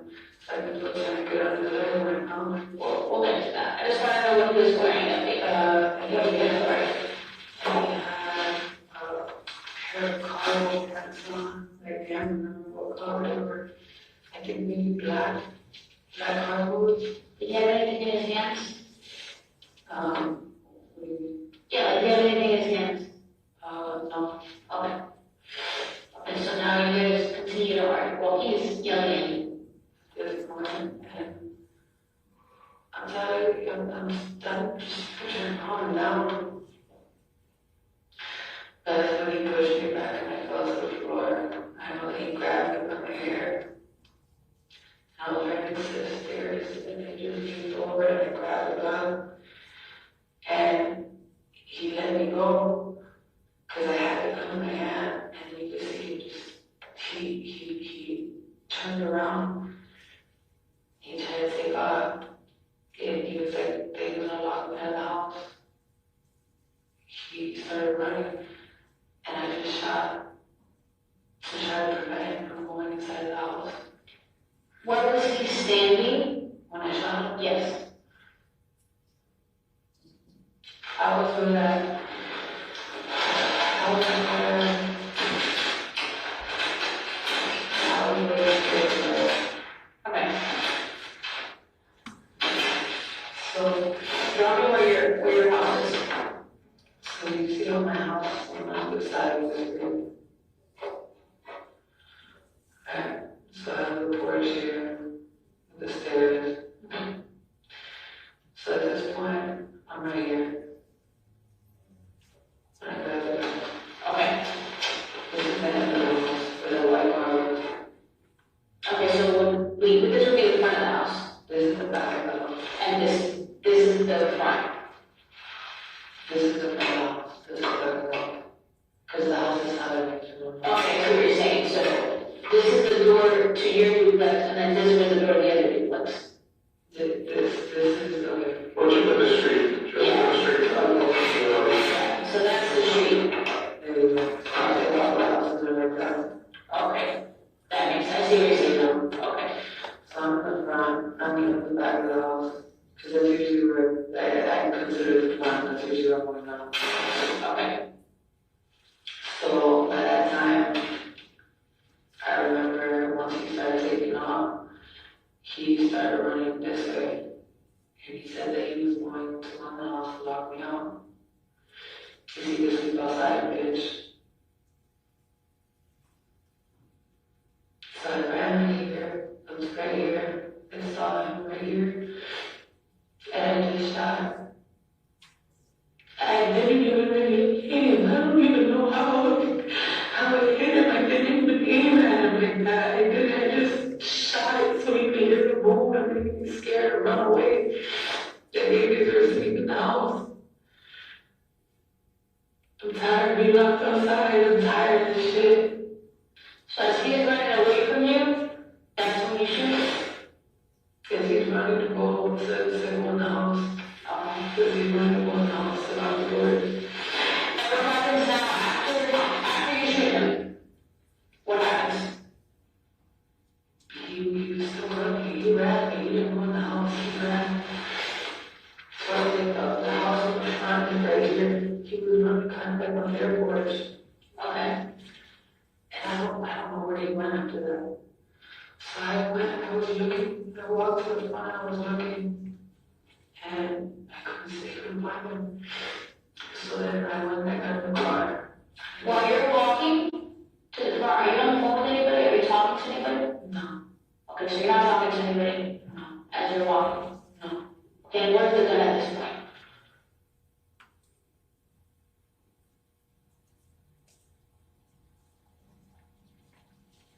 I threw it.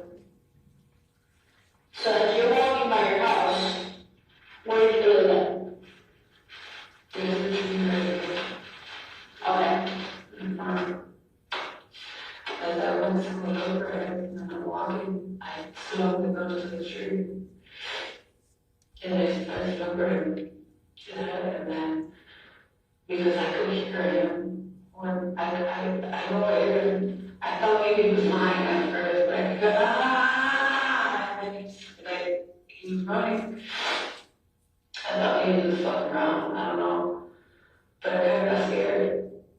So I walked to the front, and I couldn't see behind, so I came back, I got in the car, and I drove around all the way to the back alley to look for him. The first time I couldn't find him. We just heard Ms. Lang say she threw the gun to the tree. Did she give you any more specifics about the tree? Yes, it was a tree that was directly by their door to their house. Did she tell you that, or she tell you the tree? She said the tree, but when she was pointing at the paper, it was directly in front of one of their doors. Okay, did you, at this point in time, I can see both yourself and Detective Cruz in here, were you letting canine officers know where to search? Yes. Okay, thank you. I sat on the porch, and I could hear no one else. I got back in the car, and I drove all the way around again, and that's where I see him laying there. And I went to him, he was full of blood, he was like, call 911 now, baby, call 911. So I went and called, and I'm on the phone with her. I just heard her be on his shirt, with a hand on his leg. What did you tell the 911 operator? It's one of them found that there was a guy in the alley that he looks like he was shot. I tried to make it seem like it wasn't me, it was a random person. Why? I got scared. Everybody scared. There was a lot of blood, and he was dazed in and out already. I tried to save him.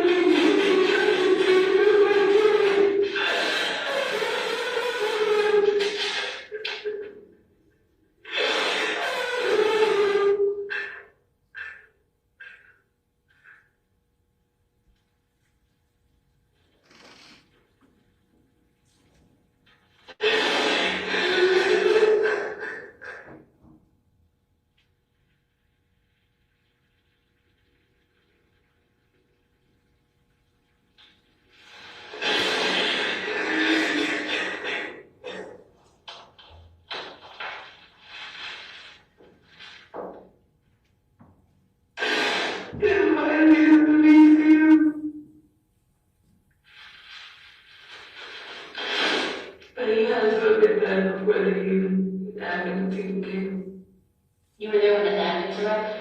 I wasn't there when the ambulance arrived. The officer said we feel, but I think I was there. I think it was. I want to back up just a minute. When you called K9 to find the gun, do you know if they had already found it?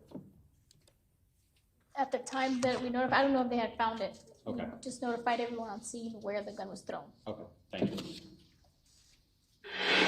Because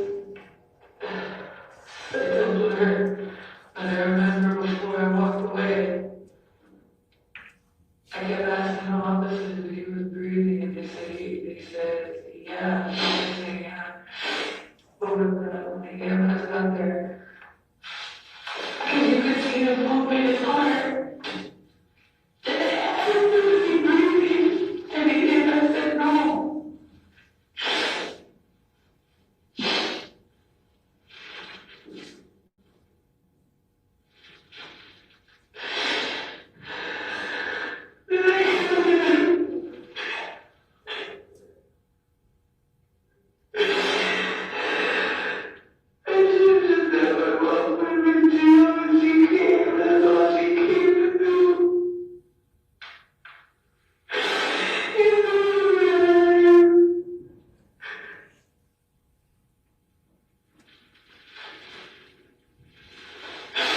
After you shot him, you walked in front of the house, correct?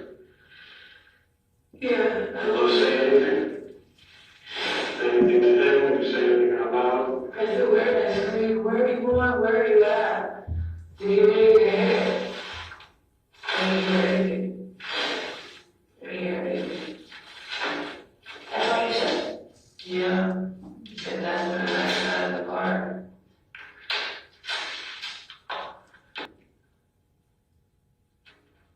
That's when I got out of the car. I started looking for him.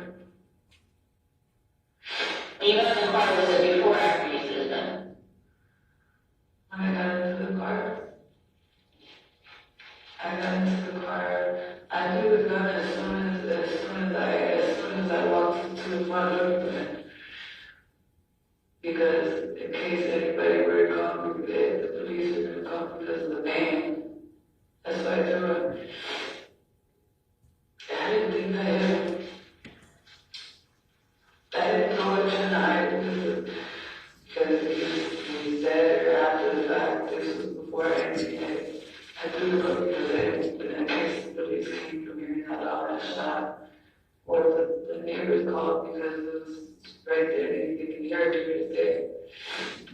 With the duplex and two sides. After that, I threw it and I started to look for him. The first time, he must have still been cutting through the yards. I couldn't find him. Once you got to him when he was on the ground, you found him. Was he on the ground? Was he still running on the ground? He was on the ground already. Okay. I pulled up to him again. Okay. And once he's on the ground, did you take anything from him? I know I tried to initially take his belt off. So I started taking stuff out of his pocket, his phone and stuff out of his pocket, so I could take the belt. I tried to see where exactly the wound was because he had the phone covering up. I couldn't find where it was at. So I took out his phone. I think he had like some money in his suit, it was all full of blood, and I put it, I know I threw it in my car after the police came.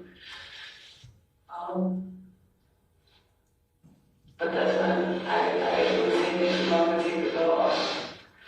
So I went and just heard to show up and did it. So you put stuff in your car? In the rental, yeah, when the police came. What else did you put in the car? It was just his phone and it was like maybe like a bloody $10 bill or something like that.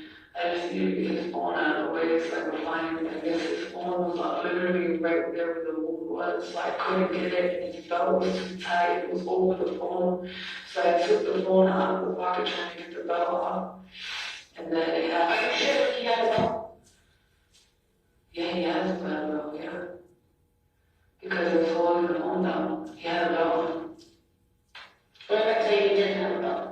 He has a belt on. Unless he has a belt. He has a belt on. Because something was holding the phone, unless the pants were just that tight. He has a belt on. Because something was holding the phone tight as hell. Do you physically remember seeing a belt?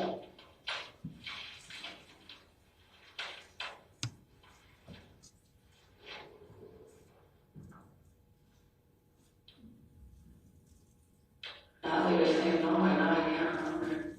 But even earlier today, I gave him the belt and everything, so he has to let it on. If not, so either the pants were tight, I don't know. But so you put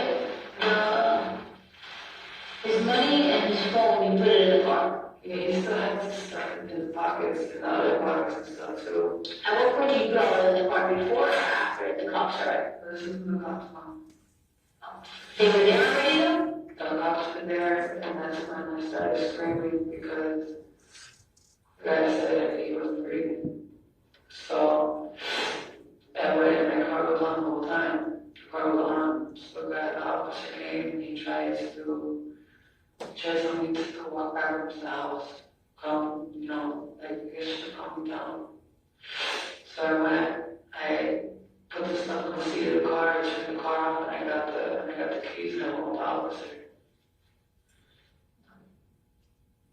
But he still had other stuff in his pockets too. I don't know what the hell it was. But my only concern was really to move the phone out of the way. What? To find out to see where I couldn't see a bullet wound anywhere. It had to have been where the phone was. Where was the phone? The phone was like right here, like on his pockets. In the pockets, but it was so tight. It was tight in his pants, like I literally had to dig it out to get it out of the way. And that's where I seen where the wound was.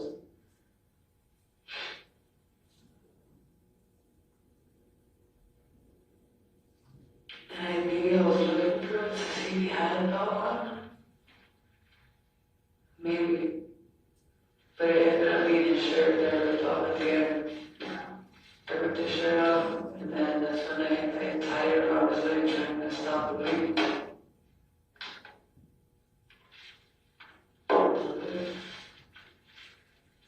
He died.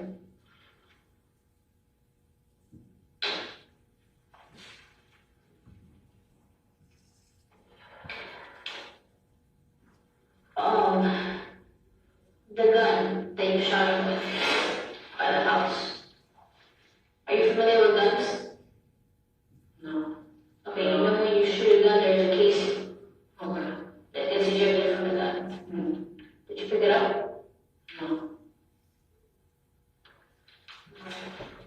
Just tell me where I shot it at, that's good. Okay, you're saying that you shot him by. Where was it? On this side? Where's the porch? My back porch is right here. Okay, and this is the front. Okay, right here, should be right there. This is the front, this is the back, this is the neighbor's side. This is where the white car is, it should be like right here. On the edge of the property, on the edge of the house. And this is the street. Yeah. So this is the street. When we come in, there's a tree here, right? Is that the tree? Where the gun was thrown? Okay. You shot him on this side of the house then? Yeah. You didn't shoot him on this side of the house? No. Okay. And after you shoot him, what way do you walk? This way. Because he's running around saying he's gonna go to the front door. So you go that way? And then after you go that way, where do you continue to walk? After I'm right here, and I shoot him, he runs this way, so I'm walking this way. So but I see people from one side. I see that he kind of screamed and ran towards the front part of the neighbor's porch, and started running through there. Where are your cameras sitting at? My cameras are right here, facing the street. Okay. I need to go to the bathroom, and then I'll be right back, okay? Is that okay? You want anything from my mom? Okay.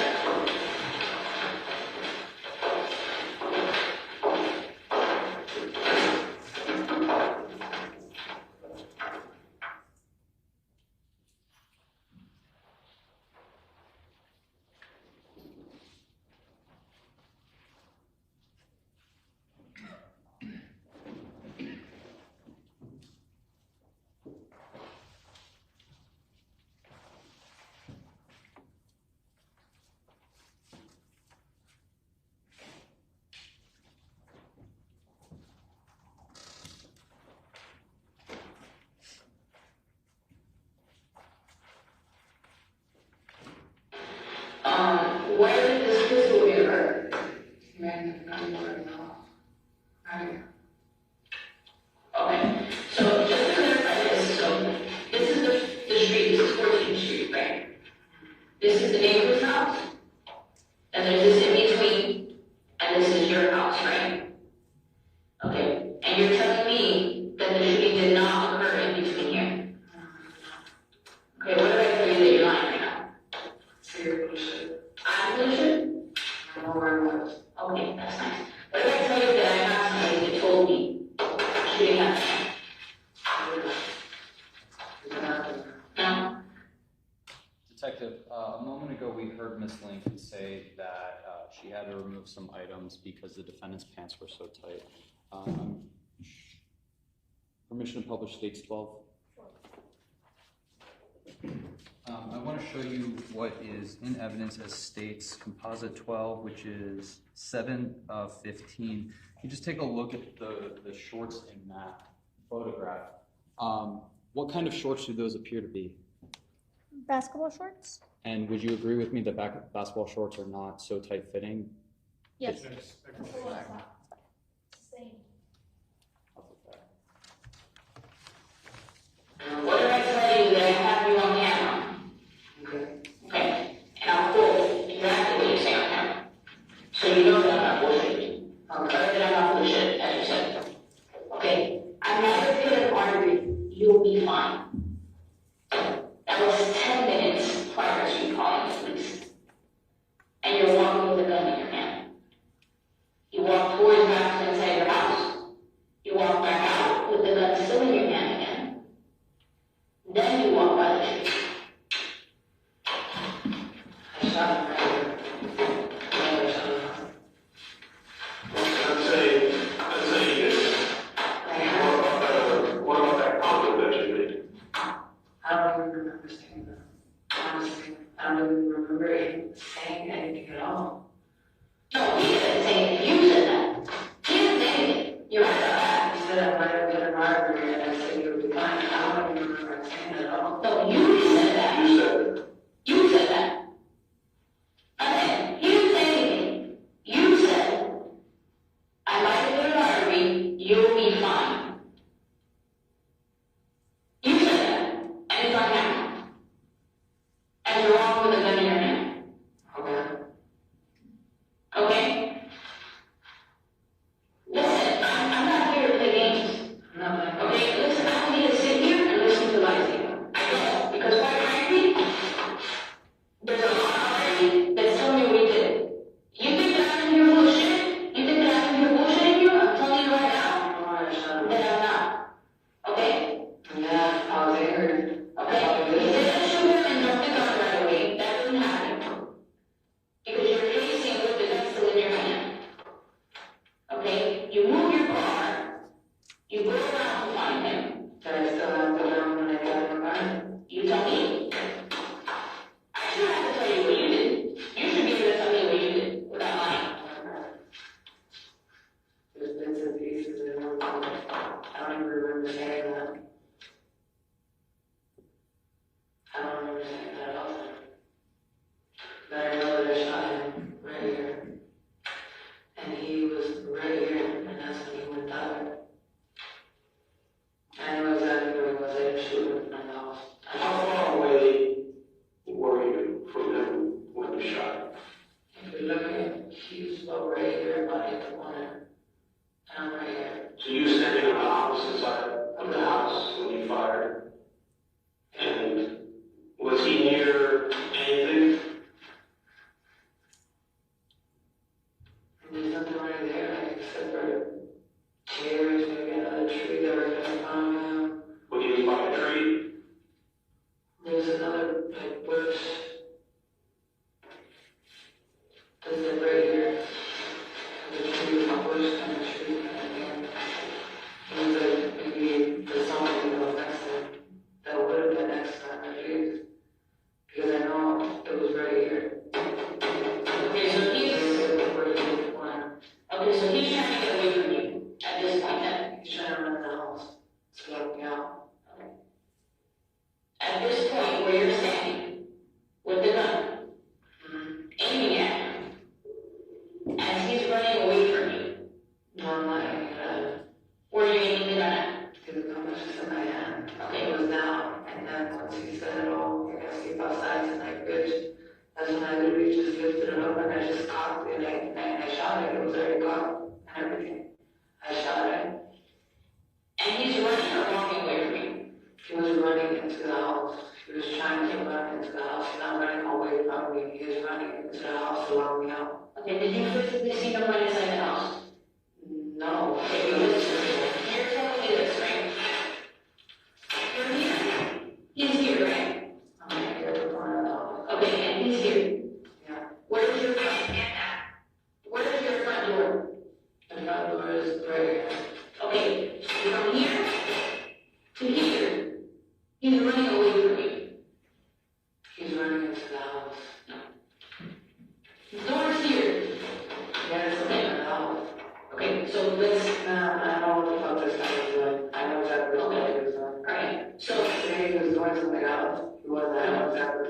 going. He told me it was going, where he was going, and exactly what he was gonna do. When he was gonna outside his right time to back out, and when you see the shit that he's done to me, and the shit that I've gone through, that I know he's capable of doing, I know exactly what he was gonna do, exactly what he said he was gonna do. He was not running away from it.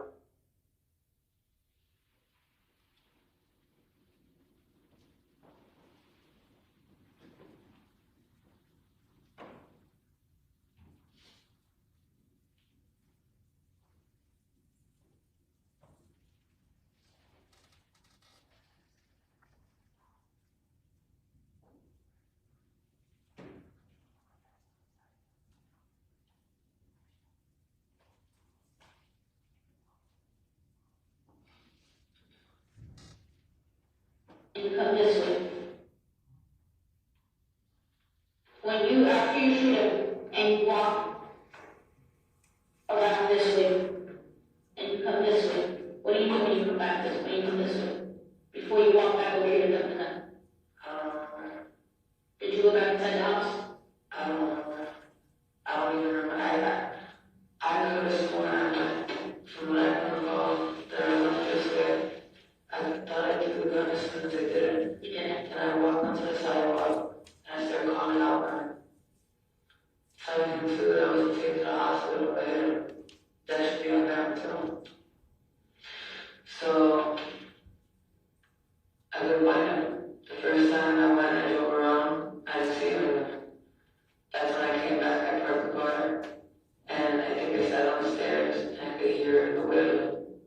So I got back in the car and drove back around here. How long did that take you to get back in the moment? You said The car was literally right, it was not even a minute, 2 minutes behind each other. When I got back in the car, I went to it right down. So just go back. So you fire, right? And you get in the car, you search, you stop, you get back in the second time. Yeah. How long do you think that was? Between the two, the time. Yeah. From the moment that you first fired. I'm gonna say when I found him, maybe? From when I fired is when I found him? Yeah. I'll say 5 or 6 times. Maybe. 5 or 6 times. It wasn't hard at all. After you fired, did you notice that he was bleeding? No, at all. I heard him like it wasn't even a scream, it was like, ah! It wasn't a scream like how you normally hear a scream, no. So I thought he was fucking around at first. But I wasn't sure if I hit him or not. But when I saw the pain and no blood everywhere, I thought maybe his arm, somewhere, maybe at the bottom of his leg or something. Do you know where you were shot? Did you ever see where you were shot? Yeah, when I took the tourniquet on. Where? What's he shot? It was on his right leg, on his thigh. His upper thigh. When you got that point on your leg where you got shot, and right here.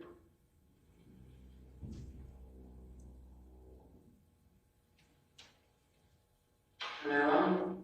It was lower. That's why it was a little confusing when you said about the phone thing, because it wasn't by where his phone would have been. Side of the fence. It was laying on the floor. Little blood, maybe his parents were turned sideways, I don't know what to tell you. Because the phone was over, it was definitely over, it was over the little.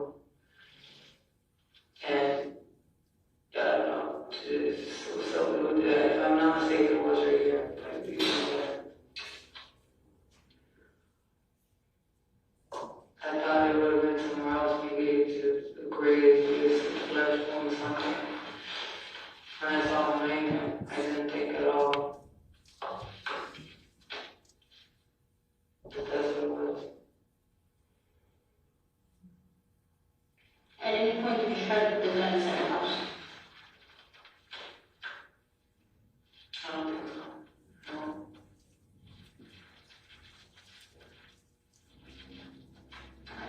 So, at what point did you know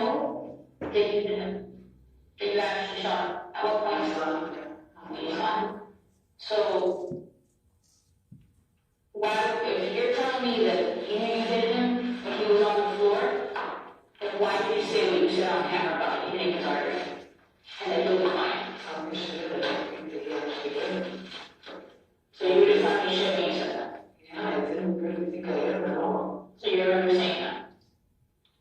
No, I don't. I'm saying if I did, I'd talk shit. I was mad as fuck. Okay, you already fucking turned the shit out of me to back to the house again. Locked me out of my fucking house. My kids are asleep. I'm tired of this shit. I was mad as fuck. I'm not saying I didn't say it, I probably did. But it wasn't literally intentional. I really didn't think I hit him at all. I really fucking didn't think I hit him at all. And so I fought my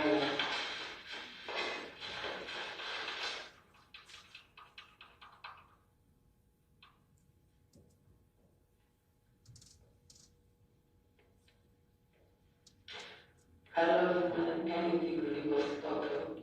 I did. There was no life he was.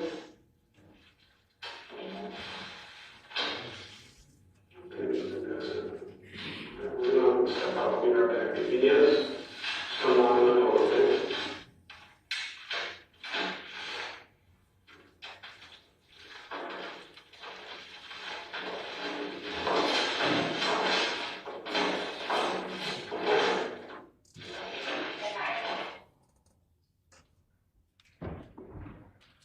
Detective, was anybody ever arrested for the murder of Pedro Jimenez? Yes. Who? Daisy Link. Do you see Daisy Link in the courtroom today? Yes. Can you please identify her by what she is wearing in the courtroom? Yes, she's wearing. If she is in the courtroom. She is. I can't. And if you can stand up. Floral top. Can you please be a little more descriptive? Black long hair, floral top, tattoos on her right eyebrow. Your Honor, let the record reflect that the witness has identified the defendant. I have no further questions. So anybody needs to break like them out, otherwise it's cross-examination.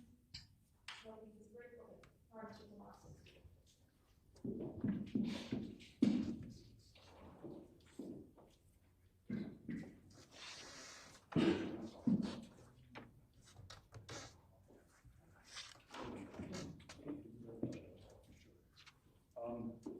Just a minority too. No.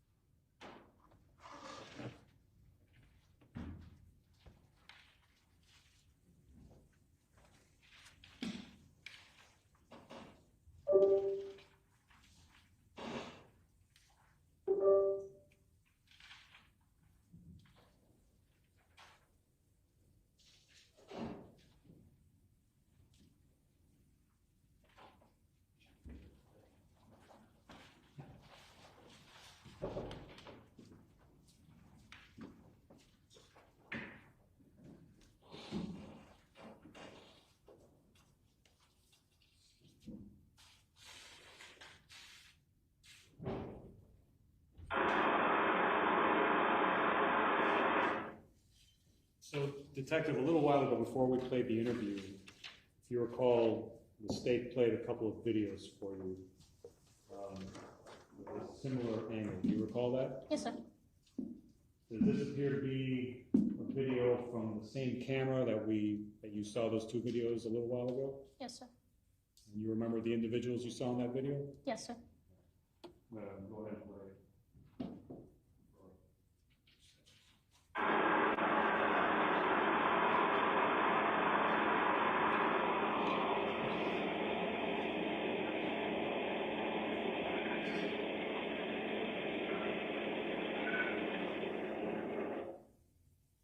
See that man running from the left side of the screen to the right side of the screen? Yes, sir.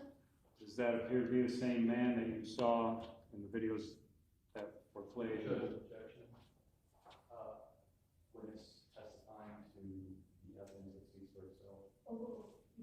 does that appear to be the same man that was in the videos that you saw earlier? Yes, sir.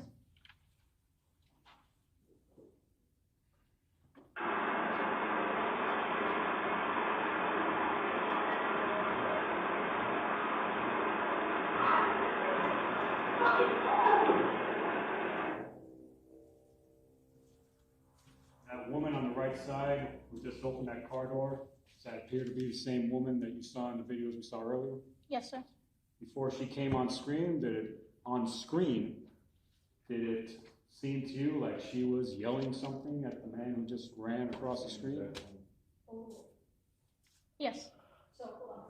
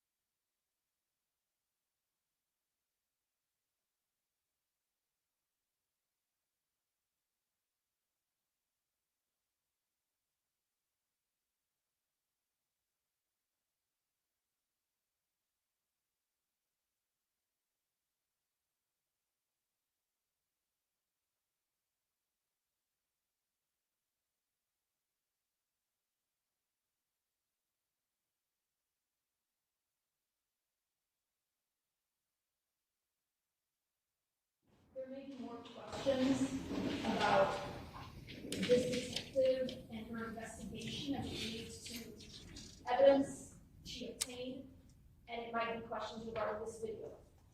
But conclusions as to what is in the video and what is said in the video is up to the jury. So in other words, opinions of witnesses as they testify about what is, what isn't, what is said, what isn't said in the video, that is going to be related to this witness, to the sufficiency of her investigation. But ultimately, you all will decide your opinions as to what the evidence has shown and what the evidence has not shown. So with that limitation, we're going to continue with this detective's testimony. But please view her testimony from this limitation instruction. If someone doesn't understand it, let me know. Yeah. Is it possible to read a transcript? There isn't one available. I know it's long. What was your last name again? It's more about being clear about what was being said so we can be objective. Understood. So I can tell you this, it's in evidence, and I know it's long, but you all can take as long as you want to review it, to amplify it, to put it closer to you, things of that nature. So it is available to you at the time that you do it. Okay? I wish I had a transcript, there isn't anything written. But even at the end of the day, let's say the transcript, you all think there's an error in the transcript, there isn't anything written. But even at the end of the day, let's say the transcript, you all think there's an error in the transcript, the evidence is what's in the video, not necessarily the transcript. Does that make sense? Okay. Yes, but isn't there like some kind of app that would make transcript like chat and So something? So right now, there isn't one available, okay? All right. Thank you.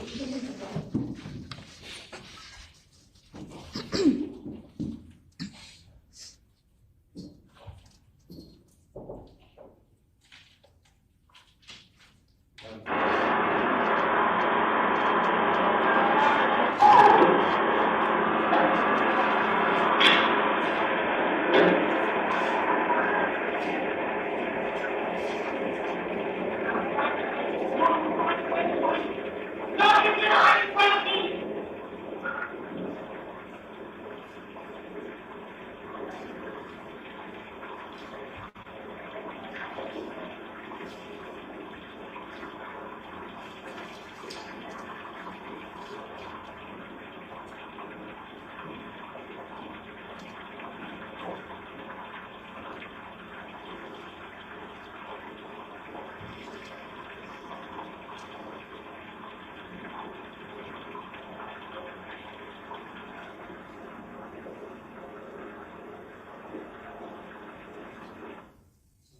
stop it there. So apparently, based on your observation of that, there was some type of interaction, voices were raised, things of that nature, correct? Yes, sir. Now, would you agree that this video that we just observed had to have happened prior to the video where you hear a shot, correct? Considering the victim was in it, yes. And would you agree that the car that's there on the right side of the screen was in a different position at the time that the shooting occurred, correct? Yes. It was facing the opposite way, correct? Car? I don't recall.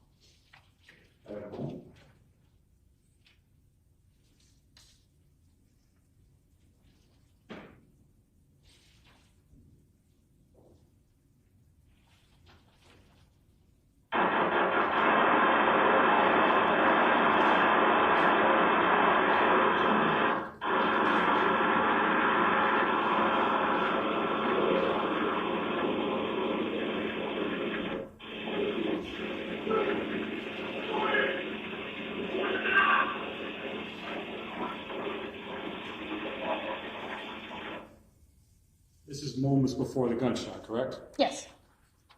Now that we're looking at this video, would you agree that the car is facing the opposite direction? Yes.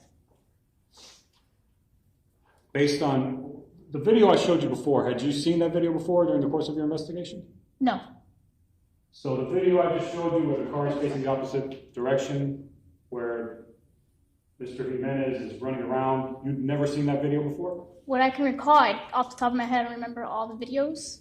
I reviewed multiple videos during the course of the investigation. Okay. During the course of the investigation, did it ever occur to you, or did you see anything that would corroborate Ms. Link's notion that Pedro Jimenez was running back and forth outside the house and would not leave after being told to leave? Okay. Sorry. So say the question again one more time. It was very long. During the course of your investigation, Okay. did you see anything that would corroborate the notion that Pedro Jimenez was running around, loitering, stalking outside the house, refusing to leave, and he did that for and he did so for a lengthy period of time before the ultimate confrontation where a shot was fired? Well, yes. That particular video, he's running away from the residence. Okay. So he's running around. Obviously, at some point he came back. Yes. And right before the shooting, you heard him screaming there, right? Yes. Now we know that when rescue arrived, there was a tourniquet on Mr. Jimenez's leg, correct? Yes. And Daisy Link put that tourniquet on his leg, correct? Yes. She's also the person who called 911, correct? Yes. Now, we just heard her say that she didn't know that he had been shot when we were listening to her statement a few moments ago, correct? Yes. Okay. So she didn't know that he had been shot at the moment he was shot, and she ultimately discovered him and called 911 roughly, 10 minutes later?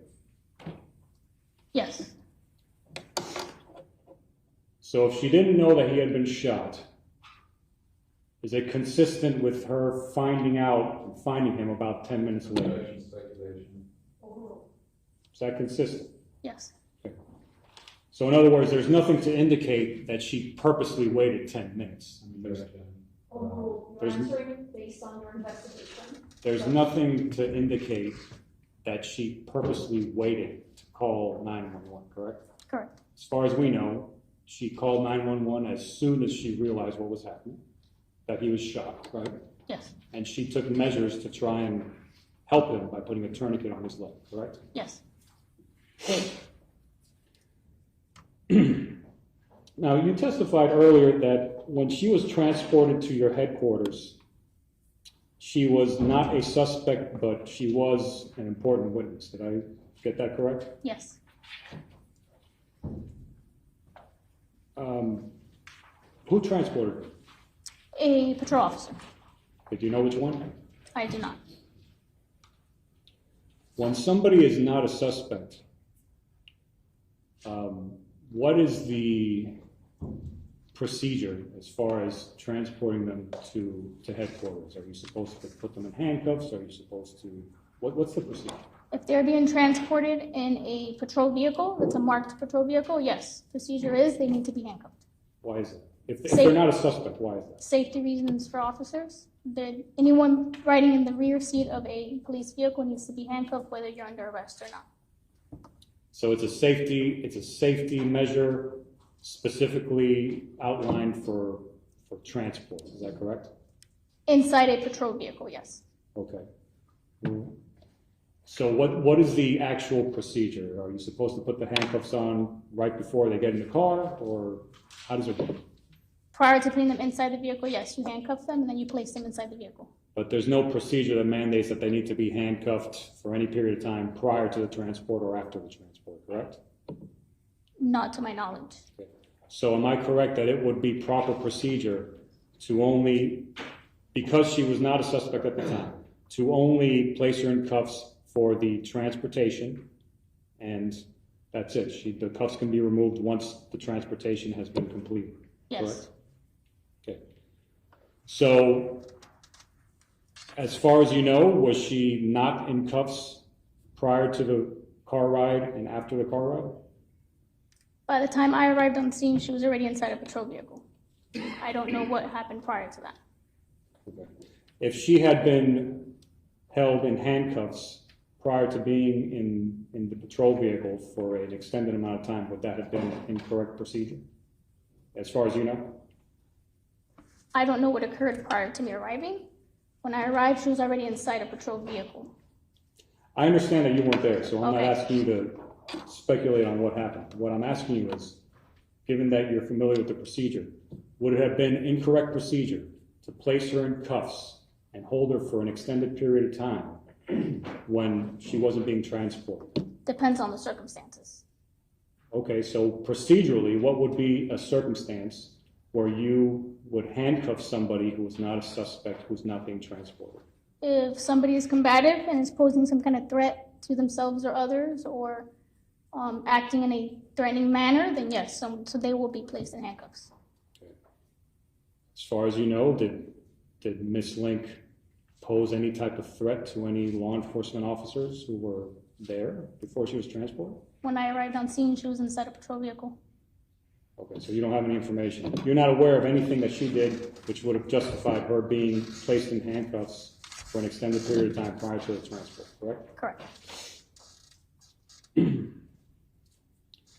Before you conducted the interview,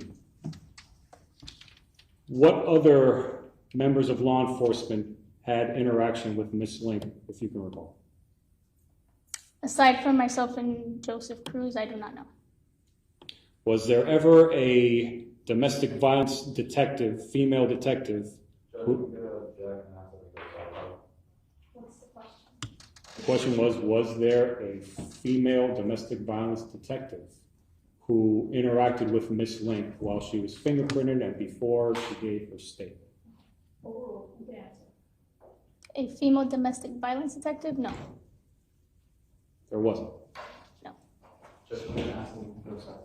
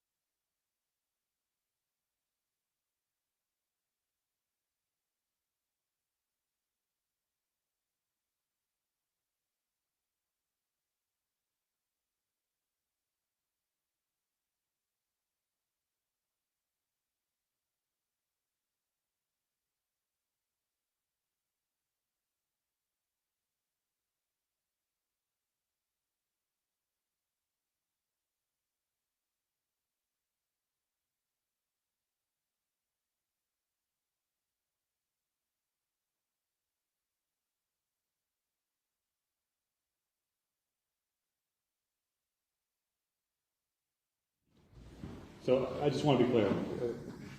At the station, other than yourself and Detective Cruz, nobody else interacted with Miss Link? You're referring to the female that comes up on the interview. So, there was another female homicide detective that assisted me taking her to the bathroom whenever she needed to go to the bathroom. Just for the bathroom? What about during fingerprints? And she came down with me to fingerprinting as A well. female homicide detective? Yes. What is her name? Detective Angel Wilson. Angel Wilson? And were you present for all the interactions? Same objection, Judge. Were you present for all the interactions that occurred between Detective Wilson and Daisy Link? Yes. You were? Yes.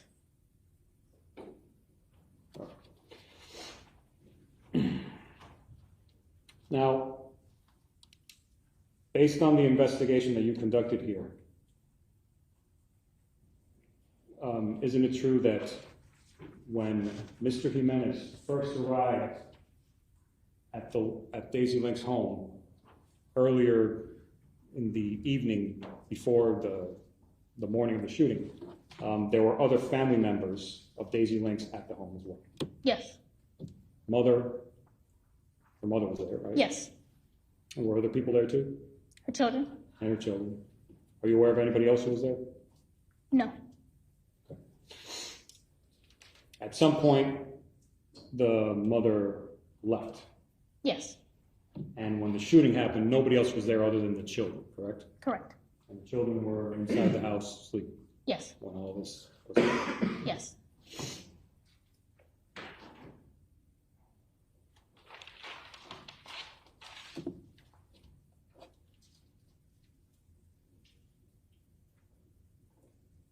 Now, you were asked at some point, and I know this was a while ago, but you were asked at some point about whether or not you're allowed to use your personal cell phone to record something that you deem is of evidentiary value. Do you remember that question? Yes. And do you remember what your answer was? Yes, that I am not. You're not permitted to do that? Correct. Do procedures account for a situation when a detective such as yourself deems it necessary or important to record something? I mean, what are you supposed to do when you're in that situation?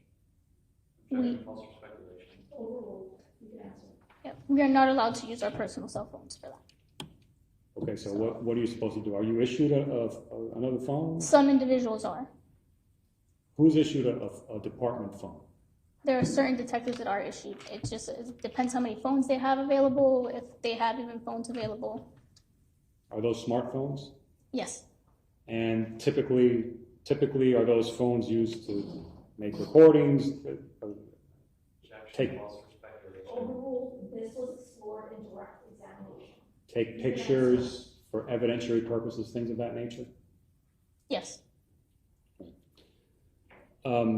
So you, for whatever, do you know why it was that you weren't issued one of these phones?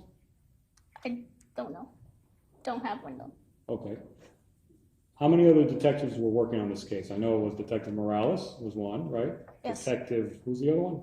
Detective Siapa Hubbard and Detective Joseph Cruz. Okay, so 3 other detectives. Yes. Were any of them issued phones? To my knowledge, no. To your knowledge, no? Okay.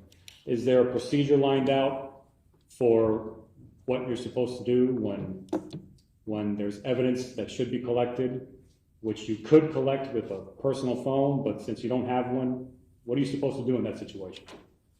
There's nothing written in stone for that one. There's no procedure. Well, what would happen if you just took your phone out, collected this important evidence, and then sent it to evidence? What would happen? Speculation. Overruled, this was explored in direct examination.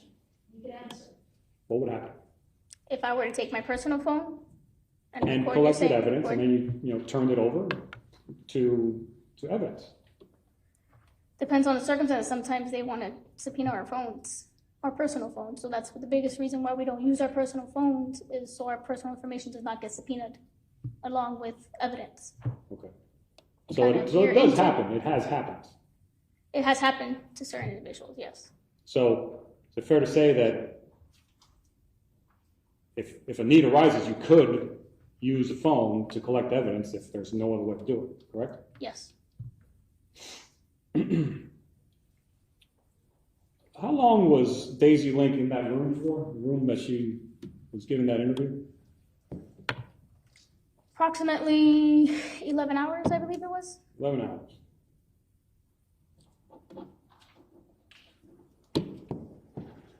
The shooting happened at 3-something in the morning, right? Yes. How long after the shooting was it that she arrived to the room? Well, I didn't arrive till approximately 4:20-ish. So by the time we got to the office, I would say approximately 7:30 in the morning, so I would have to refer to my report to give you the exact time that she arrived at that office. So around what time does the 11-hour stretch start? From the moment we turn on the video room and place her in the room. So like at 4-something in the morning? No. At 4 in the morning? She wasn't in the room at 4 in the morning. Okay, when was she in the room? It was, like I said, can I refer to my report to give you the exact time that I put her in there? Fine with me.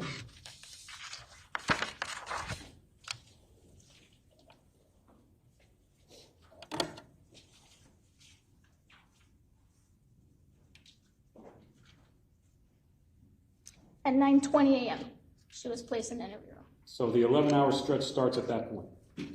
Yes. All right. So the night before this man arrives, at 3 o'clock in the morning. Please sit down.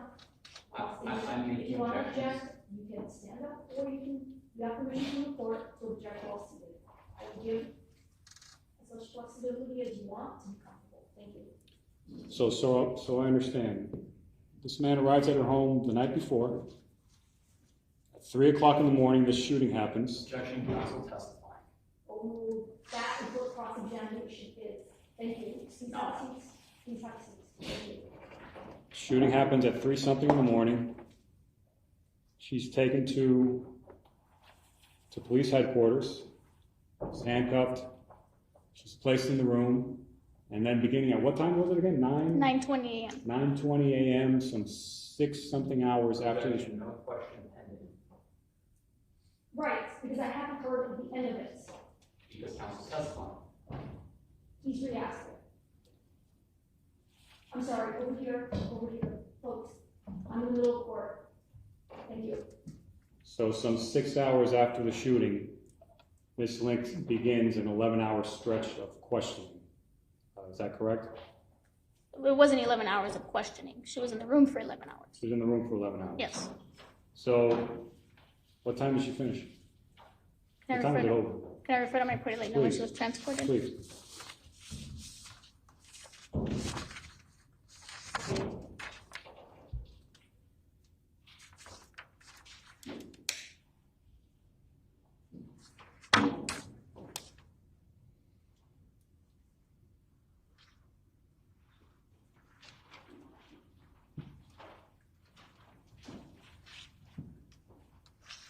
So approximately 6:20 p.m. So she wasn't done until roughly, well, I'm not going to ask you how long she went without sleeping, but pretty much almost an entire day this whole thing was going on, correct? Yes.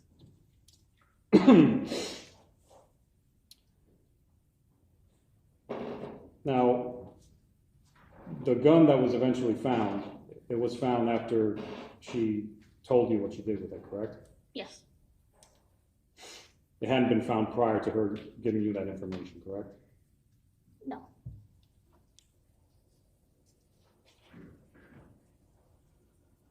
Just a moment. You were asked about whether a casing was found. You remember that? Yes. And it's my understanding you said a casing was not found? To my knowledge, there was no casing found. Well, the gun hadn't been found, but then she gave you information, and then with that information, you were able to find the gun, correct? Yes. You asked her about the casing. She said she didn't know where it was, correct? Yes. To your knowledge, police arrived on scene Ms. Link was rendering aid to Mr. Jimenez, correct? Yes. And from that point on, until the point when she was done sitting in that room for 11 hours, later that night, police officers had eyes on her, correct? Yes. So, are you aware of any other police officer who during all those hours saw her do anything with any shell casing or anything of that nature? No. Is there any evidence, any indication, anything that you can point to that would support the notion that she disposed of, hid, or did anything with any shell casing? No. Thank you. That's all I have.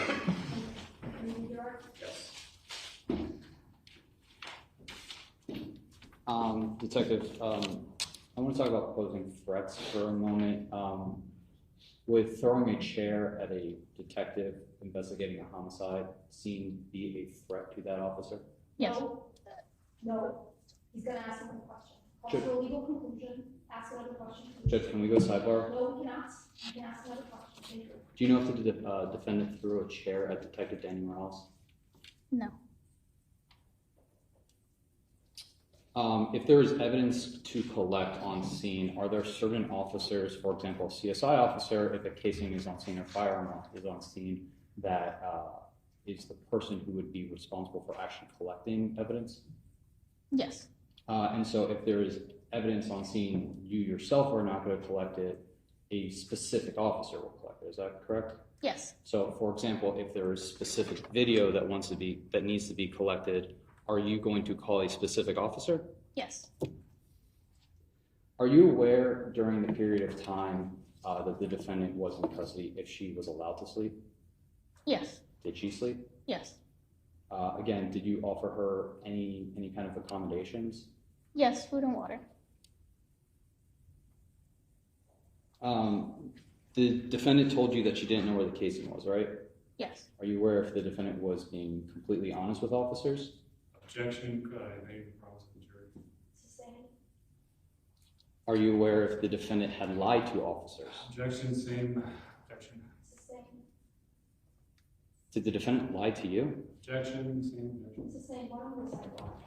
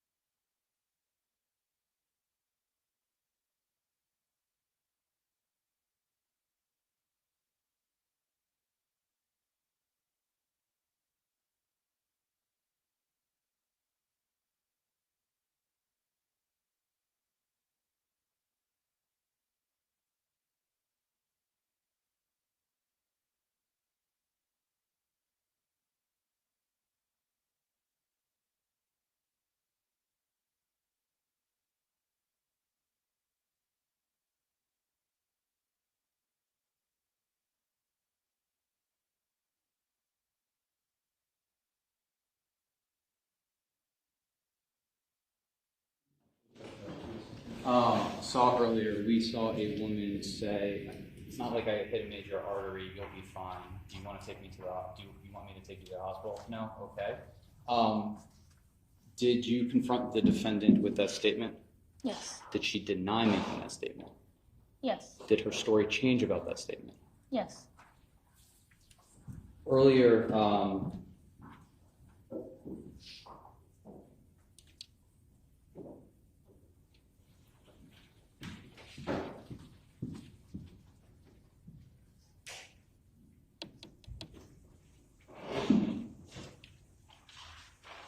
you were asked on cross-examination about the gun that was found. Did you personally know what time the gun was found? No. Do you know if officers had found it before personally?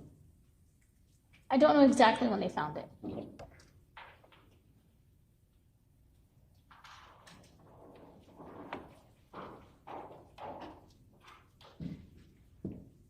Are you aware of any evidence of the defendant retrieving a firearm prior to what she told you?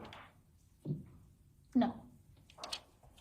Now playing a portion of state 16.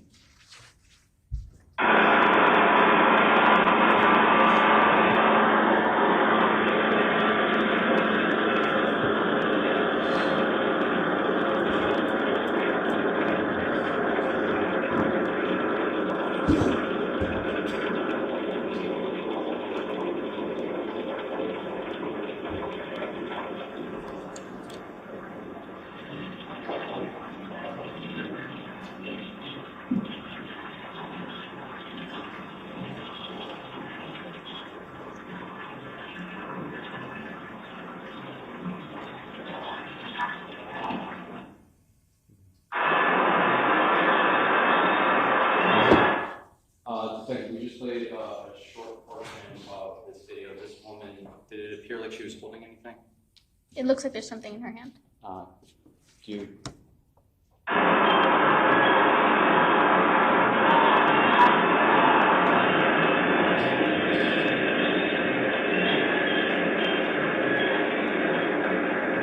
To the best of your knowledge, is that consistent with anything?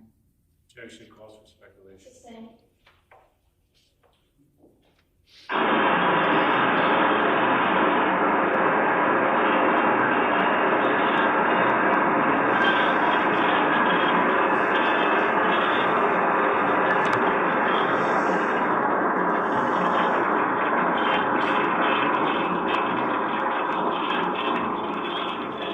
No further questions, Your Honor.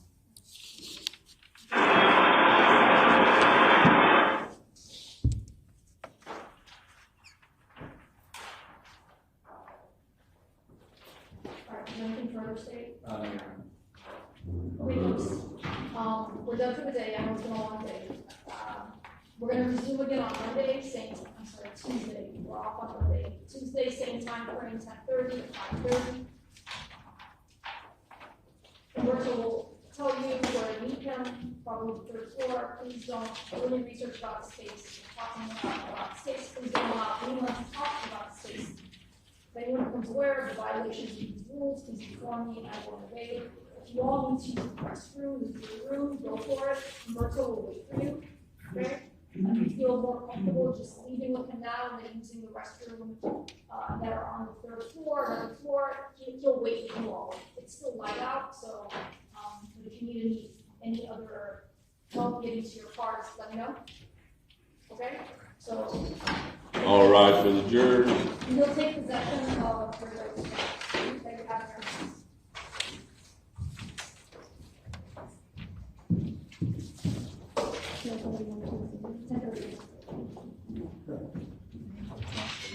This is gonna be Thursday or Friday. That's next Thursday or Friday. I need That to know we're for work. ending, the plan is, please plan for the approval of Friday. Okay? If that changes, Mrs. Smith, the lawyer's not open. Thank you.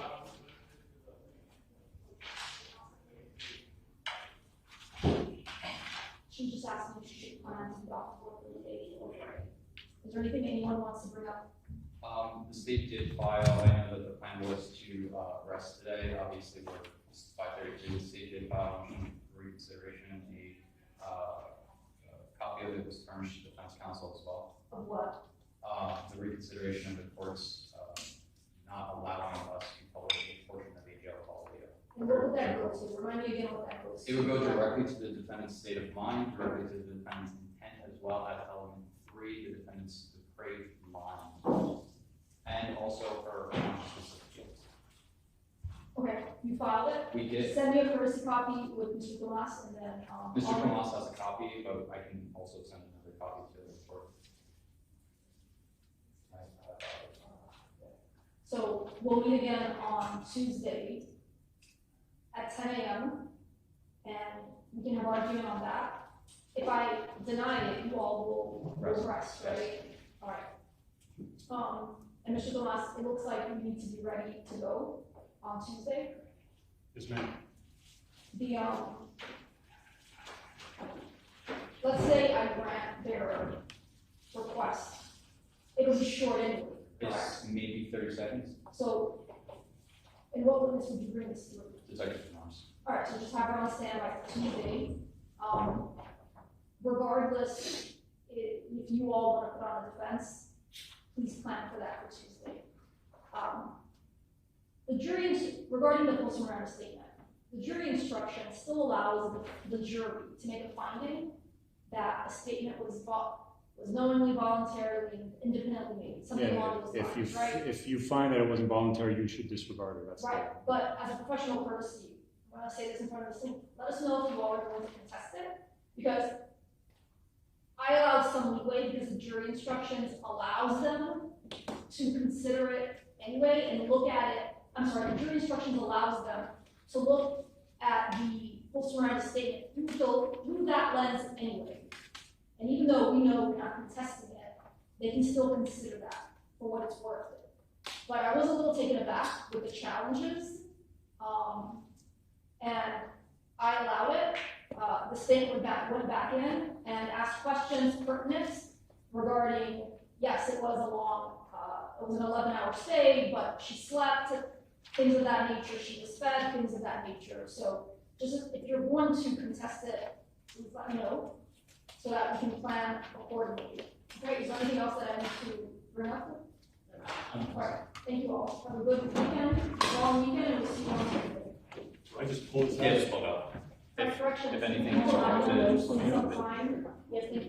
thank you. I didn't mean to get upset earlier, but The CD that is showing me. especially about jury, you're supposed to be concentrating on the evidence, right? Yeah, please do. Thank you. All right, Sarah? Oh, hey, don't, is the interview summit? Don't, I need to, no, I know, I need to send it to